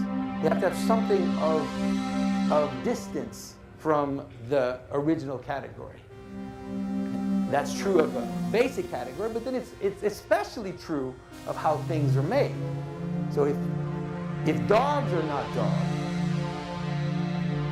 dogs are certainly not made of dog. That is, the parts of a dog are not dogs. So in order to understand the multiplicity of a being, you have to understand that all the parts of something are not the thing. So you have the one, and the many are not the one. They're a body, right? They're a dance, they're a patterned multiplicity that is joined together towards the one. But a dog is not made of dogs. A dog is made of legs and of hair and all multiplicity. And so we have to understand that as heaven moves into earth, it always is moving into not that. Always moving into something which is different from where it comes from. And that's the beauty. It's beautiful because this is what creates multiplicity. This is what makes multiplicity possible. Is the void of creation is what makes multiplicity possible. Because we often struggle. Why does God create heaven and then why the void? Why the emptiness? Well, because the emptiness is the space between things. Right? The emptiness is in some ways the space between the dogs. It's the space between the dogs and their head or their category. And it's also the space between the parts of things and the thing itself. And when you join the identity with its variation, that's when you have indefinite multiplicity. That's how you get all of creation, right? And you can imagine that this process, like I said, it's iterative and it's continuing all the time. It's always happening, you know. But like I said, this is in Genesis. This is how God creates the world. He says, let the earth produce. He says, let the earth produce animals, gives basic categories, and then they produce. And when God says, let the earth produce plants that has seed inside them, why does he say that has seed inside them? What do you think? A seed is heaven, right? It's an iteration of heaven. Why is it an iteration of heaven? Because a seed is a pattern without a body. A seed is the pattern of the plant. Obviously, it's not purely spiritual. It still has something. It's a kernel. You can still measure it. But relatively, iteratively, it is, he's saying, this is how the world works. And inside that, I'm commanding an iterative process by which this will continue. I don't just want to create plants. I want to create plants that have heaven inside, and that heaven will then continue the process that I've set in motion. Because if the plants that God created didn't have a little pattern of itself, didn't produce patterns of themselves, then there would have been one generation of plants, and then that would have been it. But because all the living things have the pattern, so the same with the humans, the animals that reproduce according to their kind, you have the same image. They have the capacity to transmit their identity into the not that, into the multiplicity. Okay? All right. So here are a few other images. Of course, in the scripture, this will become one of the images that will be used, especially as we move towards the New Testament, which is the relationship between the head and the body. The relationship between that which is above and that which is below. The relationship between the place of meaning, you could say, right? This is the place of meaning. It's the place that meaning comes from. It's the place where I receive meaning. It's the place where I encounter persons, right? If you think of someone, usually you don't remember their shoulder, rarely, or their elbow. You tend to remember their face, because the face, the head, the top of is the identity, right?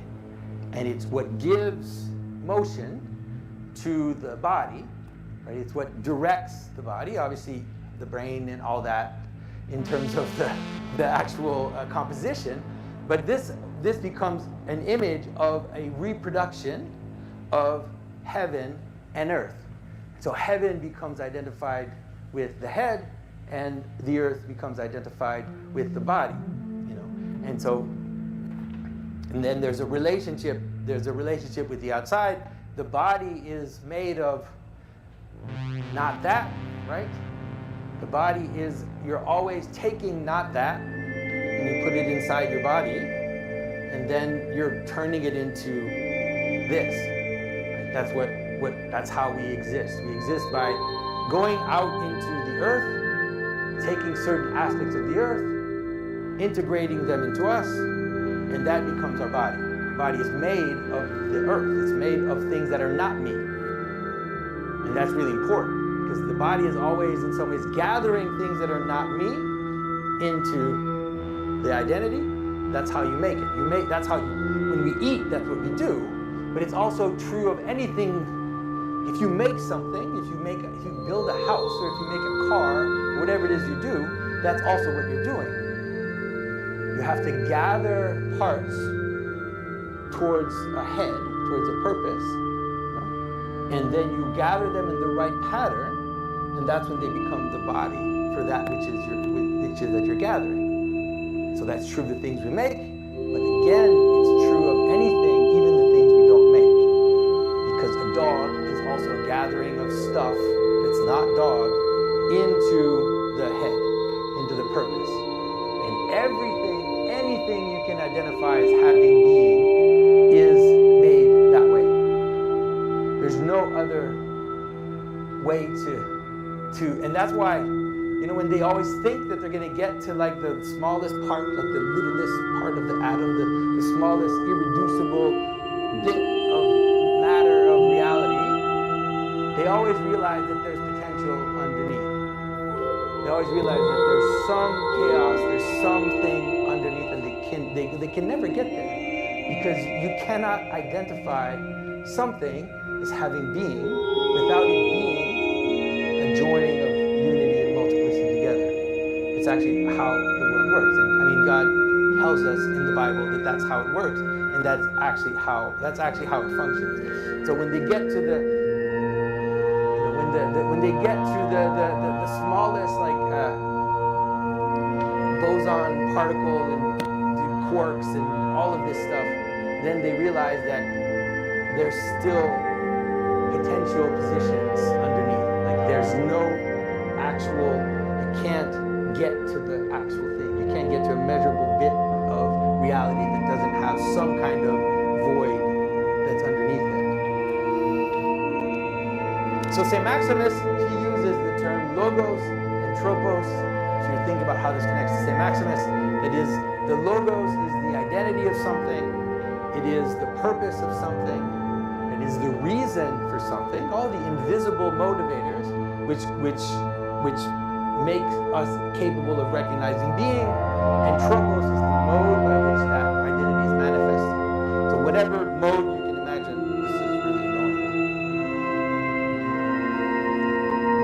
Where's the handheld? I think I'm going to just go with that.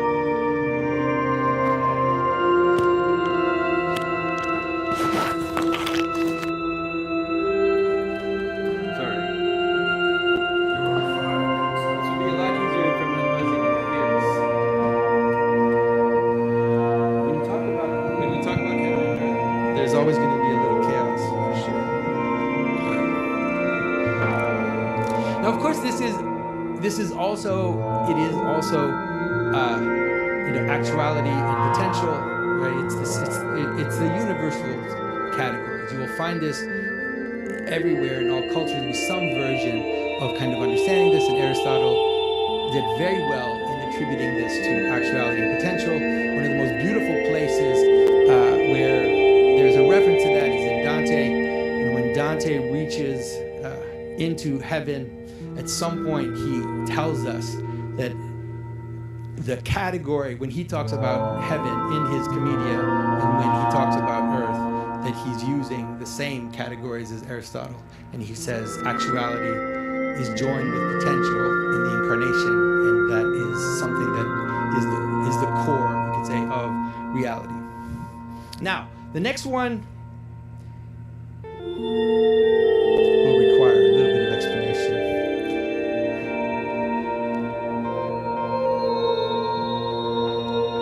Now, this one is slightly harder to understand, but if you can understand it, it's very useful. Because some people like to point out, and I don't know if this has happened to you, why did God put the tree of the knowledge of good and evil in the garden?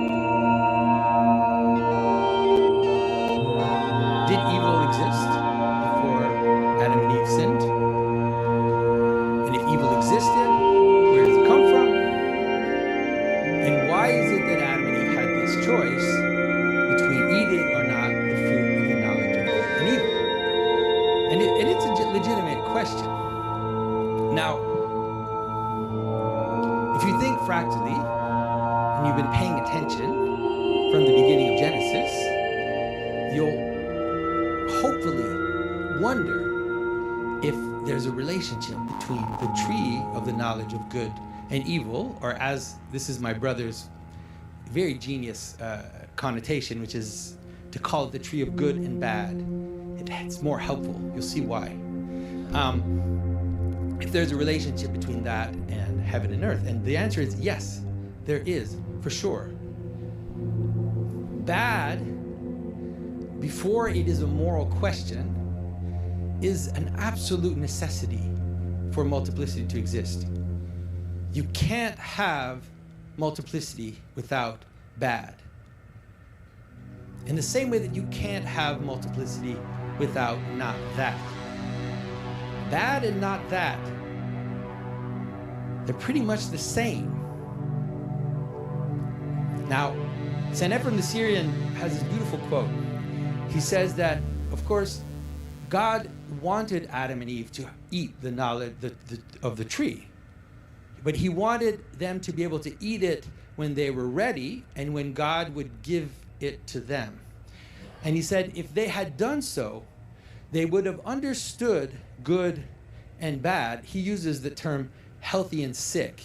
Okay, he says they would have understood sickness from the point of view of health. But because they took it for themselves in a gesture that was twisted, then they ended up in the opposite, which is that they understood health from the point of view of sickness. Now, what does that mean? Let me give you a very, very basic example, okay? Now, a screwdriver is a bad hammer. You understand that? But there's worse. Like a cube of Jell-O is the worst hammer. It's a very, very bad hammer. And the screwdriver makes an indefinite amount of bad things. It's mostly bad, you know, in the sense that I can't use a screwdriver, you know, for a million things that I could think of that the screwdriver would be bad for that. And that's absolutely necessary for multiplicity to exist, right? To understand that something is not in its place, that something is a bad something else. Without that, you couldn't have multiplicity. And so the idea of understanding that which is bad from the position of good, that's very simple. Because if I have a hammer and I need to hit nails, I am vaguely conscious that it would make a bad spoon. I know, I don't even have to think about it. I just kind of know because I'm using it for the right thing. And so I know that it's the right thing. Now, there could be a sinful use of a hammer. You understand that. If you understand sin as missing the mark, right? So if I try to use a hammer as a spoon, then I'm going to experience pain, and I'm going to experience a little death. It's not like I won't necessarily die unless I'm a complete idiot and I smash my face. But I will experience something akin to death, because I will experience the pain of the bad. Right? But if I'm using a hammer to hit nails, then I'm experiencing the good of the hammer. And I can understand that it's a bad whatever, right? And so this is really important to see that the idea that the tree of the knowledge of good and bad in the garden is some kind of weird aberration. No, it's an absolute necessity for multiplicity to exist. It is, of course, a dangerous wisdom, because it's true that if I understand it in the wrong way, I can twist the world, right? I can, especially if I'm prideful, then I can twist things against their nature for a while. Usually you can't do it for a very long time. but you can lie and you can twist things, you can make them sinful and twist them against what they are for a little while in order to, manipulate reality or to protect yourself or to do all the things we do. But ultimately, obviously, reality snaps back. And so hopefully these basic images give you a kind of sense of what it is that we're talking about when we're talking about the tree of the knowledge of good and bad and how it relates to heaven and earth. And it is, again, another iteration of the same pattern. It's the same, obviously, with man and woman. When God creates man and woman, he also is now putting, you can imagine that God gathers dust together, puts spirit inside, creates the human person, and then, because it's iterative, what does he do? Cuts it in half, heaven, earth, let's start over, right? And now the union of man and woman, the small union of heaven and earth, becomes the means by which reality continues to deploy itself, right? To be fruitful and multiply. But in order to be fruitful and multiply, you need to have this iterative continuation of the basic pattern that was there in Genesis 1. In the image that I gave you of Saint Isaac the Syrian, if you remember, probably not, I said, go into your heart, go into that space inside you. And he says, there you will find heaven and earth, and there you will find a ladder, right? A ladder that connects the two. And so the ladder is a beautiful, very beautiful and powerful image of the iterative pattern of heaven and earth. Because in a ladder, you basically have levels of earth along a vertical of heaven. And so you have a vertical that connects things together going up, and then you have steps that basically iterate heaven at different levels of the world. That's why when Jacob sees the ladder that connects heaven and earth, right, and then he sees the relationship between heaven and earth, he sees the angels going up and the angels going down. We have a beautiful version of this in the Orthodox tradition, which is the ladder of divine ascent. And here, the ladder is a ladder of virtues. Right? Think of it as a ladder of identities or a ladder of purposes, a ladder of qualities. And as you go up the ladder of qualities, you are getting closer and closer to heaven. And if you twist it, if you sin, right, if you go off to the side and you twist one of those virtues into a vice, then you fall off and you are swallowed by the earth, right? And when God says from dust you have come, right, and to dust you will return, you have to understand that that's what death is. Death is the assertion of multiplicity over unity. It's a pretty simple definition of death. That is, you have a live dog, you have a dead dog. If you measure them, if you put them on a scale, they weigh the same thing. What's the difference between the live dog and the dead dog? The live dog has a spirit. And it's not, obviously it breathes, but it has a spirit in the sense that its parts are moving together towards one. Its parts are expressions of its unity. It's like a dance, right? They're dancing together in the identity of the dog. They're joined together, as St. Paul would say, in love, right, towards the head, towards the identity of the dog. And a dead dog has all the parts, but they're not working together. They're moving towards separation, right? They're moving towards dissolution.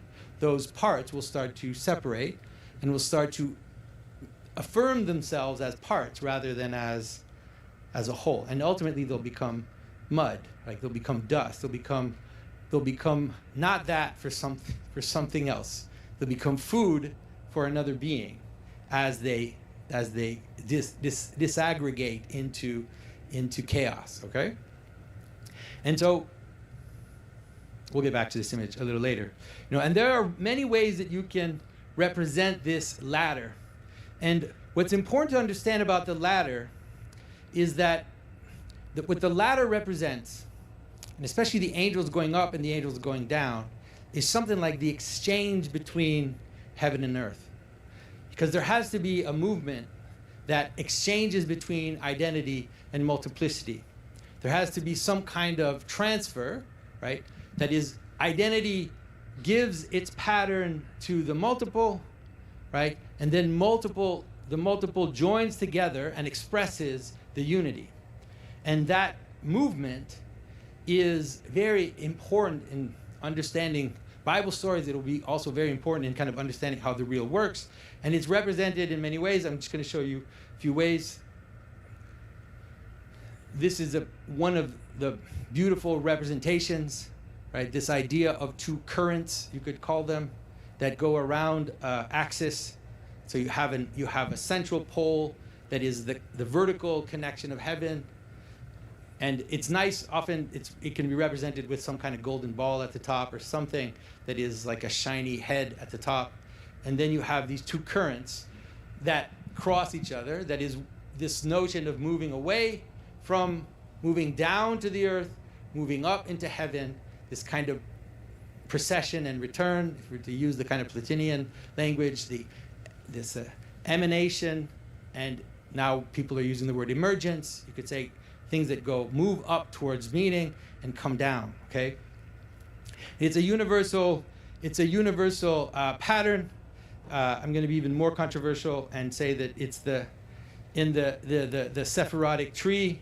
It's the two branches on the side, that is related to you could call it mercy and rigor. We'll see how that also relates to Christian symbolism, but that there is a central column, and then there are two columns on the side, which represent these two motions, you could say. The kind of the angels going up and the angels going down. It becomes very subtle, but that's the basic idea, and this is, of course, what leads to the ladder, right? This image of the ladder. Now, this is the structure, right? This is really the structure of the real. That is, you have heaven and earth joining together, but that joining together happens through these two movements, you could call them, which is, I like to use the word eccentric and concentric. It's an easy way to understand it. That is, there are things moving towards identity, and there are things moving away from identity, right? And that's necessary. You need that even in one being, right? You can't, like I said, in a dog, you need the fact that all of the parts of the dog are moving towards the head, are kind of aligned towards the head, but you also need the parts to have their own independent existence, or else you can't have the dance. You can't have the being. So there has to be always a balance and a play between the one and the many. You can't have the one without the many, and you can't have the many without the one. That's impossible. Those two things are they're co-identities. They join together. All right. So no more abstract stuff. Let's look at some images. This is probably the most famous image of Christ. It's the one that everybody has seen. And it is the one in which we are going to start here in order to see how this actually applies in the world, how this is not just a theory, it's not just about dogs, but in the Christian tradition, it becomes the very language by which the tradition will play itself out. So this is the traditional image of Christ. Most icons of Christ are iterations of this pattern of the image. This is just a very famous one. And one of the reasons why it's very famous is because we can see the two currents, you could say, that I talked about in the face of Christ, right? And people have noticed that Christ's right side, right, his right side, so on what we see as the left, has a type of calmness to it, and that his left side has a severe aspect to it. So you can see that one of his eyebrows is kind of intense and is furrowed, and the other one is calm. And so we see this as the relationship between the two currents, right? Mercy and rigor is a way to talk about it. Christ says, right, at the end, what will happen? The Son of Man will sit on his throne of glory, and before him will be gathered all the people. And then Christ will manifest this current by saying to the sheep, come into my kingdom, and to the goats, depart from me, away from me. Right? So we tend to think of this as just positive and negative, and it's okay, because obviously in that particular verse, it is. That is, in this case, coming towards Christ is clearly positive, and in this case, moving away from Christ is not something that you want. You're moving towards death, and on the left hand, and you're moving towards life on the right hand. You'll see how it gets more subtle in the future. But now inside the image, you have this already in the face. Now, what I love about this image especially is that when you hear art historians talk about it, you know what they'll tell you? They'll tell you that this was not purposeful. That in fact, the left side of Christ, the one that is kind of off and kind of weird, it's actually a touch-up. Someone who wasn't as good of an artist came later and repainted that part because maybe it was damaged. Now, let me ask you a question. If you've been paying attention to what I've said, does that matter? Or actually, does it actually come to my point? Which is that the right side of Christ is deliberate and the left side of Christ is accidental? It's a mistake. But the left side of Christ in this case it's a mistake.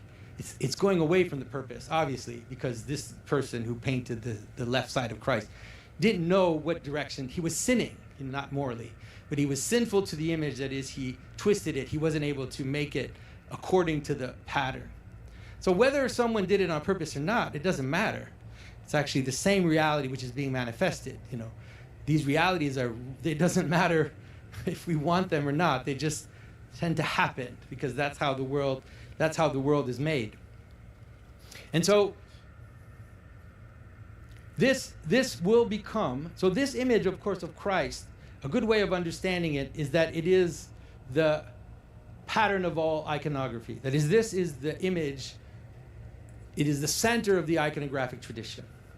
All of the other images are somewhat downstream from this image, of course, because here's the mediator, right? Here's the man.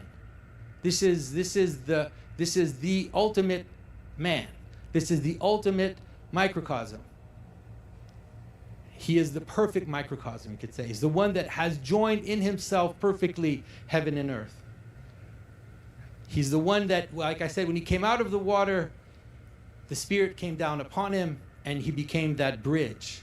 He manifested that ladder completely in the most perfect way. And so therefore, it is normal that his icon will have in it this relationship. Now, the image itself is fractal too, because the image has, of course, Christ's head at the top. In his head, he already has the pattern, but then he's doing different things on the left side and on the right side. On the right side, he is making a gesture with his hand, and on the left side, he's holding a book. Interesting. Now, the gesture that he's making with his hand can be interpreted in a few ways. It can be interpreted as that he's blessing, right? So he's blessing us. Originally, it was a gesture of address. That means I'm speaking, right? I am the one speaking. And so in the icon, that is in what Christ is holding, we also have this separation. We have something like a direct image of Christ, a direct relationship with Christ, which is the blessing, which is the speaking, which is the address. And then we have an indirect relationship, which is the written word, which is separated, which is external, which moves towards the external. Right? It is moving into the not that. It's more distant. It has, even Plato recognized that the spoken word, if I'm talking to someone, the spoken word is a direct, revelation of the person. And I can ask you, what did you mean? And we can continue until I get to the core of what you're saying. But if I have someone's book, there's a distance between me and the writer. There's that not that is manifesting itself, okay? And so one of the ways to understand it is, of course, to understand it as heaven and earth, but it won't surprise you that you can also understand the relationship of heaven and earth as center and periphery, right? As the middle, the core, the seed, the invisible place around which everything turns, and then the spokes of the wheel that move out into the periphery and become the axis, become the circumference of the wheel. This is important because if you want, circular symbolism is so present in universal symbolism. So we can understand it this way. We can understand it as a kind of radiant structure. And so it doesn't always have to be a ladder, right? It can also be a kind of radiation. So we have Christ again. Now the Christ, if you notice, now the Christ that's on the throne, he's the same Christ as the one that I showed you before, right? He's there, he's got the book, he's got the blessing, he's wearing the same type of clothing, he's doing the same kind of gesture, but now we've iterated the pattern. We've expanded it in order to make it, to multiply it. And so we've added these figures that are next to him. This is called the deicsis. If the image of Christ itself is the very basis of Christian iconography, the deicsis is second to it. Some of the oldest Christian images are this idea of Christ in the center and then saints on the side. And what's fascinating about the saints that are on the side is that they have characteristics, especially the ones that are close to Christ. So we tend to put certain people next to him. In the Orthodox tradition, we tend to have the Virgin on his right side and St. John the Baptist, St. John the Foreigner, on his left side. And so the right hand is the hand that brings towards the identity. Right? The left hand is the hand that moves away from the identity, or that moves into the outside, right? That goes out. Whereas the right hand is the one that brings in. Now here's already where you're going to start to see that this is not only positive, negative, it's structural. It's a structural reality. That is, it's the way that the world lays itself out. And so on the one hand, you have the Virgin that is covered, that is hidden, that is secret, that is interior. We say in the Orthodox Church that the Virgin is a mystery of the Church. Right? She is the mystery of the inside. She's the thing you discover after you've gone through all the catechesis and all the things outside, and as you enter in, then you discover the hidden aspect of the Church, which is represented as her. But not only that, even in her own story, there are beautiful images. One of the most powerful images of the Virgin is how she, it says that when the Magi came to see Christ and all of this was happening, it says that she gathered all these things in her heart. It's a beautiful image, but it's related to this, that she is the one who gathers. And if you've seen images in the West, there are some very powerful images where you see the Virgin standing and all the people gathered inside the doors, the doors of the church. It's kind of gathering in of the sheep into the central place. Whereas St. John the Baptist, St. John the Foreigner, he's wearing animal clothes, he's out in the wilderness, he's on the other side of the river, and he's screaming out that everybody should repent. And he says, destroy things. That's what he says, right? He says, make flat. Break everything down. Bring low all the things that are there. Make way for the Lord. So now you can start to see why sometimes you need things to die. Death is not always negative. Death can be really important. Sometimes you need things to be crushed. Sometimes you need things to get out of the way so that the good can manifest itself.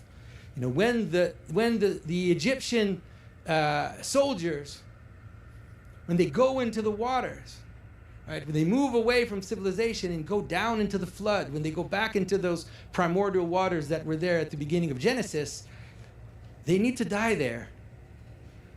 Right? They need to die there so that those that get out of the water can now move towards the mountain and go back up and encounter God at the top of the mountain. Right? And so the structure is, it's not like a moral structure. It is just the structure of being. That's why baptism is so important in Christianity, because baptism is dying. You need to die. You need things to break down. The things that aren't the right, or that are solidified in their improper way, they need the left hand. You know, they need the movement away from what it is that they're holding on to in order to then be attached to the right thing. And so the movement of the left and the right hand, of the mercy and the rigor, is part of how it is also that we move towards Christ. This moving away from the bad things is what makes it possible then to enter into Christ.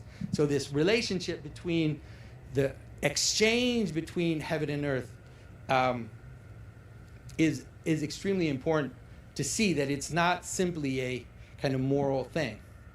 And once you start to kind of understand the radiant aspect of this symbolism, then you can also understand this, which is now, where's heaven in this image? Right. Heaven is here. Right. And she is the body. Now she's a body that is wider than the heavens. She is the cosmic body. She is the ultimate body. But you can kind of understand the relationship between the different images that you can use. So if you go back, let me go back here. And so this image is also represented here as the throne. Right, so Christ in his throne is now also this radiant imagery, which is the king and the throne, the head and the body. And this is here, okay? Now, once you have that, once you kind of have that basic structure of Christ as the seed, Christ as the head, Christ as the one that comes down from heaven, all of that, you have that as the basic structure, and you understand that in the icon of Christ, everything is kind of already there. You can keep expanding it. You can keep making it bigger. You can make an image like this, right? So this is the image of ascension. And in the image of ascension, now you have this going again. Now the Son of Man, now the Christ is appearing in the heavens as the head, and the body is gathered below on the earth. The Virgin is the ultimate image of the body, and around her are gathered all of the members of the body into the head. And this is a structural relationship, because this is how, next to the Virgin in this image, next to the Virgin and St. John the Foreigner, we have St. Peter on the side of the Virgin, and we have St. Paul on the side of St. John the Baptist. And those we call them the pillars of the church. And you could say that one is the apostle to the inside, St. Peter is the apostle to the Jews, and one is the apostle to the outside. St. Paul is the apostle to the strangers, right? To the nations. And so this structure is there in the idea of the pillars. This is actually reflected in very old biblical imagery.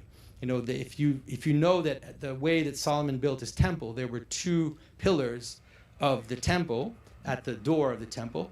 And one was called Yakin, which means foundation. And another was called Boaz. And Boaz is a little odder in terms of the meaning. It's something like strength. But if you know who Boaz is in Scripture, you know that he's the one who marries the stranger. That's kind of his job. He marries Ruth, who is the strange woman that comes from outside.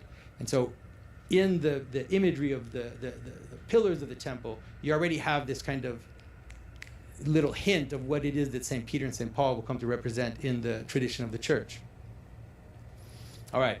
And so now what's mysterious about this image is just to help you kind of see that this is structural, that it's not next to the Virgin on her right is St. Peter, of course. Who do you think is on her left? Can you recognize him? Probably not. To her left is St. Paul. Now we have a problem. What's the problem? St. Paul wasn't there at the Ascension. Right? So why is he there? Why is St. Paul in the icon if he wasn't there at the Ascension? It's because this is real.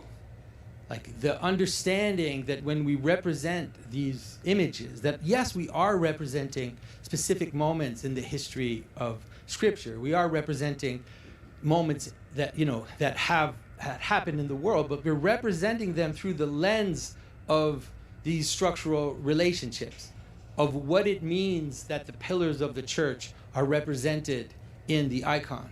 So it's more important to represent these two pillars in the church and to represent the relationship between Christ and the apostle to the Jews and the apostle to the Gentiles than it is to simply make a historically accurate image. And so now think about it. Now look at Christ up there. Well, Christ, what is he doing? He's blessing with his right hand. In his left hand, he doesn't have a book, but he has a scroll. So he has a written piece of text in his left hand. And so he's always the same image that we saw at the outset. But now that image is expanded, right? It's kind of laid out iteratively into the world. And the other elements are repeating the pattern that's in the icon of Christ. They're repeating it at a larger scale. So we have heaven and earth. We have Christ and his throne. And then we have the left hand and the right hand. We have those movements of moving towards the inside, moving towards the outside, this kind of cosmic, you could say, currents that move heaven towards earth and move earth towards heaven. Okay? Now, once you have this, then you can really blow it up. And you can have this. Right? So this is a three-dimensional representation of this. Right? It's if you take the icon of Christ and you expand it, then you have a new microcosm, you have a new image. And St. Maximus, on this point, he's very clear about it. He sees the structure of the church as the structure of man, like the architecture of the church. And he sees both of those as images of the cosmos. So he understands it. He already talks about this, how it's not just like I said, man as microcosm, but man, church, microcosm as these iterative patterns. So if you can see at the very top, you see Christ up in the dome. So now Christ is in the dome of heaven, that heaven, that the firmament that God creates in the first chapter of Genesis. It's a dome. The scientists are wrong. It's a dome. Yeah, they're not wrong. I'm joking. But what I mean is that if you go outside and you look up at the heavens, what do you see? You see a dome. You experience a dome. You experience this cover, right? This thing that goes all above us. So this is represented in the church, and often even in the dome we can have an image of ascension itself. The early domes had ascension in the dome. And then at the lower tier, above, if you look in this particular version, above near Christ are all the angels, because they're up in heaven. There are different ways of doing this. And then as you get lower on the hierarchy, you have all the stories and all the gathering of the saints that are there in the building. And of course, this also applies to us. We are also participating in the pattern. We're an iterative aspect of it. We are the gathered body inside this microcosm of the cosmos, right? And each of us is that structure. And not only each of us, but your heart also has that structure, right? In your heart, there is a church. St. Paul says temple. He didn't yet have, he didn't have those terms yet. But in you, your body, you are a temple, right? And especially your heart is an iterative version of this. So you can represent it from the inside like this. There are all kinds of ways you can do it. You can also represent it from the outside, like something like this. You can have a mountain with a church in the center and a steeple at the top. And then you can have a multiplicity, a body gathered around it, and ultimately the waters below. Right? And there are all these ways that you can represent it. And of course, the heavenly Jerusalem is the final, ultimate version of this. But now if we look at this image again, there might be something that you didn't notice about the image. So if you see Christ if you see the saints, you see these monks, they're going up the ladder. And then Christ is at the top of the ladder, because he's in heaven. And he is bringing the saints up, like he's taking them into heaven above. But what's fascinating about this is if you look at the image, you'll see that there are angels on the right side of Christ. So not our left side. Can you see the angels up against the ladder? So on Christ's right side, there are angels that are kind of helping the monks go up the ladder. And then on the left side of Christ, there are demons, right, that are pulling the monks away from the hierarchy, right, and are bringing them down into death. But already, even at the bottom of the icon is separated into two. And so on the right side, you could call it the way in which heaven manifests itself on earth. You have the church that's on the right side, and then you have death and chaos and devouring on the left side, right? And then ultimately this leads to the icon of the Last Judgment, which has kind of all of it together. This is like one of the most cosmic images that Christians have ever come up with, because it has the entire pattern in it. You see Christ, he's not holding a scroll though in this one. In this one, he's gesturing down.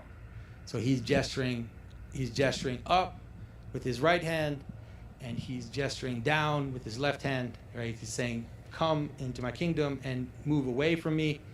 But you can see that in heaven, we have the same structure. We have the Mother of God, Mary, on his right hand. We have St. John the Foreigner on his left hand. We have St. Peter next to the Mother of God as the first apostle in the throne. We have St. Paul as the first apostle on the left side. And so it's not completely a right, good, left, bad. It's really structural. And then that comes all the way down the icon, which is that at the bottom of the icon down here, on that side, you have earthly paradise, right? You have the gathering. Do you ever wonder, that image that in the Bible it says that the dead people are gathered in the bosom of Abraham? Do you ever think that was weird? You probably should think it's weird, because it's very weird. It's a very weird image. Why are the saints, and you see it here, you see the old man sitting on that side? He has a piece of cloth. Let me show you. Right here. he has a piece of cloth, and in it are all these little heads inside the piece of cloth, because he's gathering the saints in his bosom. Okay? Why? Think about what it is that I talked about.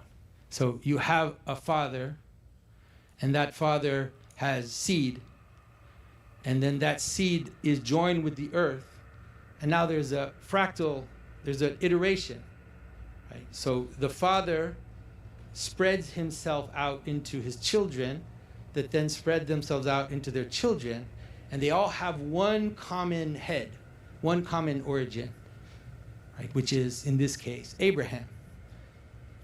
In the story, in the scripture, they could have had Adam up there too, right? This idea that we're all gathered into Adam, right? Because Adam is the origin of all of us, and so there's this fractality and iterative multiplication that happens. So in heaven here, it's beautiful because you have all these images of gathering in, right? And so you have the Mother of God, who is also not just in paradise, but is paradise. This is what's great about these, is that Abraham is not just in paradise. Abraham is paradise. You understand? He is an iteration of paradise. That is, the saints gathered into the bosom of Abraham is an iteration of paradise. Just like the saints gathered into the Mother of God, gathered into the church, gathered into the body, is also an iteration of paradise. So they are in paradise, but they also are paradise. And this figure there, the first one, who's holding a cross, do you know who that is? That's right. It's the thief. When Christ was on the cross, one of the things he did was iterate the tree of the knowledge of good and evil, or good and bad. Good thief, bad thief. And he became the judge already on the cross. The last judgment already happened on the cross, folks. He became the one that gathered the good into his kingdom, and the bad was cast away, you could say. Right? And so that's why the good thief makes sense. He's the first in paradise. Jesus says, today you will be with me in paradise. But he's also paradise. He's also an image of paradise itself, right? So this is really, I don't want to go into too much detail, but what I was hoping that you could see is this iterative process of how all of Christian tradition is made out of the structure of Christ.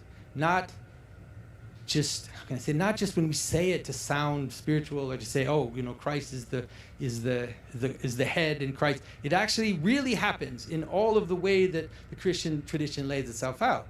I'm just giving you, obviously, the liturgical, iconographic versions of that.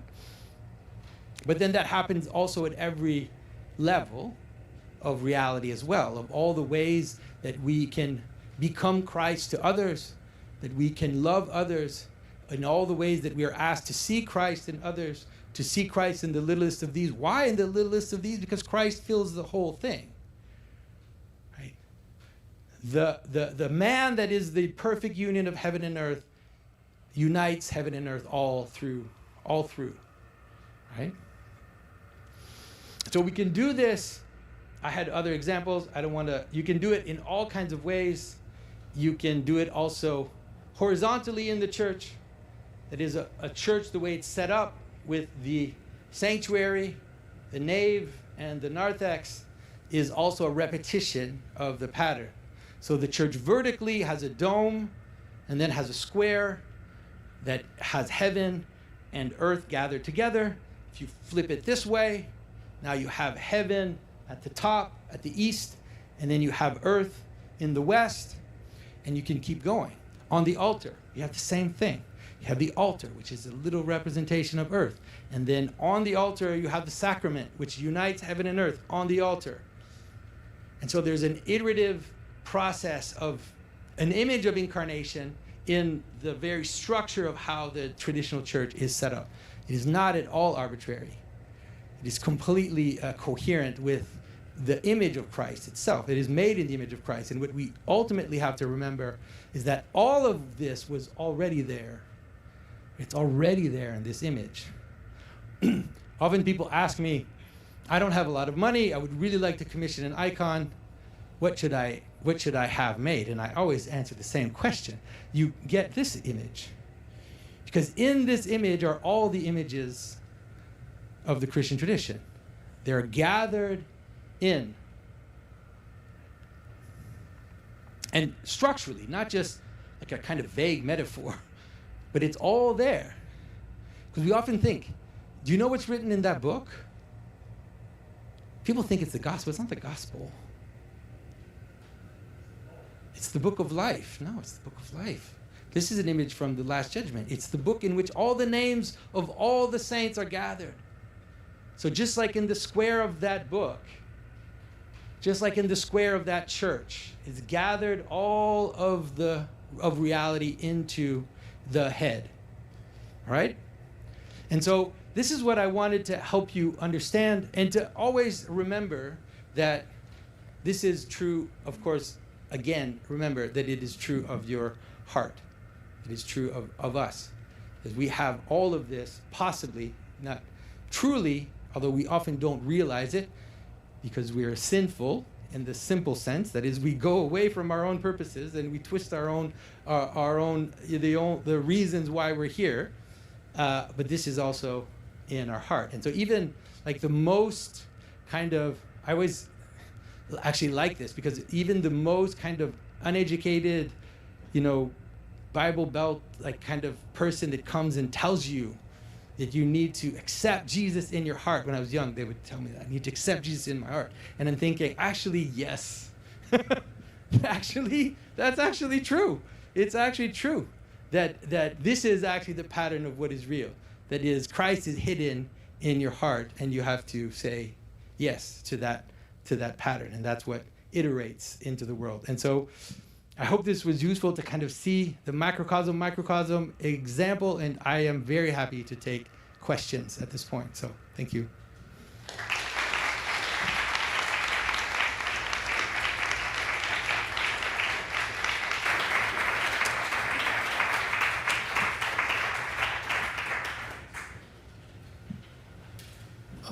Thank you so much. That was amazing. The right and the left, like Ian McGilchrist, Master and His Emissary, the right tries to go towards the kind of oneness, the unity, and then the left breaks things down into all its bits, like you were describing the body decomposing and everything coming towards, and it's kind of amazing that, isn't it? It's really a universal pattern. You see it in the Hermetic tradition. They have this concept of coagula solve, that is how things coagulate towards one and how they dissolve into many. And this is really, it's everywhere. And so McGilchrist is tapping into, the difference that I love Ian, by the way, I consider him a friend. But the only difference that I have with Ian, and maybe he's almost there as well, is to say that this is not caused by your brain, right? That your brain is a reflection of a pattern that is much deeper, right? The reason why our brain is this way is because the world is that way, right? And that there is no other real way to deal with the world except for those two possibilities. The possibility of, like you said, wholeness and division. This is absolutely necessary.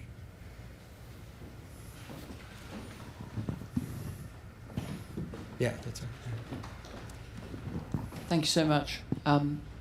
So you just said that this pattern is a universal pattern that appears in many places. One of the people you spoke about is Aristotle, form and matter.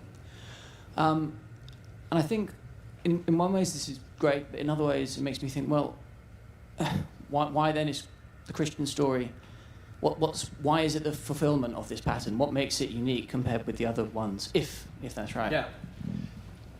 I think there are two ways, especially in relationship to Greek thought. The fathers and especially in the Orthodox tradition, we do have this idea that in some ways the philosophers were Christians before Christ. As Justin Martyr says, if you go to a monastery at Mount Athos, you'll see that in the narthex, in the outer part of the church, they have representations of the philosophers, because in some ways they were kind of hints. one of the difficulties of people like Aristotle is that there was a lack of deep participation in this mystery, you could say. And so it seems like Aristotle, for example, was at a time when his own religious traditions were kind of shaky, and he was struggling to see the connection between the truth that he was seeing in the philosophical world and the religious underpinning of his own world. And one of the things that Christianity does is that in the person of Christ and then in the tradition of Christ, all of that gets joined together. So we don't have a philosophical tradition that is apart from our religious practice, right? Those two things are together. And also, I think that for sure, some of the intuitions that some of these philosophers had, he didn't go to the end. That is that, a Christian will understand that the slave is as much an image of Christ as the king. That's something that I'm not sure Aristotle was willing to completely kind of see. And so there's an aspect which is this filling up of the world with the presence of Christ also yielded a reality that didn't exist. The last part of this is something that I haven't really talked about, which is that you really have to understand heaven as giving itself. And I didn't go into it too much. There's enough you can do in an hour. But we tend to understand hierarchy and identity, especially post-World War II. We tend to understand it as tyranny always, right? Identity is tyranny. Order is a form of tyranny and all of that. But Christian order, at least ideally what it's supposed to be, is actually a kind of emptying. So heaven actually gives itself. That's why the image that St. Paul uses as a loving encounter between a husband and a wife, that is the way in which this reality is understood, as a kind of sexual union of self-giving. And so that's why, of course, Christ on the cross, I think, would have been quite scandalous to someone like Aristotle, to understand that, in fact, the highest thing is the one that gives itself completely and empties itself. And that's actually how Christ fills up the world. It's actually a solution to hierarchy. Christianity offers a solution to hierarchy that I think the ancients couldn't totally grasp. The image of Christ washing the feet is one of my favorite images in Scripture, because people often think that in some ways Christianity is especially in the modern world, we tend to want Christianity to in some ways be anti-hierarchical, kind of anarchic in its fundamental principles. But the story of Christ washing his disciples' feet is beautiful because he is the master, right? He is the head. And all the people there, they're his body, they're his disciples, they're his followers. And then Christ comes to the disciple and says, okay, now I'm going to lower myself before you. And what's wonderful about the story is that, of course, the disciples don't say, well, it's about time, because we've been kind of waiting for you to step down a notch. No. St. Peter says, no, how could this be? No. And then one of the most beautiful passages, I think, in Scripture is Christ commands Peter to accept his sacrifice. He says, this is how I'm the master. Now shut up and let me wash your feet. Right? Let me serve you. And it's a beautiful kind of image of what hierarchy could be, right? Of what hierarchy could be in Christ. The idea of our leaders that live in self-sacrifice towards the people and the people that follow and serve, knowing that their existence is in self-sacrifice. It's a rare occasion that happens, but we have at least the ideal.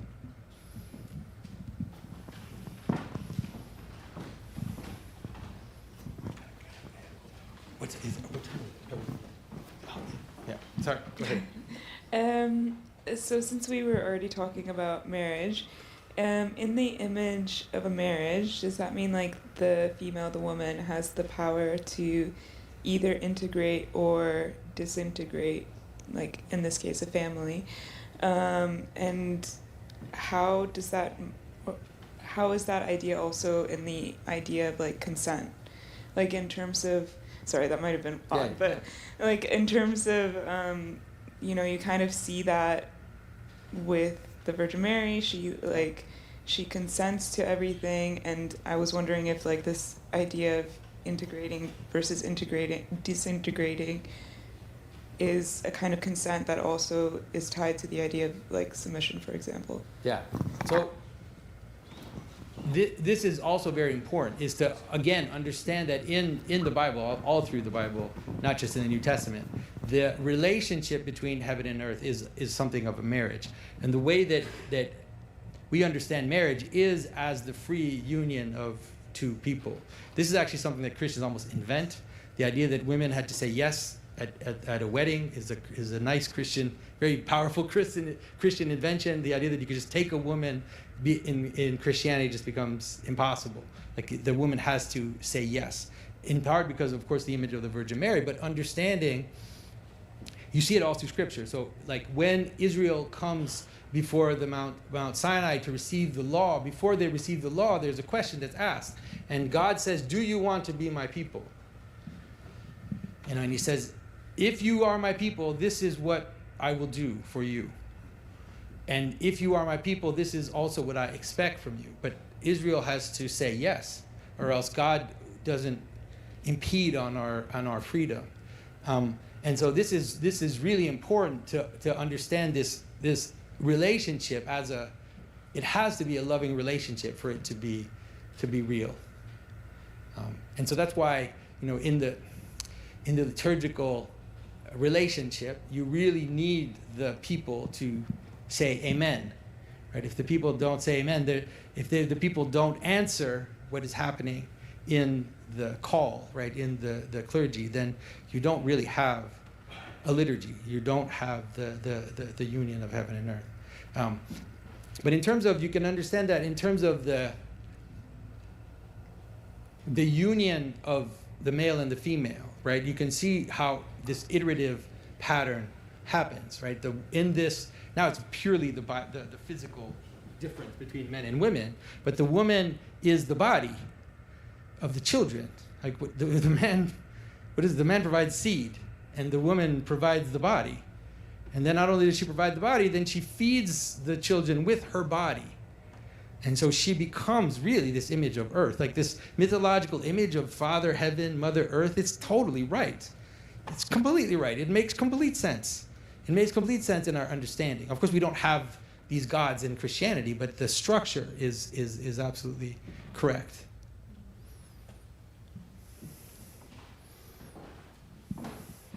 Yeah, I mean, I don't know.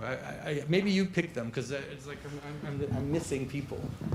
I was going to, but then I... yeah, thank you. So you talked about good and evil, but you said they were more structural rather than ethical.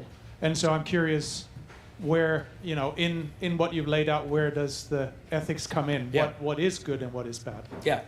And so evil is the deliberate doing of bad.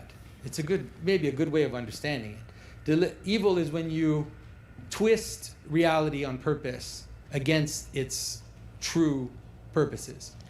For whatever reason, usually for selfish reason, usually it's related to wanting to accrue to yourself things that shouldn't go to you. Then you sin and you twist the world. You see it already, like in the interaction between Eve and the serpent. You see how things get twisted right away, because the serpent says something, and God said that we should not eat of it, that we should not even touch it. You're like, oh, wait a minute, something's already gone off here. There's already something that's kind of starting to twist, and things get twisted, and the especially after the fall, you really see what sin is, because you see that what Adam does is he protects himself. That's usually why we sin. We sin he blames Eve, he blames the serpent. He tries to do the very opposite of giving himself and sacrificing himself. You could almost, you could imagine, this is maybe, as some people tell me I'm heretical, but you could maybe imagine that when God said, did you eat of the fruit? If Adam had said, yes, it's my fault. But instead he said, no, them, and then starts to cover himself, starts to protect himself, right? Starts to separate himself. Already you see death is happening. When people say, after Adam and Eve ate the fruit, they didn't die, it's like, yeah, they did, right away. because they covered themselves and separated themselves from each other. And then they separated themselves from God. And then they blamed each other. And you can imagine the body just kind of just splitting.